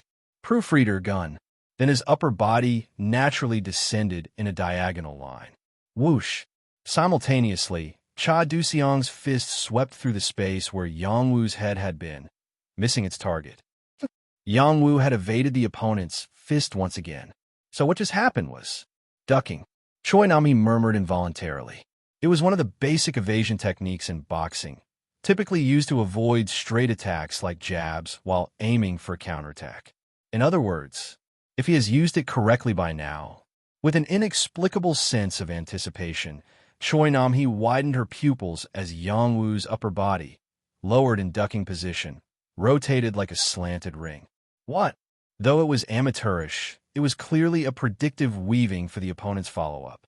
Currently, Gyeongbok's strongest sword is showing the level of game management, at least at the level of a city-level regional competition in terms of tactics alone. You bastard. Cha Do-sung's right straight cut through the air in anger. Damn it. Since Youngwoo's upper body was already rotating at an angle, he ended up narrowly splitting the empty space again. What? At this point, Cha Do-seong was convinced. His opponent had some inexplicable ability. Every time he reached out his fist, he couldn't describe it, but he felt a sudden decrease in attack speed and power. And judging by all the skills the opponent had demonstrated so far, it was clear that this was purely a hoax caused by that unknown ability. You, what the hell, Doc? Just as Cha Do-seong was about to voice his suspicion, thunk! Youngwoo's upper body, which was in the midst of weaving, came to a halt. Wham! From bottom to top, a rather weighty light uppercut shot out. Wow! Seeing this, Choi Nam-hee's mouth, which had been gaping wide open, widened even further. To face a boxing gold medalist and deliver a ducking, weaving, uppercut combo, and not even taking a single hit in between. To Choi Nam-hee, it looked like a miracle in itself. And then, damn, for Cha Do-seong, who had lived his whole life as a boxing genius, this was nothing short of a disaster. Shwut! Of course, due to Cha Do-seong's body bent and evasion, Youngwoo's uppercut ended up cutting through the air, accomplishing nothing. At least, it was too obvious a pattern for Cha Do-seong. But the important thing was, is that guy also a boxer? What's happening? Like the reactions of the Gwangjin survivors, at least from the outside, it seemed like the fight between the two was making sense. Moreover, Youngwoo was gradually getting more accustomed to barehanded combat. Is this worth it? Although he was currently moving clumsily as instructed by Rome's bottom, he could instinctively feel it. If he could properly execute this instruction, he would be able to bring down the opponent sufficiently. Meanwhile, the hologram in front of him was once again assuming a fighting stance. It was time for another round against the mutant boxer. Is he still using boxing style again? Even if so, wouldn't it be better to wrestle instead, considering the opponent is a gold medalist? Youngwoo silently questioned his martial arts inwardly. Wasn't tackling not very effective against Jong Hyunsik back then? But naturally, there was no answer coming back. Right, let's give it another shot. As the hologram in front of him took a forward step this time, Youngwoo stretched his leg forward blindly. Then, this time, Cha Do-seong prepared to counter the attack, with ducking as the opponent's attack came out. Swoosh! He was planning to dodge to the side while the opponent's attack was coming out, thinking of throwing a check hook. If things went well, he could hit the throat or jaw directly and knock them down. Thus began the third match between the two fighters. Thud! Eventually, illusion that wrapped around Youngwoo's foot pushed forcefully against the ground. The moment Cha Do-seong interpreted it as a forward 1-2 and pulled his chin and upper body downwards. Boom! Suddenly, Youngwoo's right foot kicked off the ground, sending his knee bouncing into the air. It was a flying knee kick prepared by Rome's bottom, fighting like a prisoner. This son of a... Cha Do-seong hurriedly raised both arms to protect his face, thinking like this. Wasn't this boxing rules? Before the monologue in his head could finish, a flying knee kick struck his guard. Qua. Then, shortly after, a trembling voice came from behind Jong Youngwoo's knee. This battle is supported by Dogo, a galactic scale weapon brand. No one here would have any disagreement. The fact is that everyone is now witnessing a bizarre scene that is difficult to see twice in one's life. Quack! The boxing gold medalist who had manifested into a ghoul was delivered a flying knee kick by Gyeongbok's strongest sword. Then, strange lines so absurd that they seemed terrifying flowed from the strongest sword's mouth. This battle is supported by the intergalactic weapon brand Dogo. I am Jong Youngwoo 07, the strongest in Gyeongbok and Gangnam, representing humanity on Earth. What? Sonpa's strongest sword, Seocho's strongest sword, and dozens of masters from Gwangjin-gu all opened their mouths at the same time. Incomprehensible. Is this what they call fear of the unknown? Forgetting for a moment that he was also human before being a mutant, Cha Du-seong stared blankly at the local strongest sword in front of him. What did you just say? However, Yangwu was preoccupied with something else. What's this? He just realized that Cha Du-seong's arms, which blocked the knee kick, were wrapped in a gray metal armor. So, this is probably... Oh, it's a weapon. Because this person doesn't have a sword. Is that why? Even though there was clearly hostile physical contact, Cha Du-seong seemed to be unaffected by the pain. Just like Kim Tai-jun's granite exterior, Cha Du-seong's arms were also being treated as both weapons and armor. If that's the case, I have to break through the guard and land an effective hit. While Yangwu was thinking this way, Rome signaled the next move. It was none other than low kick. From the start, these cunning and vicious prisoners had no intention of using anything but their fists against the boxers. Since a hologram was already striking Cha Du-seong's left leg heavily, Yangwu swiftly moved his body. Hyatt. As Yangwu twisted his pelvis to kick low, Cha Du-seong noticed and withdrew his body smoothly. This bastard. He then looked at Yangwu with a puzzled expression.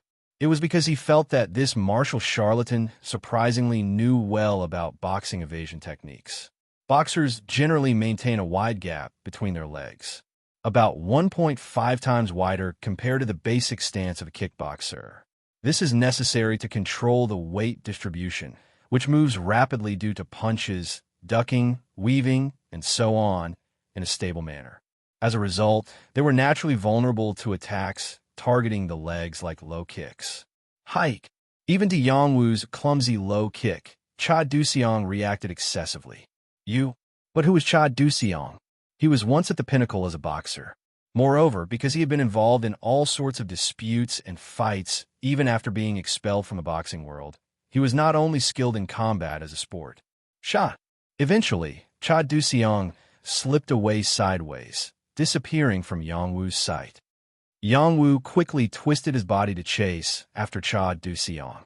But it was too late, as a body hook shot out from the position already occupied by the opponent in his field of view. Puyoyak. Oof. For a moment, he felt intense pain in his side. But soon, all the pain disappeared. Berserker, mutant charm. Ignore a certain level of pain. Due to the overwhelming strength of Cha Du-seong's punch, Berserker blocked the pain. Cha Du-seong felt discomfort once again. To his surprise, as he instinctively weaved, Yangwu's elbow flashed over his head like lightning. Crazy. He's really something else. Yangwu admired inwardly as he watched Cha Du-seong evade once again. Then, back. Once again, an uppercut came from below, hitting his chin and lifting his head upward. As Cha Du-seong withdrew his upper body with a weave, he simultaneously threw a left uppercut, hit squarely on the chin. Yangwu's vision completely lifted upwards, leaving him vulnerable to the opponent's follow-up. The liver shot, also known as the body shot. Plong!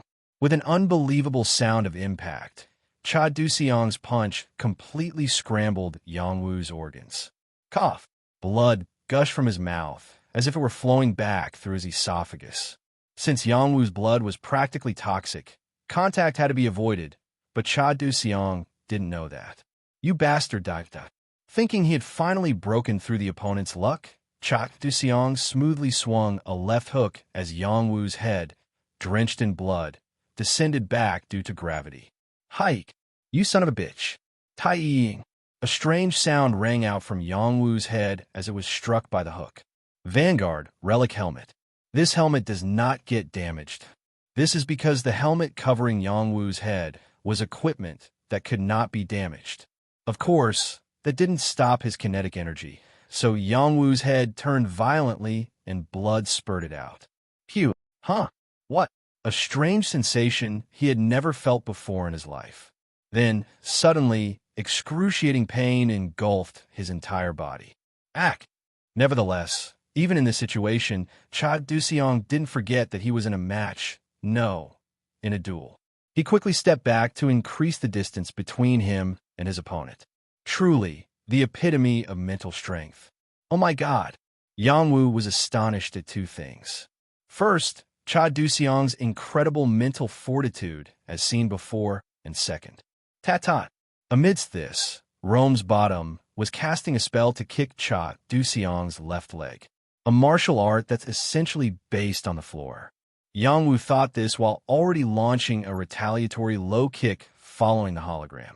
Translator Knight, proofreader Gun, rushing towards the opponent, who couldn't even properly open his eyes due to experiencing the taste of agony. You're done for. As Yang Wu willingly became one with Rome's bottom, he mercilessly lunged at Cha Duxiang, causing a brief but palpable anxiety among the audience. However, Cha Duxiang was much more vicious than people had anticipated. Feeling a threatening aura beyond the shredded view, he rather attacked Yang Wu. It was a brawl driven purely by physicality and determination. Hyatt.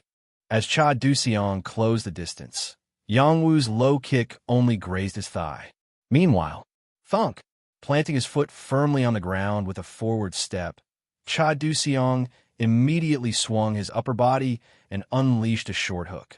Essentially, it was a response akin to hoping for a lucky punch when cornered during a match. However, it was the best course of action for now. Leaving the distance open would only allow continuous low kicks. Gah! As Cha Duxiang started the fight with a scream that was unclear whether it was a shout or a scream, Rome's bottom ordered Yang Wu to backstep, retreating to set up a slow barrage of low kicks. However, fuck it, Yang Wu didn't heed the advice of the legendary martial arts.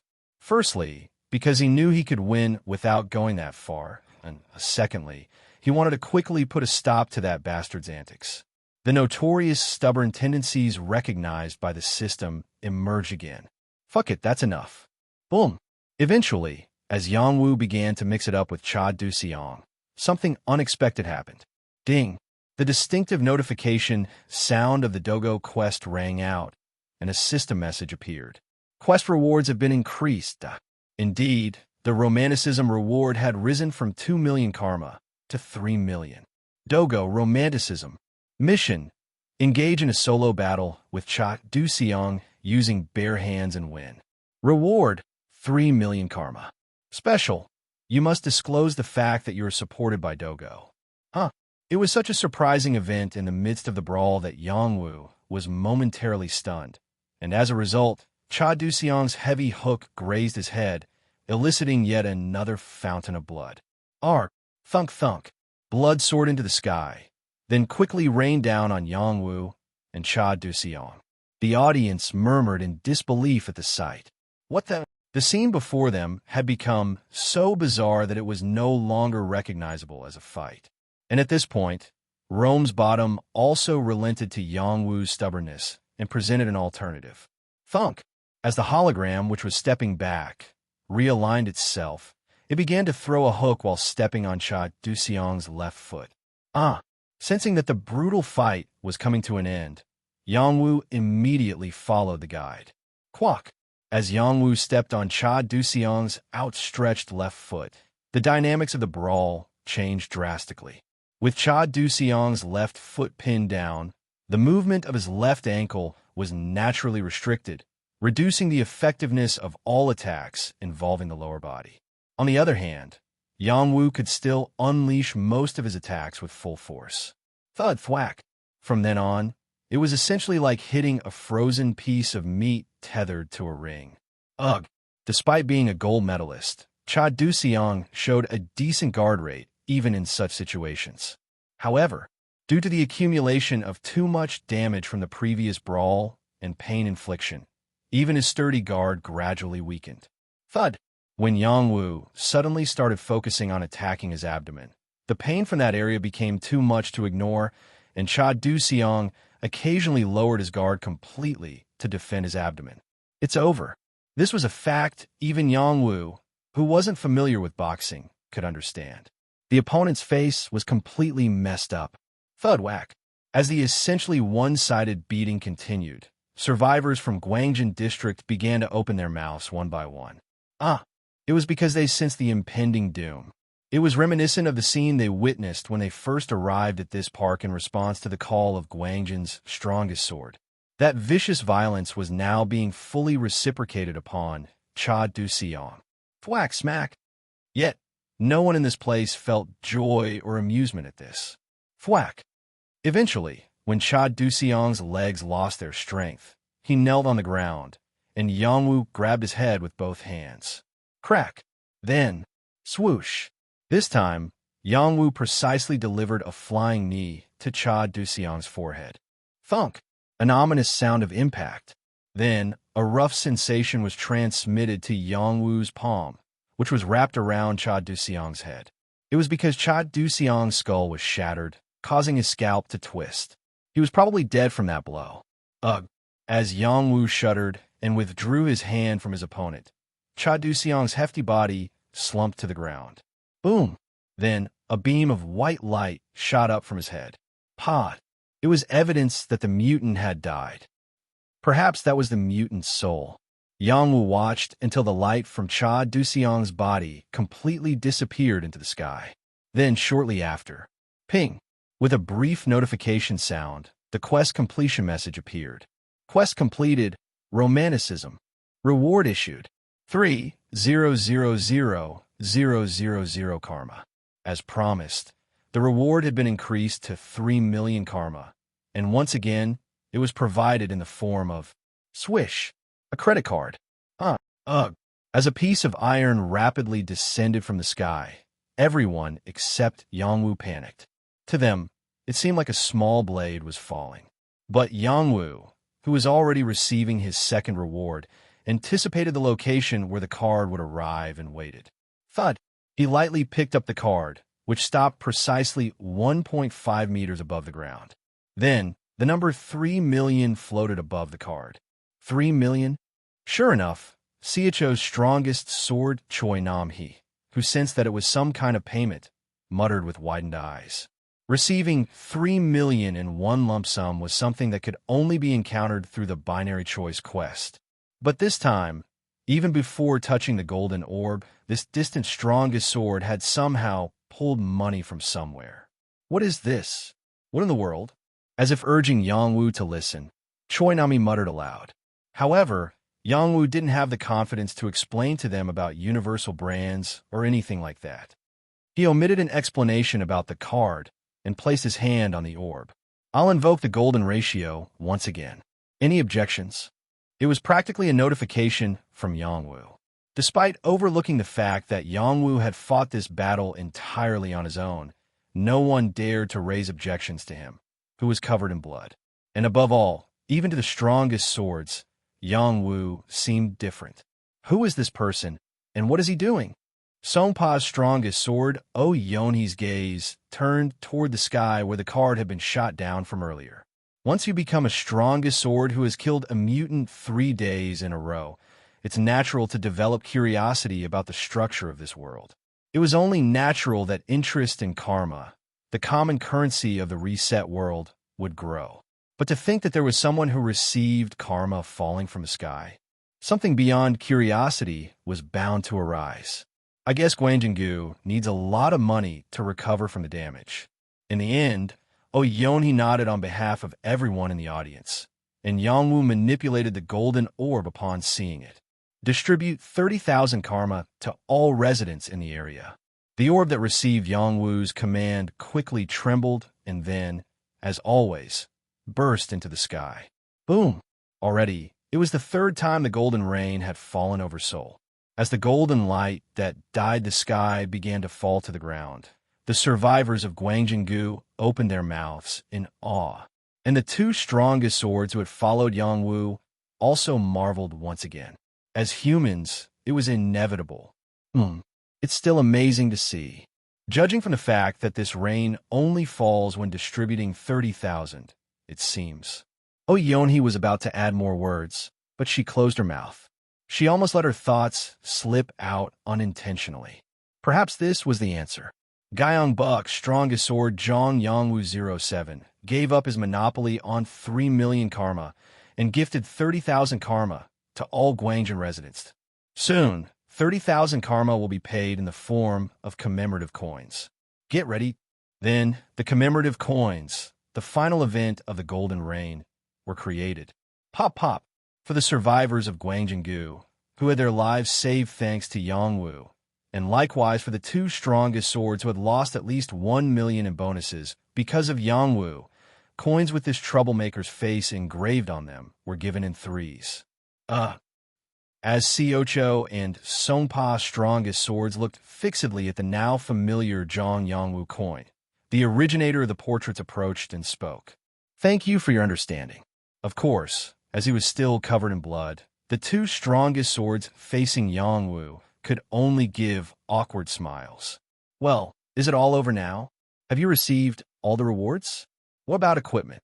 Choi Nam-hee subtly aimed for item distribution, but it was hopeless.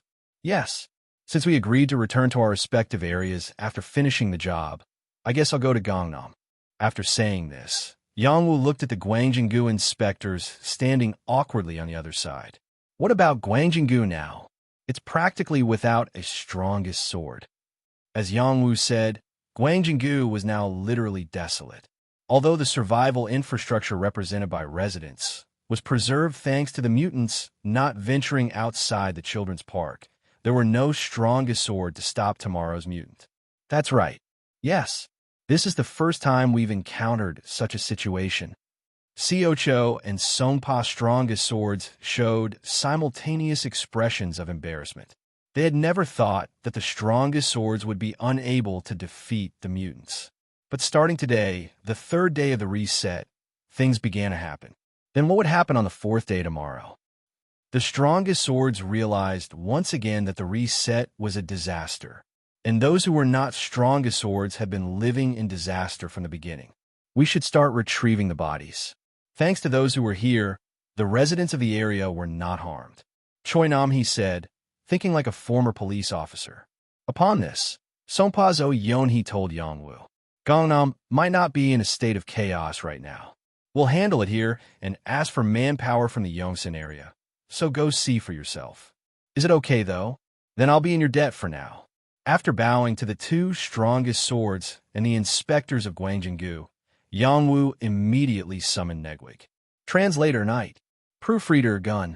Then, in the distance, Negwig, who had been emitting a strong sense of unease, came running and stood before Yongwu. Squeak. And then, Peek. Golden Goblin, who had secretly massaged the body of the Gwangjin's strongest sword, came running. "What were you doing?" Seeing this, Yongwu realized after a moment. He had been distracted by the grim side of the Grand Park and hadn't bothered to collect the spoils. It was a cruel story, but even the deceased Gwangjin's strongest sword, who had been killed by Cha Du-seong, would have had their own signature equipment. Chuckle. Moreover, there was something inside the partially open dimensional pouch of the Golden Goblin, probably the deceased belongings. It was something that couldn't be done as a human, but ironically, the Golden Goblin wasn't human, nor was it even from Earth. Please wait. Though the 295th Gwangjin's strongest sword came running belatedly to see them off. Swoosh. Yongwu had already left, just like an arrow shot by a goblin. Asterisk, asterisk, asterisk. The current time, 4:14 p.m. Although he was in a precarious position, riding on a horse from another world, Yongwu felt genuinely peaceful. From being the roommate of Mbong-hee, the asterisk who hid his past, to the present, there had been too much going on. And during all those events, Yongwu had never let his guard down, mainly because he was always in the position of the weak or the challenger. But now, swoosh, swoosh, as Negwig, carrying Yongwu, left a black trail and passed through the intersection of the Konkuk University entrance. The people standing by the roadside stared blankly at the spot where the unidentified object had passed, startled. Although the speed was so fast, they couldn't understand what they had just seen due to the strange appearance of the target. Meanwhile, Yongwu felt a deep sense of relief that he was no longer under threat in this world, even if he caused a bit of trouble. At least there would be no need to risk his life anymore, at least not today. Until the grand announcement, there's still over 3 hours left. I'll take a break for once. Swoosh. Passing through Konkuk University, crossing Duxian Bridge, and finally reaching Gangnam via Cheongdam Bridge, Yongwu's dilated pupils suddenly widened. People dressed in suits were lined up on both sides of the 1.2-kilometer-long Cheongdam Bridge. Could they be Taewon Group employees? Of course, judging by the fact that some were leaning on the railing or sitting on the ground, they seemed to be taking a break. Perhaps they had sent out surveillance teams to every bridge without knowing which one the new Gangnam strongest swords would use. Regardless, as time passed, it became clear that they were Taewon Group employees. Swoosh! As Negwig made a grand entrance on a Cheongdam Bridge, the people who had been absent-mindedly standing there quickly reformed their ranks. And most importantly, swoosh! About 200 meters ahead, at the center of the bridge, seeing people struggling to raise something, it was clear. Crackle! We welcome Jong Yongwoo's inauguration as Gangnam's strongest sword. All executives and employees of Taewon Group. It was none other than a banner. A welcome banner for Jong Yongwoo's inauguration as Gangnam's strongest sword in the reset world. Although it was handwritten, it gave off a more corporate vibe because of it. You could glimpse the stubbornness and desire to somehow implement something from the previous world. Welcome, Jong Yongwoo. Soon, all the Taewon Group members bowed respectfully towards the strongest swords passing by on horseback, and Yongwoo entered Gangnam like a victorious general. Asterisk, asterisk, asterisk. At the same time, on the outskirts of Bugakdong in Gumi City, Gyeongsangbuk-do, a boy appeared, holding a long staff, in an area where the Gyeongbu Expressway connecting Gimcheon and Gumi passes through. Phew, it's still the same here. His hands were full of calluses, and his legs seemed even more ruggedly used. After glancing at the regional situation in the air, the boy looked at two red pillars dominating the airspace over Gumi. Then, it seems the old man really went to Seoul. With a strange smile, he stretched his bare feet inward towards Gumi City. The current area you are in is Gumi. There is no strongest sword in this area. Gumi, Gyeongsangbuk-do, a memorable place where Yechon and Yongwoo had their first battle against monsters, as well as where they received the existing fate record. Of course, Yechon didn't revisit this place out of nostalgia. He came here purely for one reason. Two of them. It's a windfall. By now, he judged that there would be a pile of mutants or descendants of monsters in the Gyeongsangbuk-do area. As expected, there were two mutant markers in Gumi. On the second and third day, those guys are probably together, right? If that's the case, caution was necessary. Because by the third day of the reset, the gap in combat power between mutants had become significant. Just today, he managed to catch about 4 mutants of the third day, but one of them was unusually strong. There isn't a single monster. Yechon quickly crossed Gumi City and confirmed that there were no blue pillars of light visible around. There are mainly 2 reasons why there are no monsters in a neglected city like this. First, it could be because monster hunters who roam neglected cities like this have swept through. However, since hunters who search on a city-wide scale generally have a large number of members, it was almost impossible not to encounter mutants. And secondly, it could be because the mutants themselves drove out the monsters. Probably this one. Now Yechon was quite the expert in this world. After parting ways with Yongwoo, Gumi's strongest sword, he explored numerous cities and towns. On the second day of the reset, Yechon, who had parted ways with Yongwoo, headed not to Seoul, but rather to Jeonbuk. It wasn't a clear plan. It was the result of vaguely stepping on the pedal with the thought of standing alone from now on. Also, due to the fact that people are more frightening than monsters, there is also the instinctual desire to head to areas where human presence seems scarce. And before long, he realized.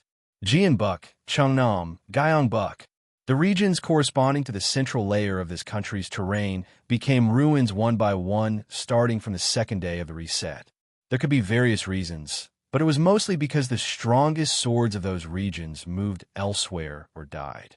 For some reason, most strongest swords started to move to metropolitan areas like Seoul or Busan after experiencing the first day of the reset. And this was true not only for the strongest swords, but also for the residents of those regions. Is it a human instinct? Wanted to stay in places with many people if possible. For Yechon, who had the opposite tendency, it was hard to understand. Anyway, because the majority left for big cities, the areas Yechan visited were all filled with monsters and mutants. Thanks to that, sometimes he witnessed the astonishing sight of mutants and monsters waging war. Of course, on the other hand, there were also cases where monsters negotiated with mutants to obtain territorial rights. It's definitely an area to avoid stepping foot in. So, Yechan targeted areas where only monsters remained because mutants had left for other regions first. By catching just a few monsters separated from the group, he could significantly increase his abilities. And when he grew to the point where it was difficult to die against monster opponents, he challenged mutants for the first time. A snake-shaped mutant perched on the roof of the Muju County office. Muju County Governor Song Ik-tai. Despite his terrifying appearance, his actual power wasn't that impressive. Strictly speaking, Yechan, who had caught about 100 monsters for this challenge, was in an overpowered state, easily dispatching the first mutant than expected. Yechan chose 3 million karma without hesitation, and from then on, it was smooth sailing. Everything encountered in the ruined city was all about money. 20,000 karma for each monster, 3 million for a mutant. From the third day onward, he began meeting traders who had come from various places, buying equipment and martial arts skills. And as a result, he reached his current state. A nameless powerhouse roaming around Gyeongsangbuk-do and Jeollabuk-do. He didn't even have a single title of a strongest sword, but his total stats were unparalleled. However, he rarely encountered anyone, so he didn't attract external attention. Whack! In Yechan's sight as he crossed Gumi City, a red pillar of light finally approached. It's a mutant. They're here. As he went a bit further, he saw a huge beast perched on the rooftop of a 4-story building on the other side. Comedian Kim Jong-gu. Kim Jong-gu, once a famous entertainer who appeared in various entertainment shows, but was expelled from the broadcasting industry due to repeated drunk driving incidents. Thanks to his actions, he had become a hellhound, emitting sparks near his nose every time he exhaled. What's this smell? Kim Jong-gu, who had been staring at the ground blankly, suddenly raised his head and immediately looked towards where Yechan was. It was because he caught the scent of mutant equipment emanating from him. What, you're a kid? He exuded an unusual aura for an ordinary kid, but since Kim Jong-gu hadn't properly competed with a skilled opponent since returning to this world, he didn't pay much attention. Kid, I want to take it easy today, so go back to... Yechan hesitated at the unexpected kindness. Then, in the process of shifting his foot to the side, he stepped on something. Clang! It was none other than... Wow! A crimson coin. Translator Knight. Proofreader gun. There were not just one or two, but hundreds scattered around the 4-story building Kim Jong-gu had chosen as his residence. In other words, these were remnants of monsters that should have filled the entire area. Probably, this was where Kim Jong-gu had engaged in a large-scale battle with monsters while taking control of this area. Unbelievable. While Yechan was amazed at the coins scattered around, Kim Jong-gu gently opened one of his eyes, which had been closed, and said, "Take it if you need it, but don't come back again. And don't go to Seoul either. This uncle is giving you a pass." At this, Yechan's expression, which was about to eagerly pick up the coins, suddenly turned cold. Why not Seoul? Then, Kim Jong-gu, slightly surprised by the sudden change in the kid's attitude, said, "Why, because it's dangerous, Why is Seoul dangerous? There are lots of people, and surely they're strong as swords." As Yechan was talking up to this point, he suddenly realized, "But what are you guys waiting for here?" At the mention of "you guys" by Yechan, Kim Jong-gu's eyes widened, and right on cue, a large shadow emerged from the right side of the building where Yechan was. Swoosh! Gumi City Councilor, Im Tae-hong. Another mutant who was staying in Gumi, Im Tae-hong. Also known as Shadow, he manifested as a shadow human with a towering height of up to 4 meters. In other words, due to Yechan's actions, a 4-meter shadow was looming over him.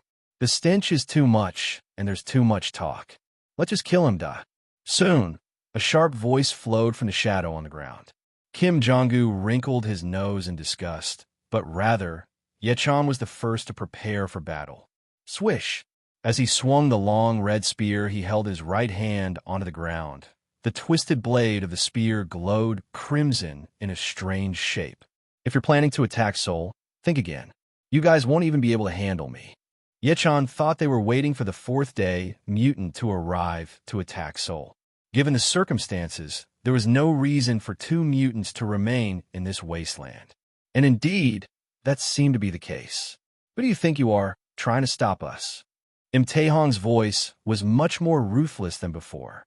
At that moment, the surroundings were already filled with pitch blackness beyond Yechan's feet, probably a preparation unique to shadow humans. In response, Yechan shouted as he struck the darkened ground with the spear he had laid out. I'll call myself Gyeongbok's strongest spear. Asterisk, asterisk, asterisk.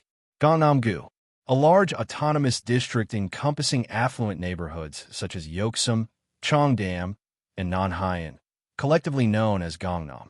Before the reset, its population was 530,000, making it the third most populous among Seoul's 25 districts, a ranking that probably hadn't changed much even now. Because Gangnam was the neighborhood where all the people of Seoul who were still alive wanted to live. Of course, this was only true during the tenure of former strongest sword Jong Hyun-sik. Nowadays, rumors about Jong Hyun-sik's downfall had spread far and wide throughout Gangnam, and Yang-woo could clearly feel it. Is that him? Is that the Gangnam's strongest sword? If he's from Gyeongbok, is he someone who rose from the provinces? He's riding on monsters. As Yang-woo followed the guide from the Taewon Group's intelligence team from Cheongdam Bridge to COEX in Samseong-dong, residents who came out to wait on the streets didn't stop murmuring. If I had known it would be like this, I would have just said I would take a car. Yang-woo squinted his eyes as he saw even more people gathering on the other side. When he was about to exit Cheongdam Bridge, the Taewon Group staff clearly suggested taking the car they had brought along since there would be a lot of people on the way. However, at that time, he refused because he felt it would be more uncomfortable to leave Negwig behind and follow alone. But it was a big mistake. When Yang-woo looked back, he could see that the residents who had been following him closely on the road were taken aback. Anyway, they were curious about the person who would follow in Jong Hyun-sik's footsteps to protect this area. Then, the mobile police officers on bikes who were following near Yang-woo formed a kind of barrier separating the residents from Yang-woo, allowing him some distance. And in the meantime, COEX in Samseong-dong, which was used as the headquarters of the Taewon Group, came into view. It was a strategically important area with the Han River to the north and Tanshan to the east, with an overwhelming land area and buildings. It was especially a masterpiece of artificial construction where you could secure even the most valuable resource in this world, residence, as it was adjacent to the Intercontinental Hotel and the Parnas Hotel. So, Taewon is Gangnam. Yang-woo widened his eyes as he saw another long procession of Taiwan's intelligence in front of COEX. Surely, not all of these people were actual Taewon employees. Most likely, after the reset, Taewon absorbed numerous personnel in the process of taking control of Gangnam. Anyway, Yang-woo passed through the bureaucratic hospitality procession and reached the entrance of COEX. There, a middle-aged man with security guards stood, waiting, and slowly approached Yang-woo. Oh, Mr. Jong Yang-woo. This well-built man in his 50s was named Baek Do-won, 47 years old. He was a former Taewon Life CEO and the current CEO of the Taewon Group, making him a significant figure in Gangnam's administration. I've heard a lot about you. You must have been through a lot. I'm Baek Do-won from Taewon. Baek Do-won glanced at Yang-woo, slightly bowing his waist. He was assessing what kind of person he was dealing with. But Yang-woo didn't care about such things. Suddenly, as the serpent of greed raised its head, he looked beyond COEX. Startled by the sound, Baek Do-won took a step back, and then Yang-woo asked, "What's up there?" Yang-woo pointed vaguely with his hand, but Baek Do-won immediately understood what he was looking for. Most likely, you're referring to the former strongest sword's office. Because, coincidentally, there was the office of Jong Hyun-sik where Yang-woo pointed. Former Gangnam's strongest sword, Taewon Group, Executive Director Jong Hyun-sik. His office and lodging were on the 32nd floor of the Parnas Hotel across from COEX in the presidential suite. Before the reset, the daily accommodation fee for this high-priced room was a whopping 15 million won. Of course, there was no way the Serpent of Greed would turn its head for such a reason. Serpent of Greed, Epic Compass, always seeks rarity. Rare things generally refers to equipment or something essential at the moment. Whatever it was, it meant there was something valuable in that room. Over here, Baek Do-won, who guided Yongwoo to the lobby of the Parnas Hotel, pushed open the large glass door of the entrance and led the way. Then he cautiously said, glancing at the 4 parked cars shaped like Allah in front of the entrance. There's one problem. What is it? The elevators here only operate at night. Oh, the elevator would start moving once the building began to be classified as a residence as the day shift service commenced. The petrification phenomenon had been applied to the entire Parnas Hotel. In other words, so how did the strongest sword get to his room? Even as Yongwoo spoke, he was already looking towards the emergency exit in the corner of the lobby. Considering it was Jong Hyunsik, could there have been another way? If not climbing the exterior walls of the building, the only option would be to use the stairs. And sure enough, although it is assumed that you only use the room at night, in unavoidable circumstances, you would have used the emergency exit. Baek Do-won's hand immediately pointed to the emergency exit. Yes, I understand for now. As Yongwoo nodded, intending to use the emergency exit, Baek Do-won hastily added a follow-up. So, do you plan to stay in a room today? Well, do I have other matters to attend to today? If it's okay with you, I was planning to personally introduce you to Gangnam District.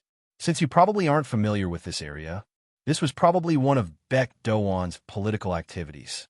Yongwoo wanted to accommodate him if possible, but there was too much to do immediately.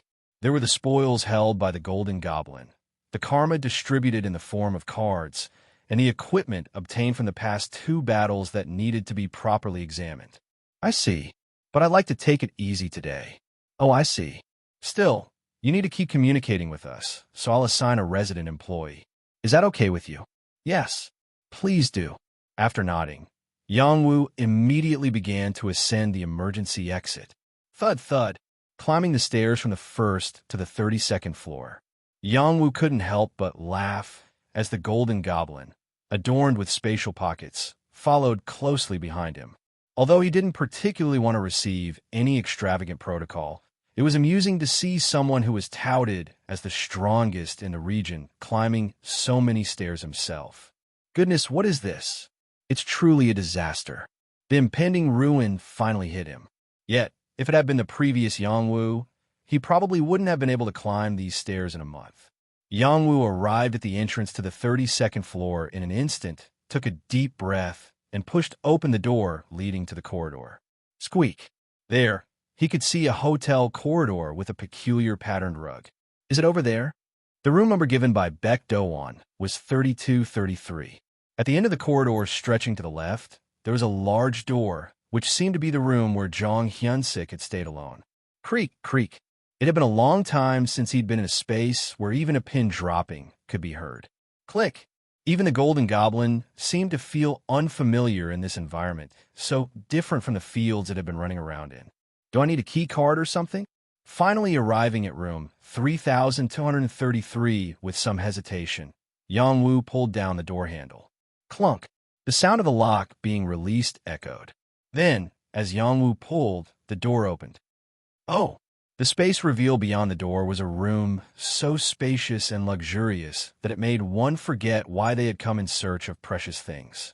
You used this spacious room alone? It must have had a hefty rental fee. Yongwoo, who had been marveling, quickly regained his composure and moved in the direction indicated by the Serpent of Greed. SHHHH. Naturally, he passed through the spacious living room and reached the office space arranged in the corner of the room. And there, now, he found an item blatantly without the snake's assistance. A white coin casually placed on the desk, as if it were nothing. Thud! As Yongwoo touched the coin, a tremendous tooltip appeared. Blank check, unique currency. Once it transforms into touched currency, Blank check. It was something he had seen once before through a merchant. Did he just leave it like this? Of course, even if he had obtained a safe and put it in a world where the superhumans ruled, it would have been meaningless. Maybe he left it here so he wouldn't use it carelessly. Yang Wu shook his head in disbelief. He couldn't help but think that Zhang Hyunsik was not an ordinary person. Putting it there won't activate it immediately, right? As Yang Wu asked the Golden Goblin while holding the blank check, the goblin raised both arms high and shook its feet. Kit, Kit. It must mean it wanted Yang Wu to hand it over quickly. Yang Wu handed the blank check to the goblin, confirmed that it put it in the spatial pocket, and then instructed again. Take it out. Fortunately, the goblin handed back the blank check in its unused state. It seems reliable in performance. After all, its purpose was to collect and store equipment. But the real settlement would start now. He needed to examine the equipment obtained from the mutants today and the equipment from the first Guangjin's strongest sword brought by the Golden Goblin. Since the meeting in Yongsan, he had acquired only 2 mutant equipment. Deformed Claw, Mutant Necklace. Increased power against beast-type enemies. Frost Crown, Mutant Helmet. 20% cold resistance. Translator Knight. Proofreader Gun. Oh, such a helmet. Yang Wu couldn't help feeling regretful when he saw the Ice Crown. Of course, he knew someday this would happen, given the large amount of equipment he was collecting, but... So, that's why it asked me to buy the extractor back then. Extractor, ancient one-handed hammer. Change equipment into gems for slots. He still remembered it, as it was the first item he saw during his trade with the merchant. At that time, the price of that hammer was 40,000 karma. Now, it might seem like a small amount, but back then, it was quite a sum. UST seeing Zhang Hyunsik having a blank check. I might encounter the same item again someday. When that time comes, he should buy it without hesitation. Yang Wu decided to wear the deformed claw for now, handed the frost crown to the Golden Goblin, and instructed it to keep it in the pocket. Now, let's take a look at the equipment of the first Guangjin's strongest sword. When Yang Wu issued this command, the goblin began rummaging through the spatial pockets. Kit. Then, to Yang Wu's surprise and anticipation, the goblin pulled out a piece of equipment. Thunk! It was none other than Climber, Mutant Pants. Leap distance triple dot. Pants. There are pants among the equipment. Even the unique effect was peculiar. Increasing leap distance. Was it for fighting giants or something? Tripled effect is quite remarkable. Coincidentally, the pants he was currently wearing were almost burnt and torn, almost to the point of being in tatters. If I had waited a little longer, I would have been walking around in my underwear. It's a good thing it happened now. As Yang Wu touched the climber, the pants swiftly disappeared and appeared on Yang Wu's lower body. Swoosh! It's too tight, isn't it? Anyway, next, as Yang Wu glanced at the goblin, it presented a hatchet and a ring this time. Merciless, mutant one-handed axe. Increased power against opponents with a total lower stat sum than the wearer. Agility, mutation ring. When sense is the highest attribute, gain 10% damage reduction to. Oh, agility is quite good. While he already had good weapons, accessories like rings were always welcome. Moreover, this one seemed perfect for Yang Wu, who used sense abduction. The stronger the opponent, the higher the probability of agility activating. If I want to be constantly active, I just need to focus more on sense.